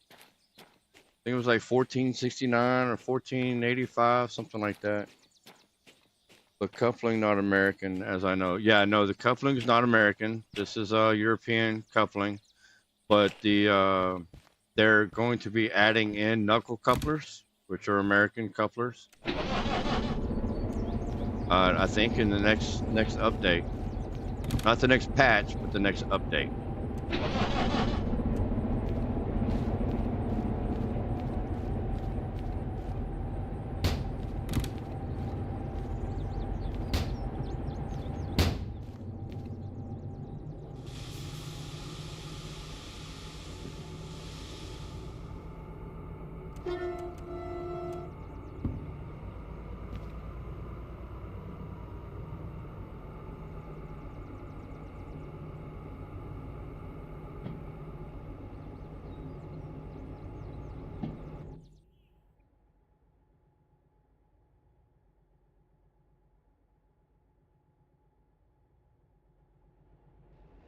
Sir, that's a nice little length of train there. Heavy. Nothing but steel rails on it.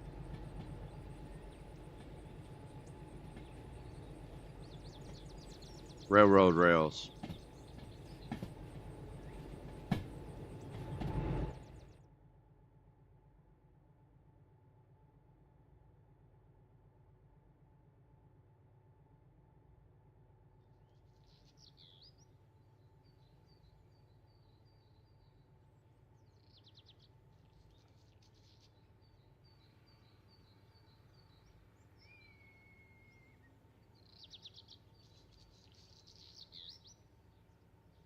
Tell you what I'm gonna do. I'm gonna back up just far enough to where I can get past this sign right here, and I'm gonna shoot straight down the middle.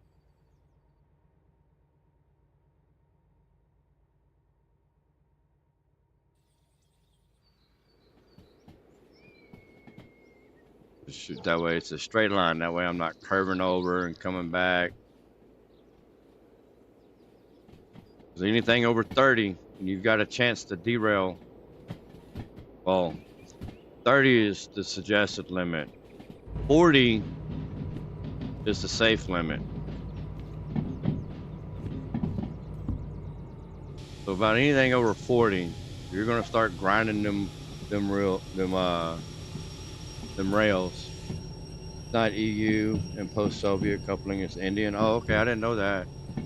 I mean, the guys that developed the game are from Serbia, so I just kind of assumed that it was. I mean, I guess that's what I get for assuming, huh? All right, let's see how this does, guys. Let's turn on some sand here. Let's get some power.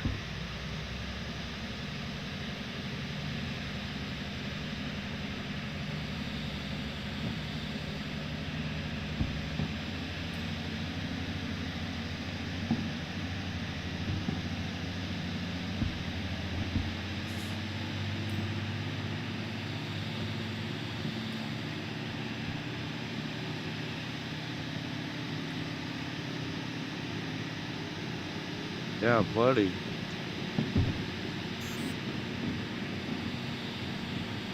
Well, oh, wait. Oh, this guy's not started.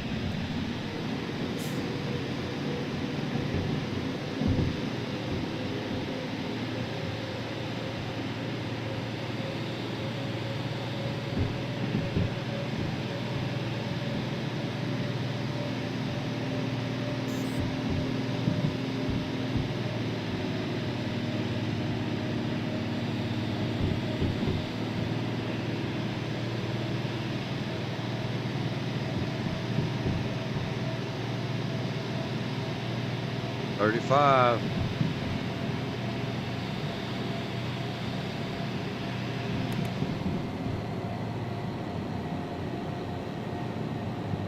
Yeah, I'm all right with the yellow. I'm not, I mean, that's just service fees at that point. I'll run these things all day long in the yellow. That red? No.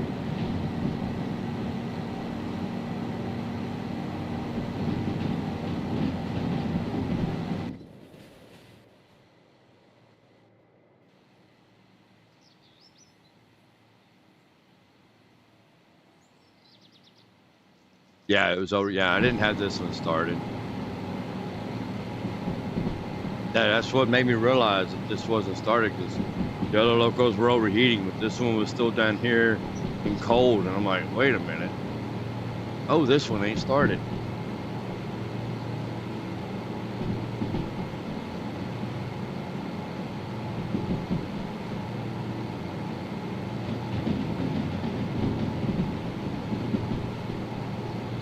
Yeah, I don't think we're gonna have a problem with this hill up here.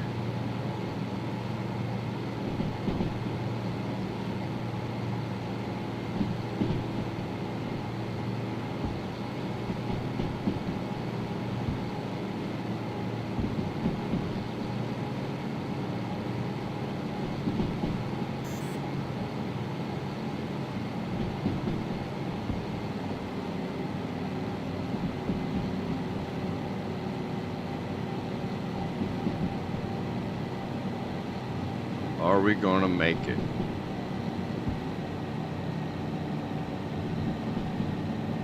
Down to 40.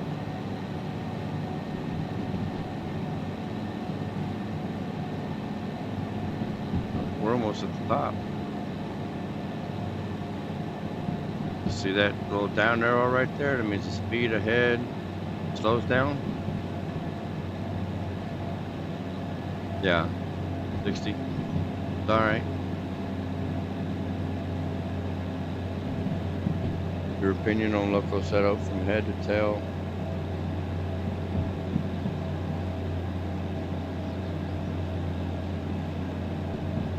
Amtrak, how you doing, buddy? Welcome to the stream. Thank you for coming.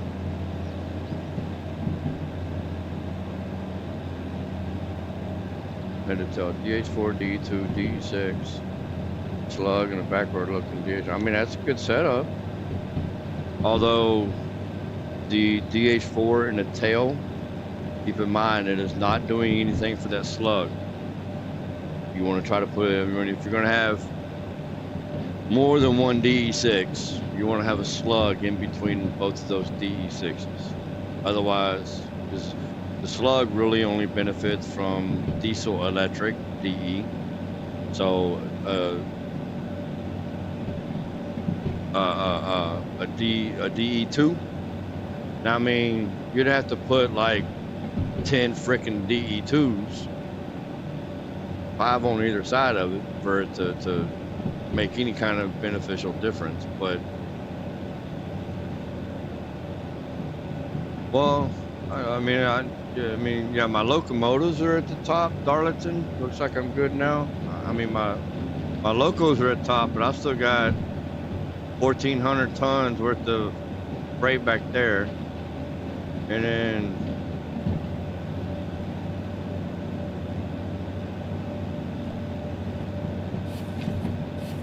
DH4.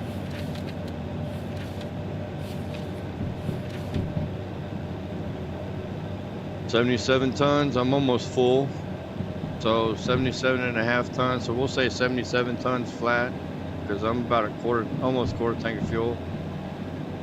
So, I mean, that's 1, 2, 3, that's another 300 tons. So I mean, you're looking at 1,500 tons on this train. Oh, we're gaining speed. Yeah, now we're good.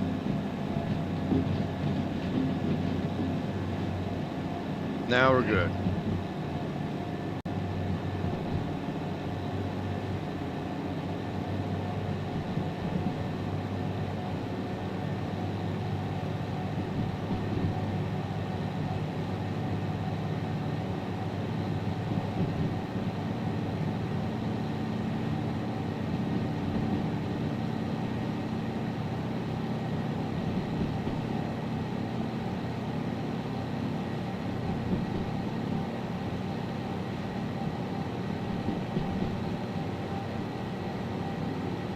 And I mean, shit, it's all downhill from here.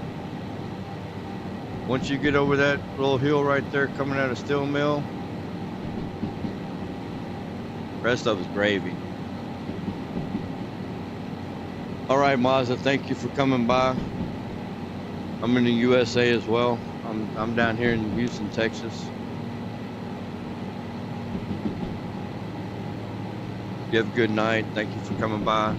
Do me a favor, as you head out that door, hit that like button for me. If you haven't done so yet, please, please, please subscribe.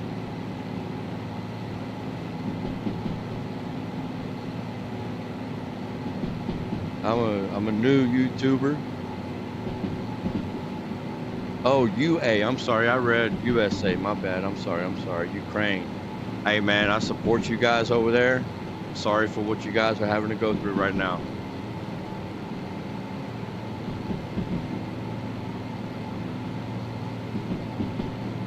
I wish you the best of luck, you, your family, your brothers, your friends.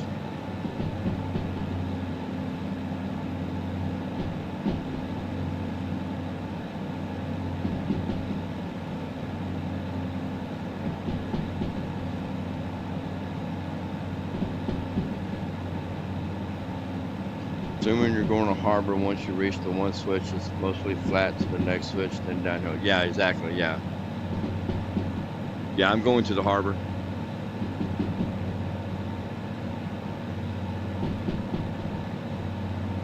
I was gonna say a second ago, I'm a new YouTuber. Been doing this about a month. So guys, that like button down there, it's free for you, but it means the absolute world to me. Lets me know that you guys like what I'm doing. If you want to see more content, helps motivate me to keep it going.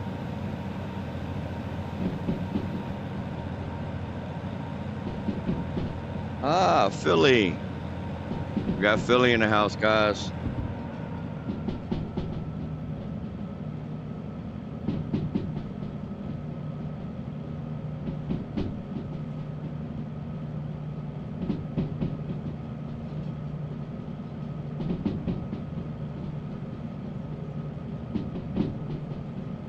Let's see. Stick that one there. Stick this one here. You are going to Echo. Hey, which one was the heavy one? A55. Okay, that's the one that's behind us. That's the one that gets dropped off last. Oh,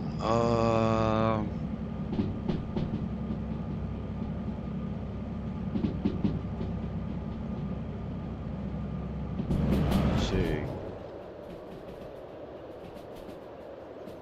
How long is it? That's what she said. I don't know if I can get that into the sea yard. That might be too long. Because normally what I do is I'll cut into the sea yard and then I'll back it up and load them in. So I might be too long to fit into the sea yard. But I mean, I don't know, the sea yard's pretty long, especially that middle track.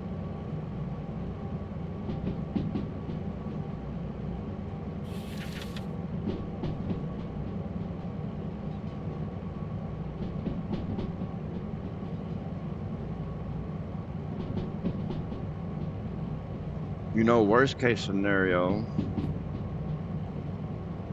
let me see here. Them out of my hands. Oh, come on. Ah! Oh, that was close.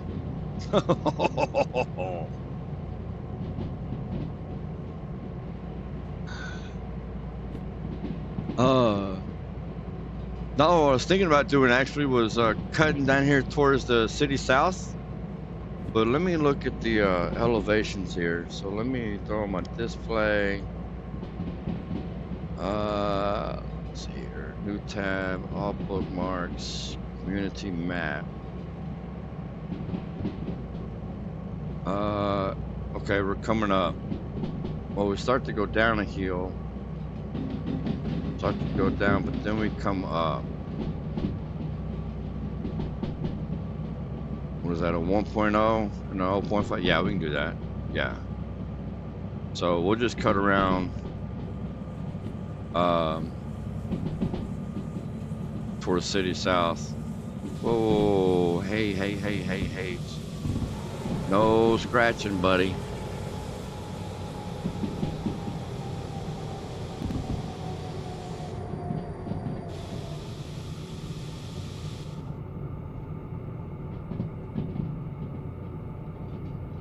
I mean, I know the name of the game is Derail Valley, but I'm trying to keep the wheels on the track. These things don't 4x4 very well.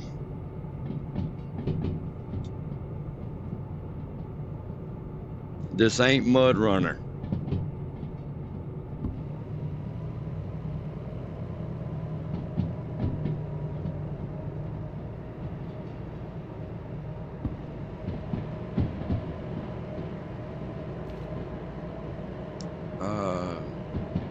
EP8, so that's the first one going in. To the left,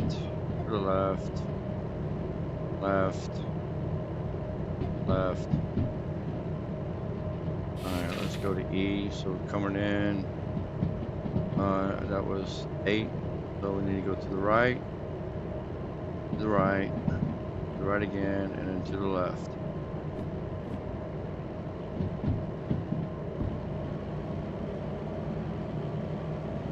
Had the community grade map been updated since P99? I don't know. But I mean, I don't think there's been any map changes. Let's see, last update 2 weeks ago.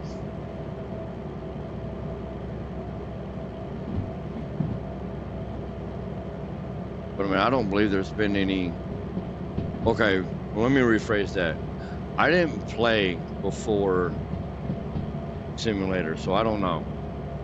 I just got the game on April 3rd, so a month ago. A month and almost a week.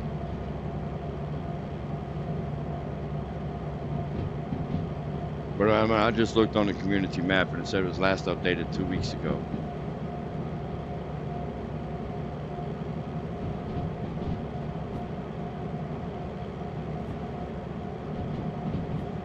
Oh, I said we were going to cut down through here, so we need to go to the right, cut down, and then we'll back up into the harbor.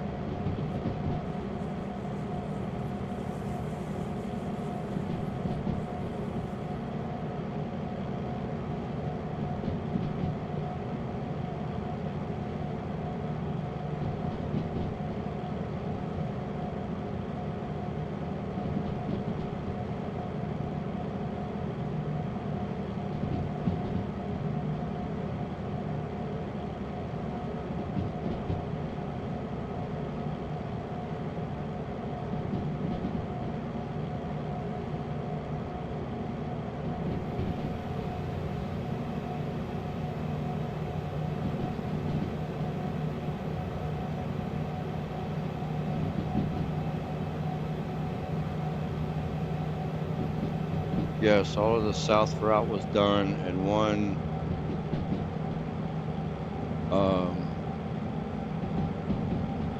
goods factory. I was wanting to say general factory, and I knew that wasn't right. Was added and modified. Can you light the grade map? Or can I link the grade map?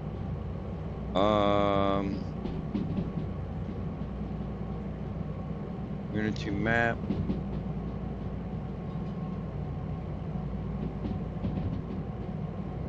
There you go, sir.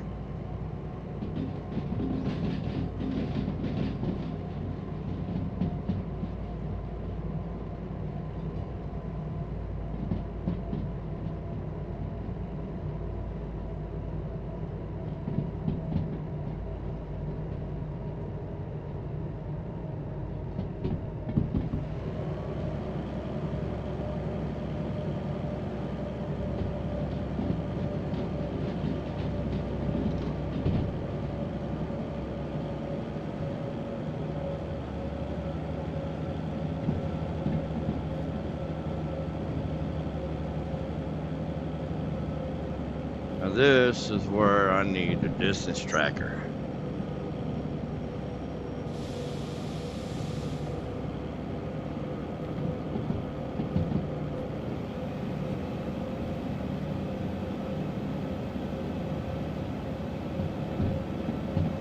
I think that might be my next purchase. Let's see, Derail Valley distance tracker. $12,000? That's not too bad.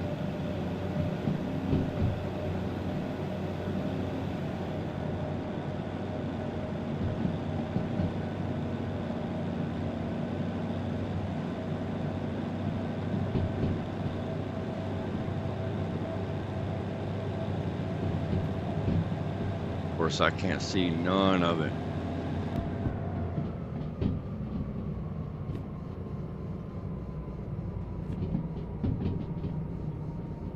You're welcome.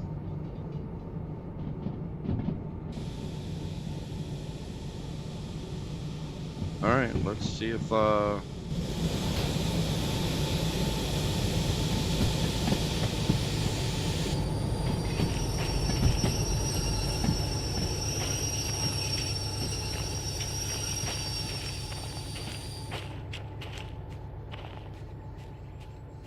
Yes, I know. I could use the external camera, but that's the whole point of ultra realistic hardcore.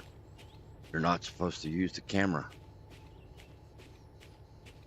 So I've got to get my happy ass out of the cab, run down here and look, because I ain't got no distance tractor yet.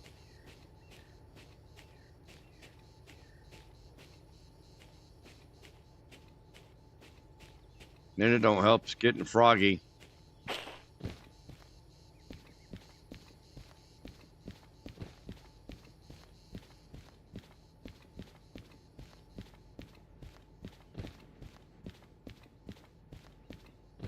Yeah, it looks like we're good.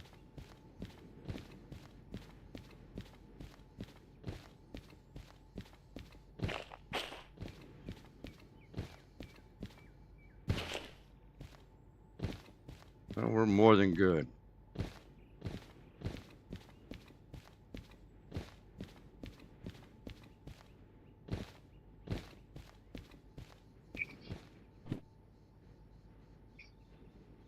Nope, too far away. All right, so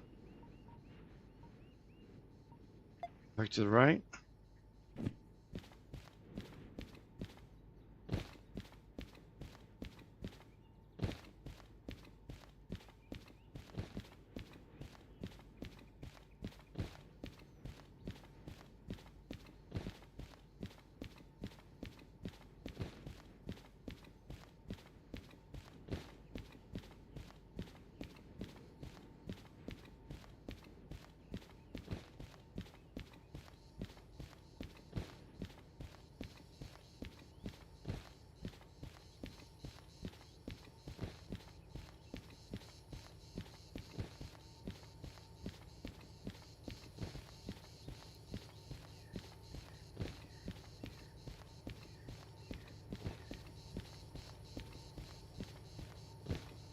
Parkour Simulator 2025.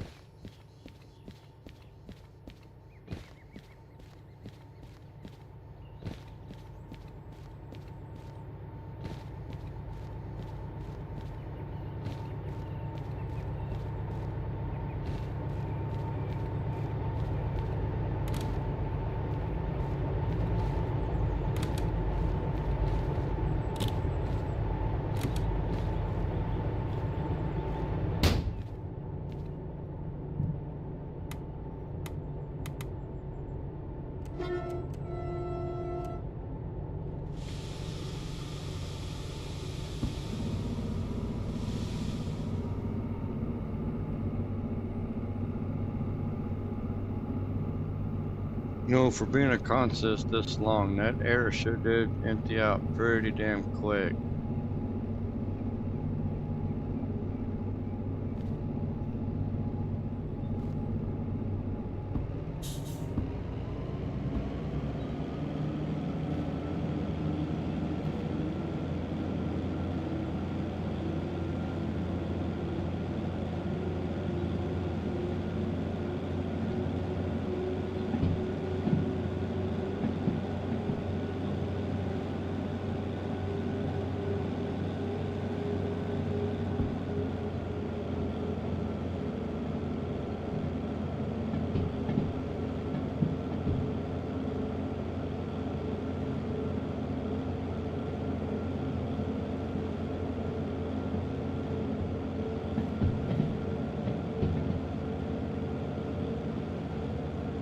It sure did get froggy.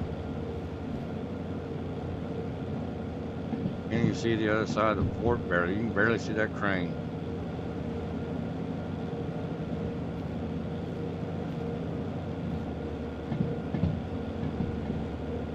But as long as I got everything set up there, should be going right into 8I. Yep. Which being an incoming lane, it should be empty.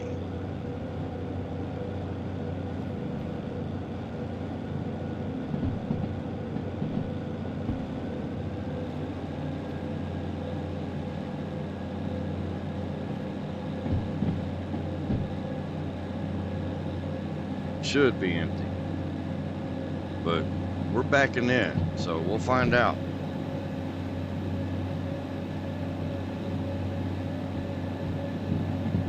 You know what I should have done? Damn it. While I was all the way back down there at the end of the frickin' train, I should have put my proximity sensor on.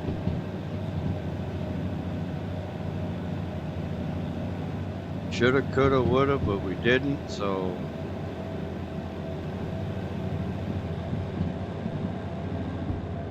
Do need to slow down.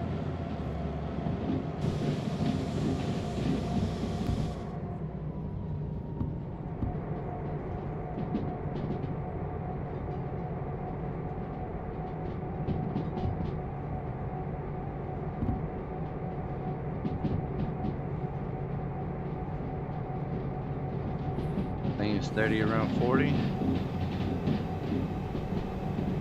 I don't know.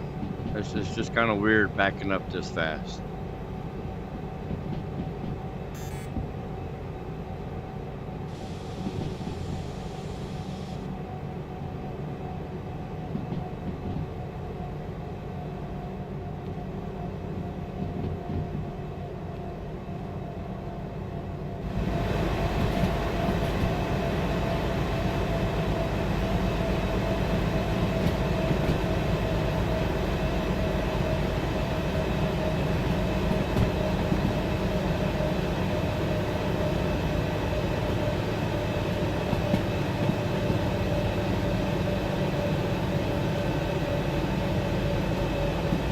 It is the proximity sensor that can turn a guess into a certainty in such a situation. You are entirely correct. That's why I was like, you know, I should have put it on while I was down there.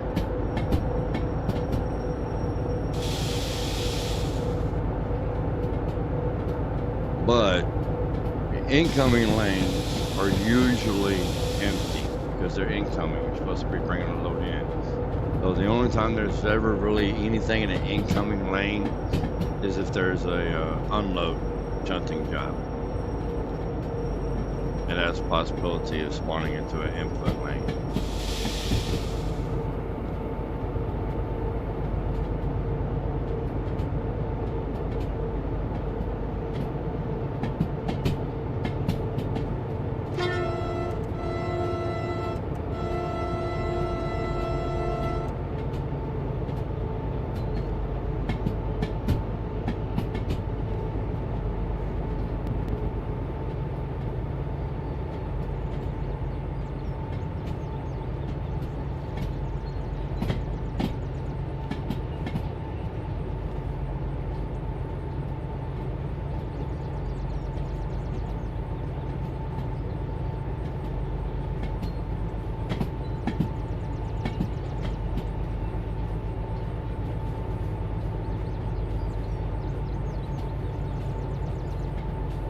And then, you know what else we have to guess? The link to the train that's inside the input track.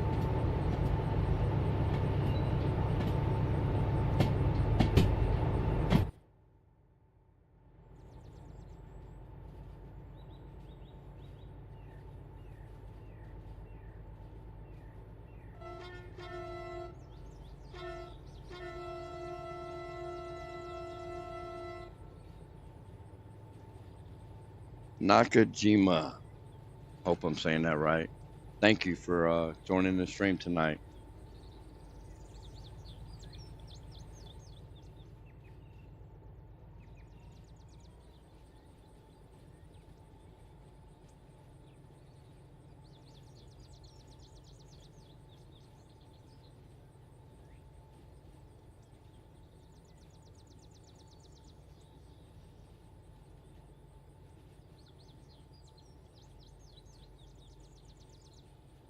All 65 viewers that are watching right now, thank you guys very much for tuning in and watching.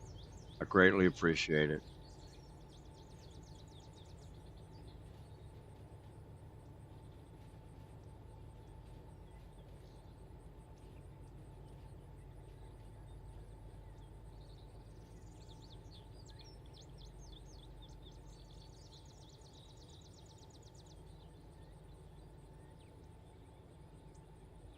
Y'all want to help a new guy out? I've only been doing this for a month. Y'all really want to help a new guy out? Hit that like button down there on the bottom.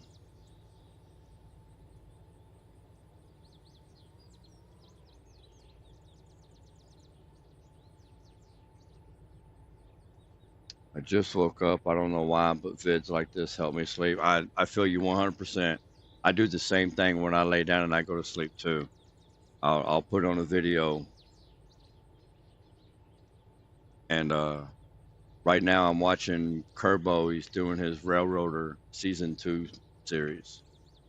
And I'll sit there and I'll watch him.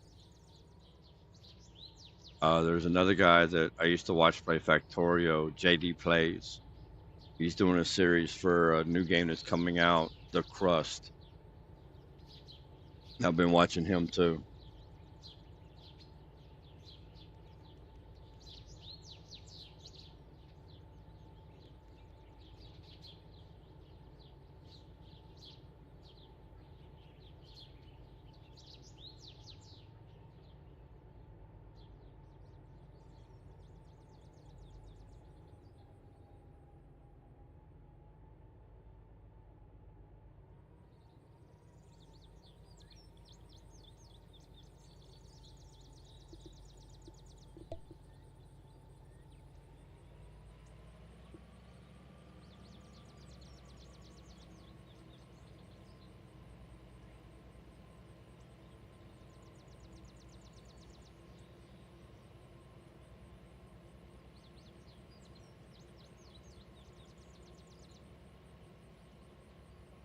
So how you like that?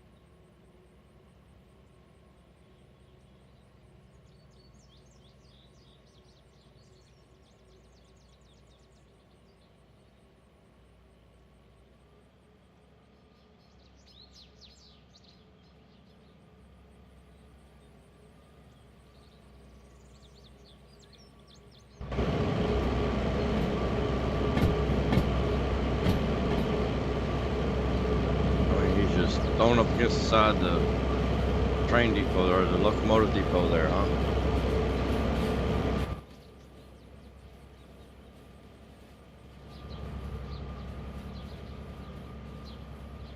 So we got the Ranagana. We got good old Hank. That was our starting engine right there. It's the one we started out with. And I named my my locomotives after subscribers. So, well, you know what? We're well in there. We're so well in there, we're past it. I know we are.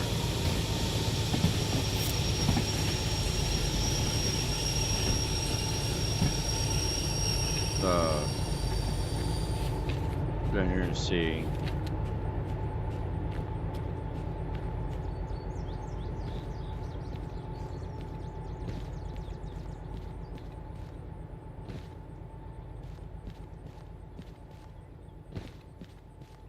Like that paper just magically flying through the air there, huh?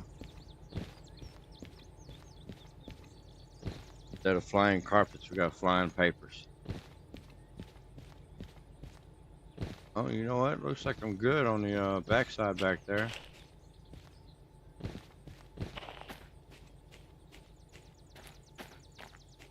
$86. Oh, still on the 94. We should be getting pretty close to it though.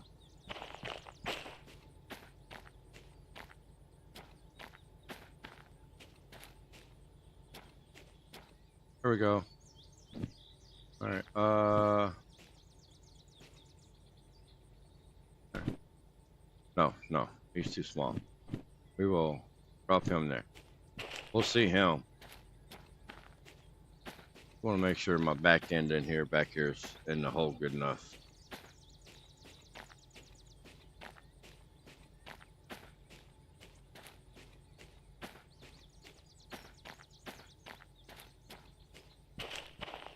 Oh yeah, we're golden. Recent locomotives do yoga fitness for health. Yeah, there you go. That guy leaning up against the locomotive depot there. All right, turn on the handbrake. Get our book. Turn you off. Disconnect you. Unscrew you. Turn you off. Unhook you. And that job is complete.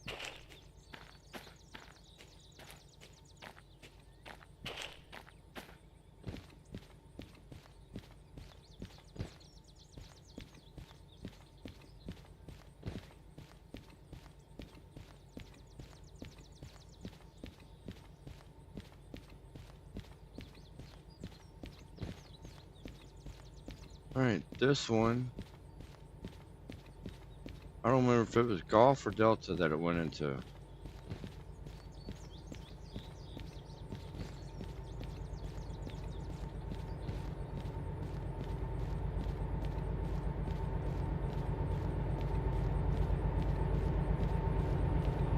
However, I don't need all of you guys running anymore.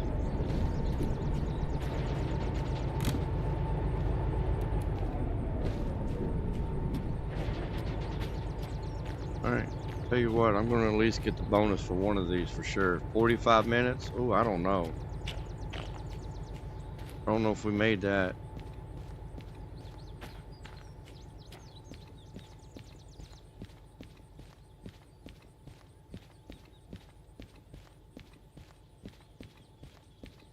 I didn't start a timer when I turned them in, but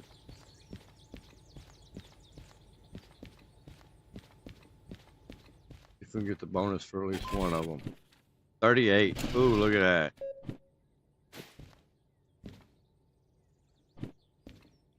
What did we get? 16? 16.8?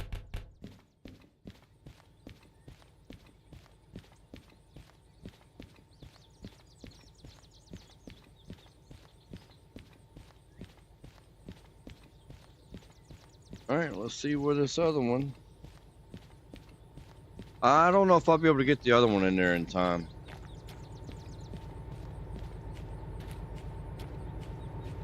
It gives me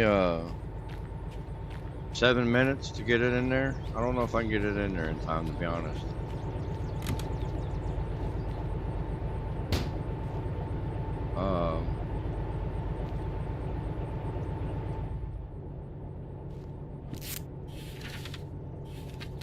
Yeah, 45. Nah, it's not getting in there in time. Alright, golf. So.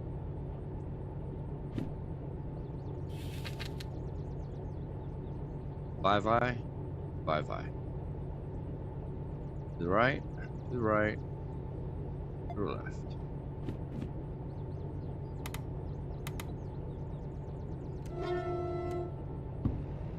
Oh, nope, nope, nope. That way.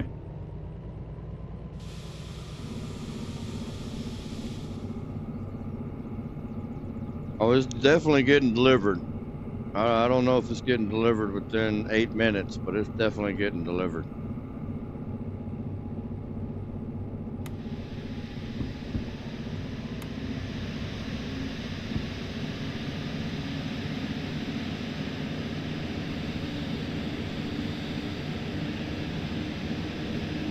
Oh, you know what else I gotta do? I gotta,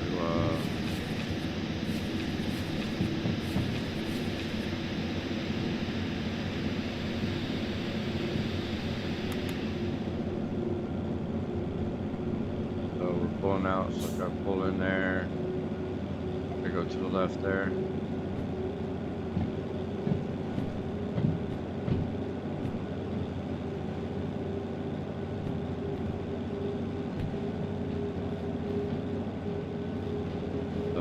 Not that one. Wait, what do the papers do? So these are the job. Well, these are the job orders.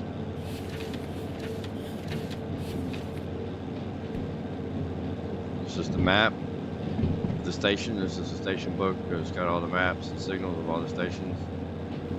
The ones inside the station house over there that were laying on the table. Those are job orders that have not been accepted yet. So basically what it does is it gives me kind of this information here.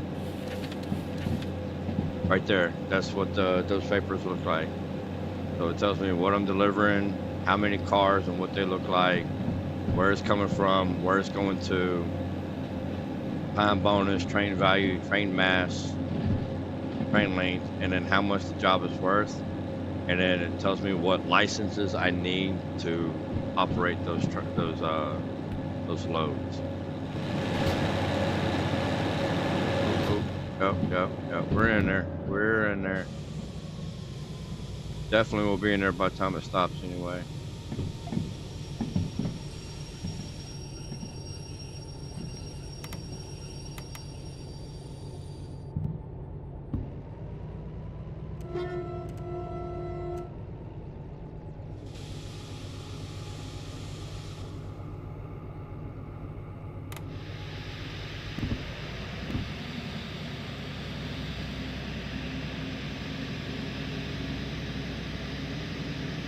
So what you do is you pick one of them papers up off the table, whichever load you decide to do, and you feed it that little machine right there where I turned in that other job order, and that accepts the job, and that timer for the time bonus starts clicking.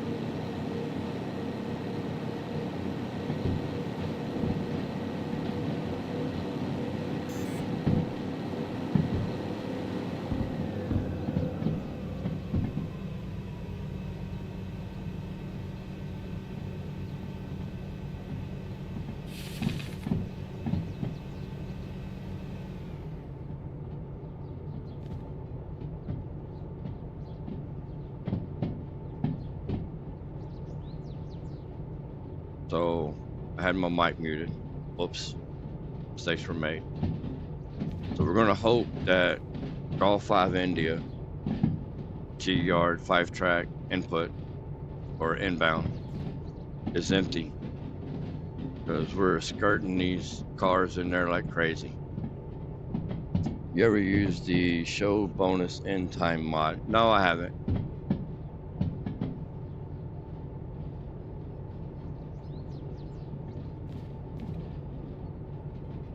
What does that do? Put like a little timer on this guy right here?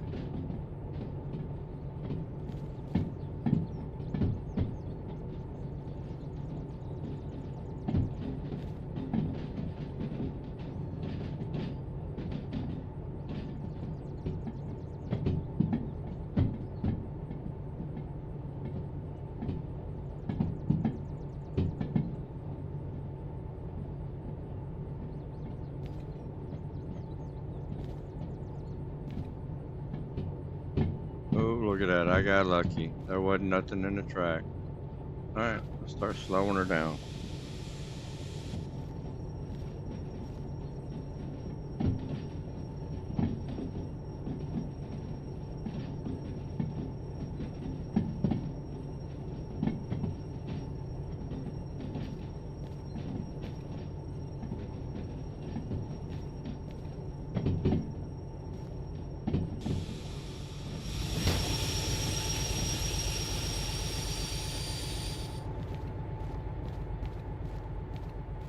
I don't know, we might make that 8 minutes.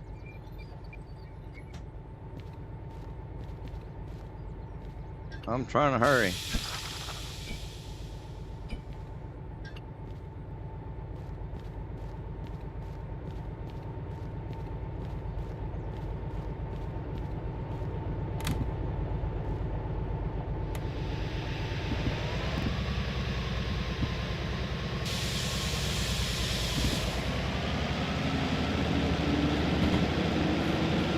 Shows the time and the date the job due by once you started.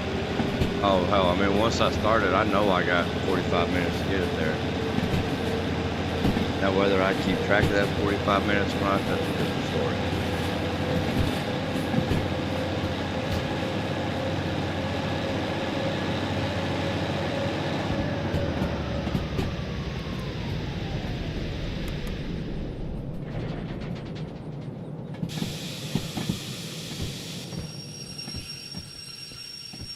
Ah, shit. Wasting precious seconds here. Do I make it?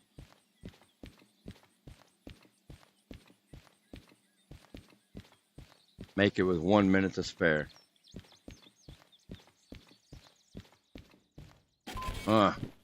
Oh man, I was over by 2 minutes. Damn it. Ah, shit. 14.4. Alright.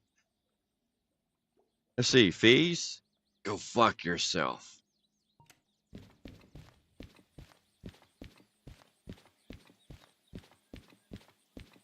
I just like to give views for the game clock and stuff. I don't have a watch, so...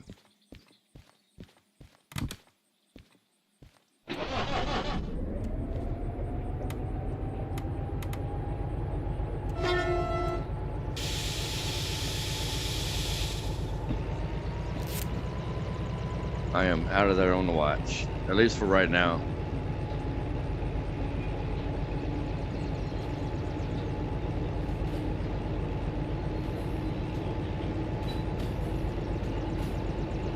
Well, guys,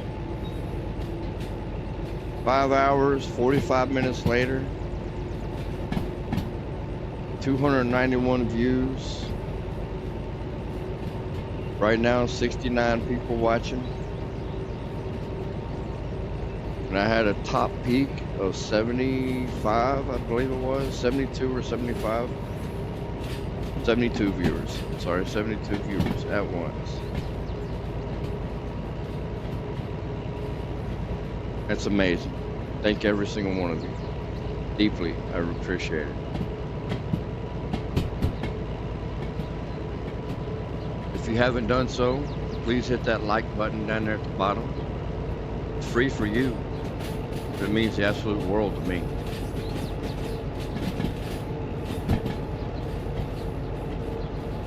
If you haven't done so yet, please subscribe.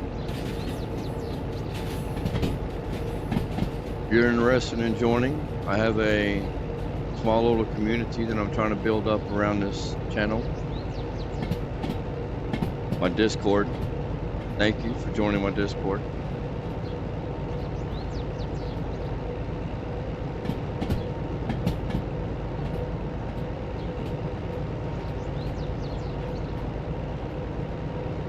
It's small right now, so if you joined right now, you're going to be part of the building community.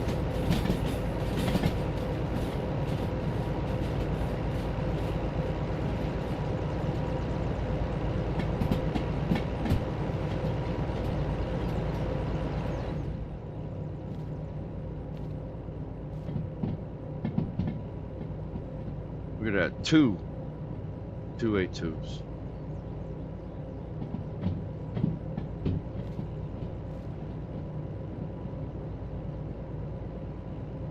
Link for my Discord is on my main channel in the description. Also at the bottom of the description on the video.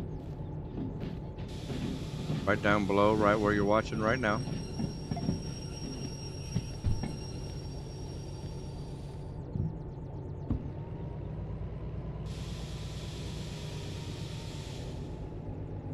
I do a thing where I name my locomotives after my subscribers. I'm a poor white Texan boy. I can't afford Steam giveaways and stuff like that. I am not monetized by YouTube yet. And even when I am monetized by YouTube, it's pennies on the view. I mean, like literally, it's like 2 or 3 cents per view. So, not like I'm getting rich soon. Definitely not going to quit my day job anytime soon. That looks like it's facing right.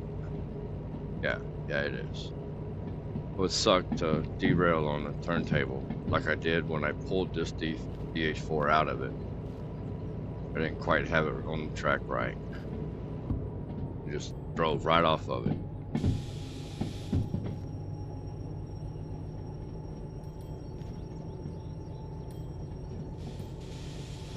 So I have my wife go through my subscriber list, and she will randomly pick someone,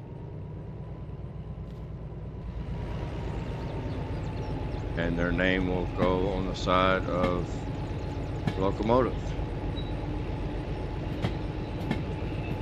So you'll have a locomotive named after you.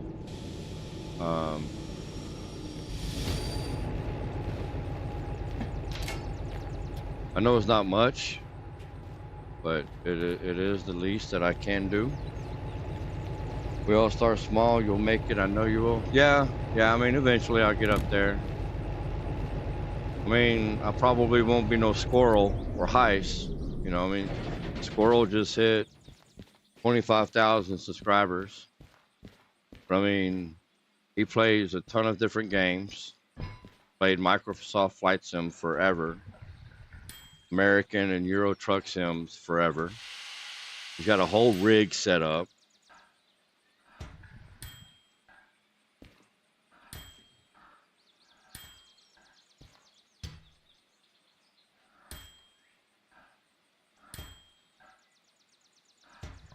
I enjoy doing this. I mean, I'm not really doing this for the money.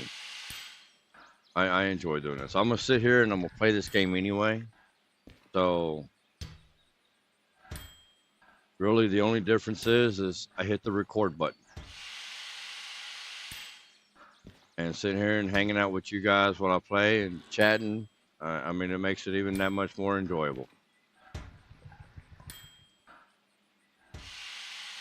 All I do are live streams. I don't do no videos. You will see every mistake that I make, and trust me, I make them. And I make them a lot. There we go. All right, look at that. We got some money. Go over here and hit the harbor. Yup.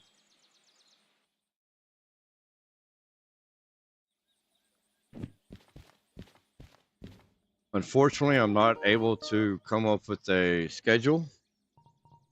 I have grandbabies, so I have grandbabies that live with me. Museum. Yes. Wait, what? Oh, I was trying to put it in the wrong hole. That's what she said.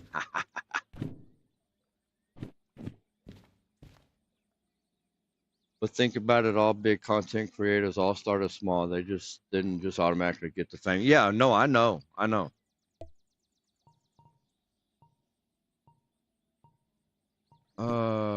Ooh. I was gonna say I might get Hazmat 1, but that'd leave me with $1,000. I might have to wait. All right, at the museum. So I know where the DE2 is. That is over at the machine factory. And then my DH4 is over here at the steel mill. And I found my DE6. I just don't remember where I found it at. So I'll have to find it again. I'm not a Sting guy, and I like Sting. They're beautiful engines, but I focusing on playing the game, getting you guys some good views, watching OBS and watching chat. There's no way I'm going to be able to operate a steam train as well. Not doing the way that I play. But I tell you what, I probably will end up doing a few videos or at least a few live streams of, hey, look, Texas learning the steam engine, and it will be funny, and there will be shenanigans. Promise you that. I play on a PC, so I got mouse and keyboard. I do not have VR, and the DM3 sucks on a mouse and keyboard. So if I had VR, I'd probably run the DM3.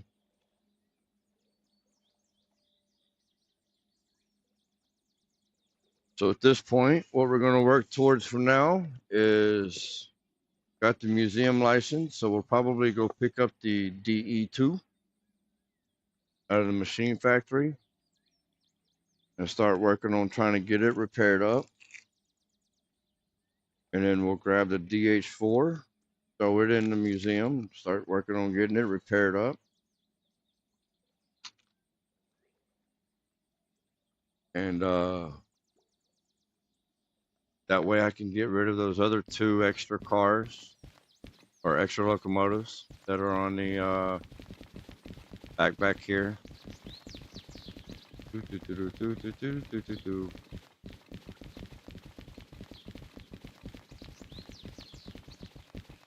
I'll probably end up restoring the steam engines just to have them. Store them up in the museum, make them look pretty. But I have the local ownership mod, so I will end up purchasing these 2 locomotives. After I restore the originals, then I can purchase these. And then I'll end up dropping these off. That's the only reason why these ain't named, because these are just extra. We'll end up dropping them off, because I'll end up hooking up the demo DE2, and then I'll buy this guy, so that way we have both of those. And then I'll do the demo DH4. I'll purchase this guy, and then we'll have both of those DH4s. So we'll have 2 DE2s and 2 DH4s right there. And once I get those restored and looking good and all looking pretty, we'll go start working on the DE6. And we'll get the DE6 up and going. We'll locate the demo DE6, get it restored. We'll purchase our beginning DE6. And then, hey, that's not the one I want to be in this one over here. No, I need to shut them all down. I mean, this is supposed to be realistic, right? So whenever you're done for the day, you're supposed to turn everything off and set your handbrakes, right? Close your doors, close your windows, sweep out your trash. Make sure everything is all set up for the next guy to come in and run it, huh? Oh, I didn't shut the door.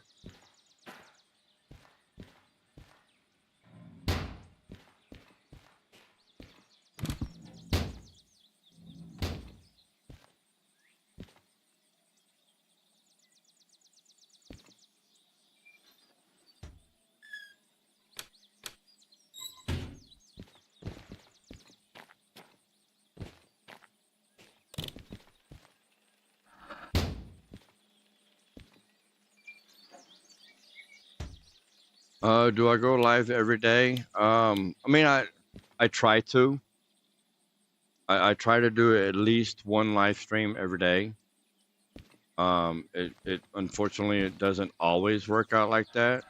Sometimes I have to go, 2 or 3 days. It just depends on what's going on in real life. But I mean, if I am able to get on and do a live stream, yes, I'm getting on and I'm doing a live stream. I mean, like I said, I have grandbabies, and I have a wife that I have to pay attention to also. We've been married for 25 years, so I'd like to keep her around. I married my wife, not Derail Valley. But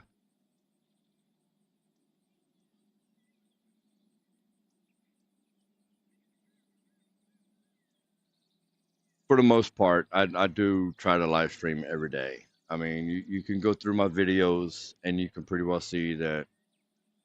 I mean, for the last month, I've live streamed almost every day. Now, there's been a few times where I've had to skip a few days because real life stuff. I think it was last week. I had to skip a few days because not only was I sick the week before and I was getting over it, but we had to go pick up a swing set for our grandkids, and so I had to take the truck and trailer over, go load it up, well, dismantle it, load it up, strap it down, bring it home. Then I had to unstrap it, unload it, and set it back up. And then the day after that, our plumbing in the house, the something between the sink and the washer, because the washer was running. The next thing we know, the sink is overflowing. The toilets and the showers work just fine. You run water and flush them all day long. They don't back up. Something between the sink and the washing machine.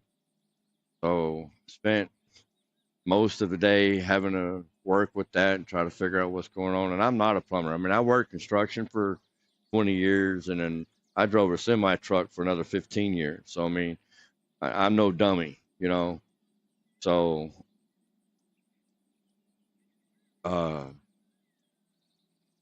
try to get that fixed. And then the day after that, me and my wife, we were going somewhere, and our vehicle started messing up. Come to find out, it was the crankshaft, or the crankshaft sensor. So that was, I mean, it was an easy fix. It was just a serious pain in the ass to get to it and get it, get the sensor pulled out and then put the sensor back in. I mean, it's only outside the engine. You didn't have to take nothing off. All you had to do is just jack up the car and get underneath it and deal with a hot ass engine block. And you're working in about an inch worth of space. So you're trying to get your fingers up in there, burning the shit out your fingers, and then I'm trying to get tools up in there to get the bolt out and trying to unhook the electrical out. It was fun. It was fun, but not fun. So I'm old too, man. I'm almost 50 years old. So those 3 days kind of wore me out. So I didn't get to stream those 3 days.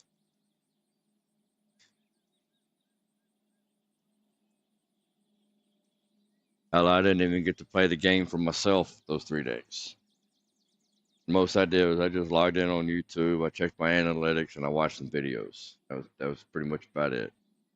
But I want to thank you guys for sticking with me tonight, watching through. 302 views, man. That is amazing on this live stream, bro. 6-hour live stream. I thank you guys very much. I deeply appreciate it. And once I start getting monetized and YouTube starts sending me a paycheck, my wife will greatly appreciate it too. And then I should be back on tomorrow. Right now I'm trying to do 2 live streams a day. I've got the time at the moment, so I'll get on kind of earlier in the day. I'm in Central, so it's 2:30 in the morning. So I will probably be on somewhere between 11 and 1, and then I'll run a stream for 2 or 3 hours, and then I'll have to take a break, handle some stuff in real life. I'm gonna feed my dogs, make some dinner, eat dinner, clean up after dinner. And then probably about 7 or 8 o'clock, I'll start up another stream. And then we'll go like we did here for, 5, 6, 7 hours.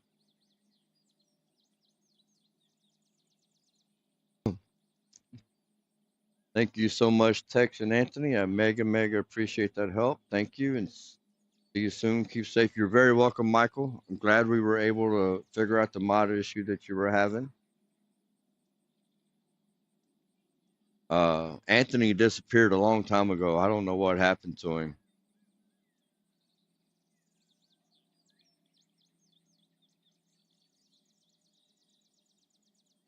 Man, I'm not even gonna lie to you, bro. I can't read static. There you go.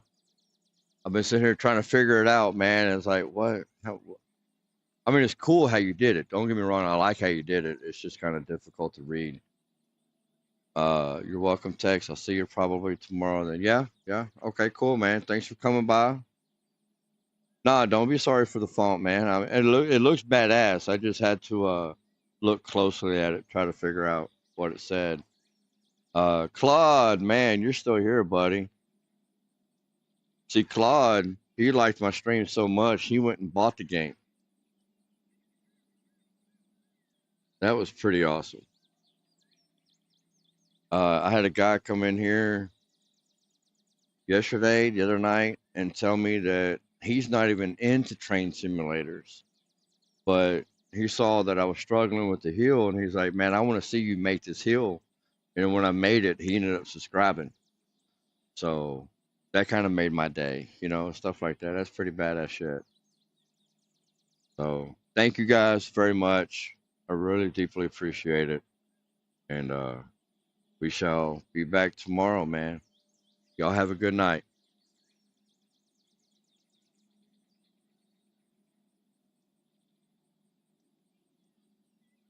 Nakajima. I mean, your message came right as I was fixing to hit the stop button. It was a good trip with the live stream that we viewed next to my work. Thank you. You're welcome. Thank you, man. Thank you, Darlington. I stayed up late watching. I have real work in 5 hours. Man, get to bed, bro.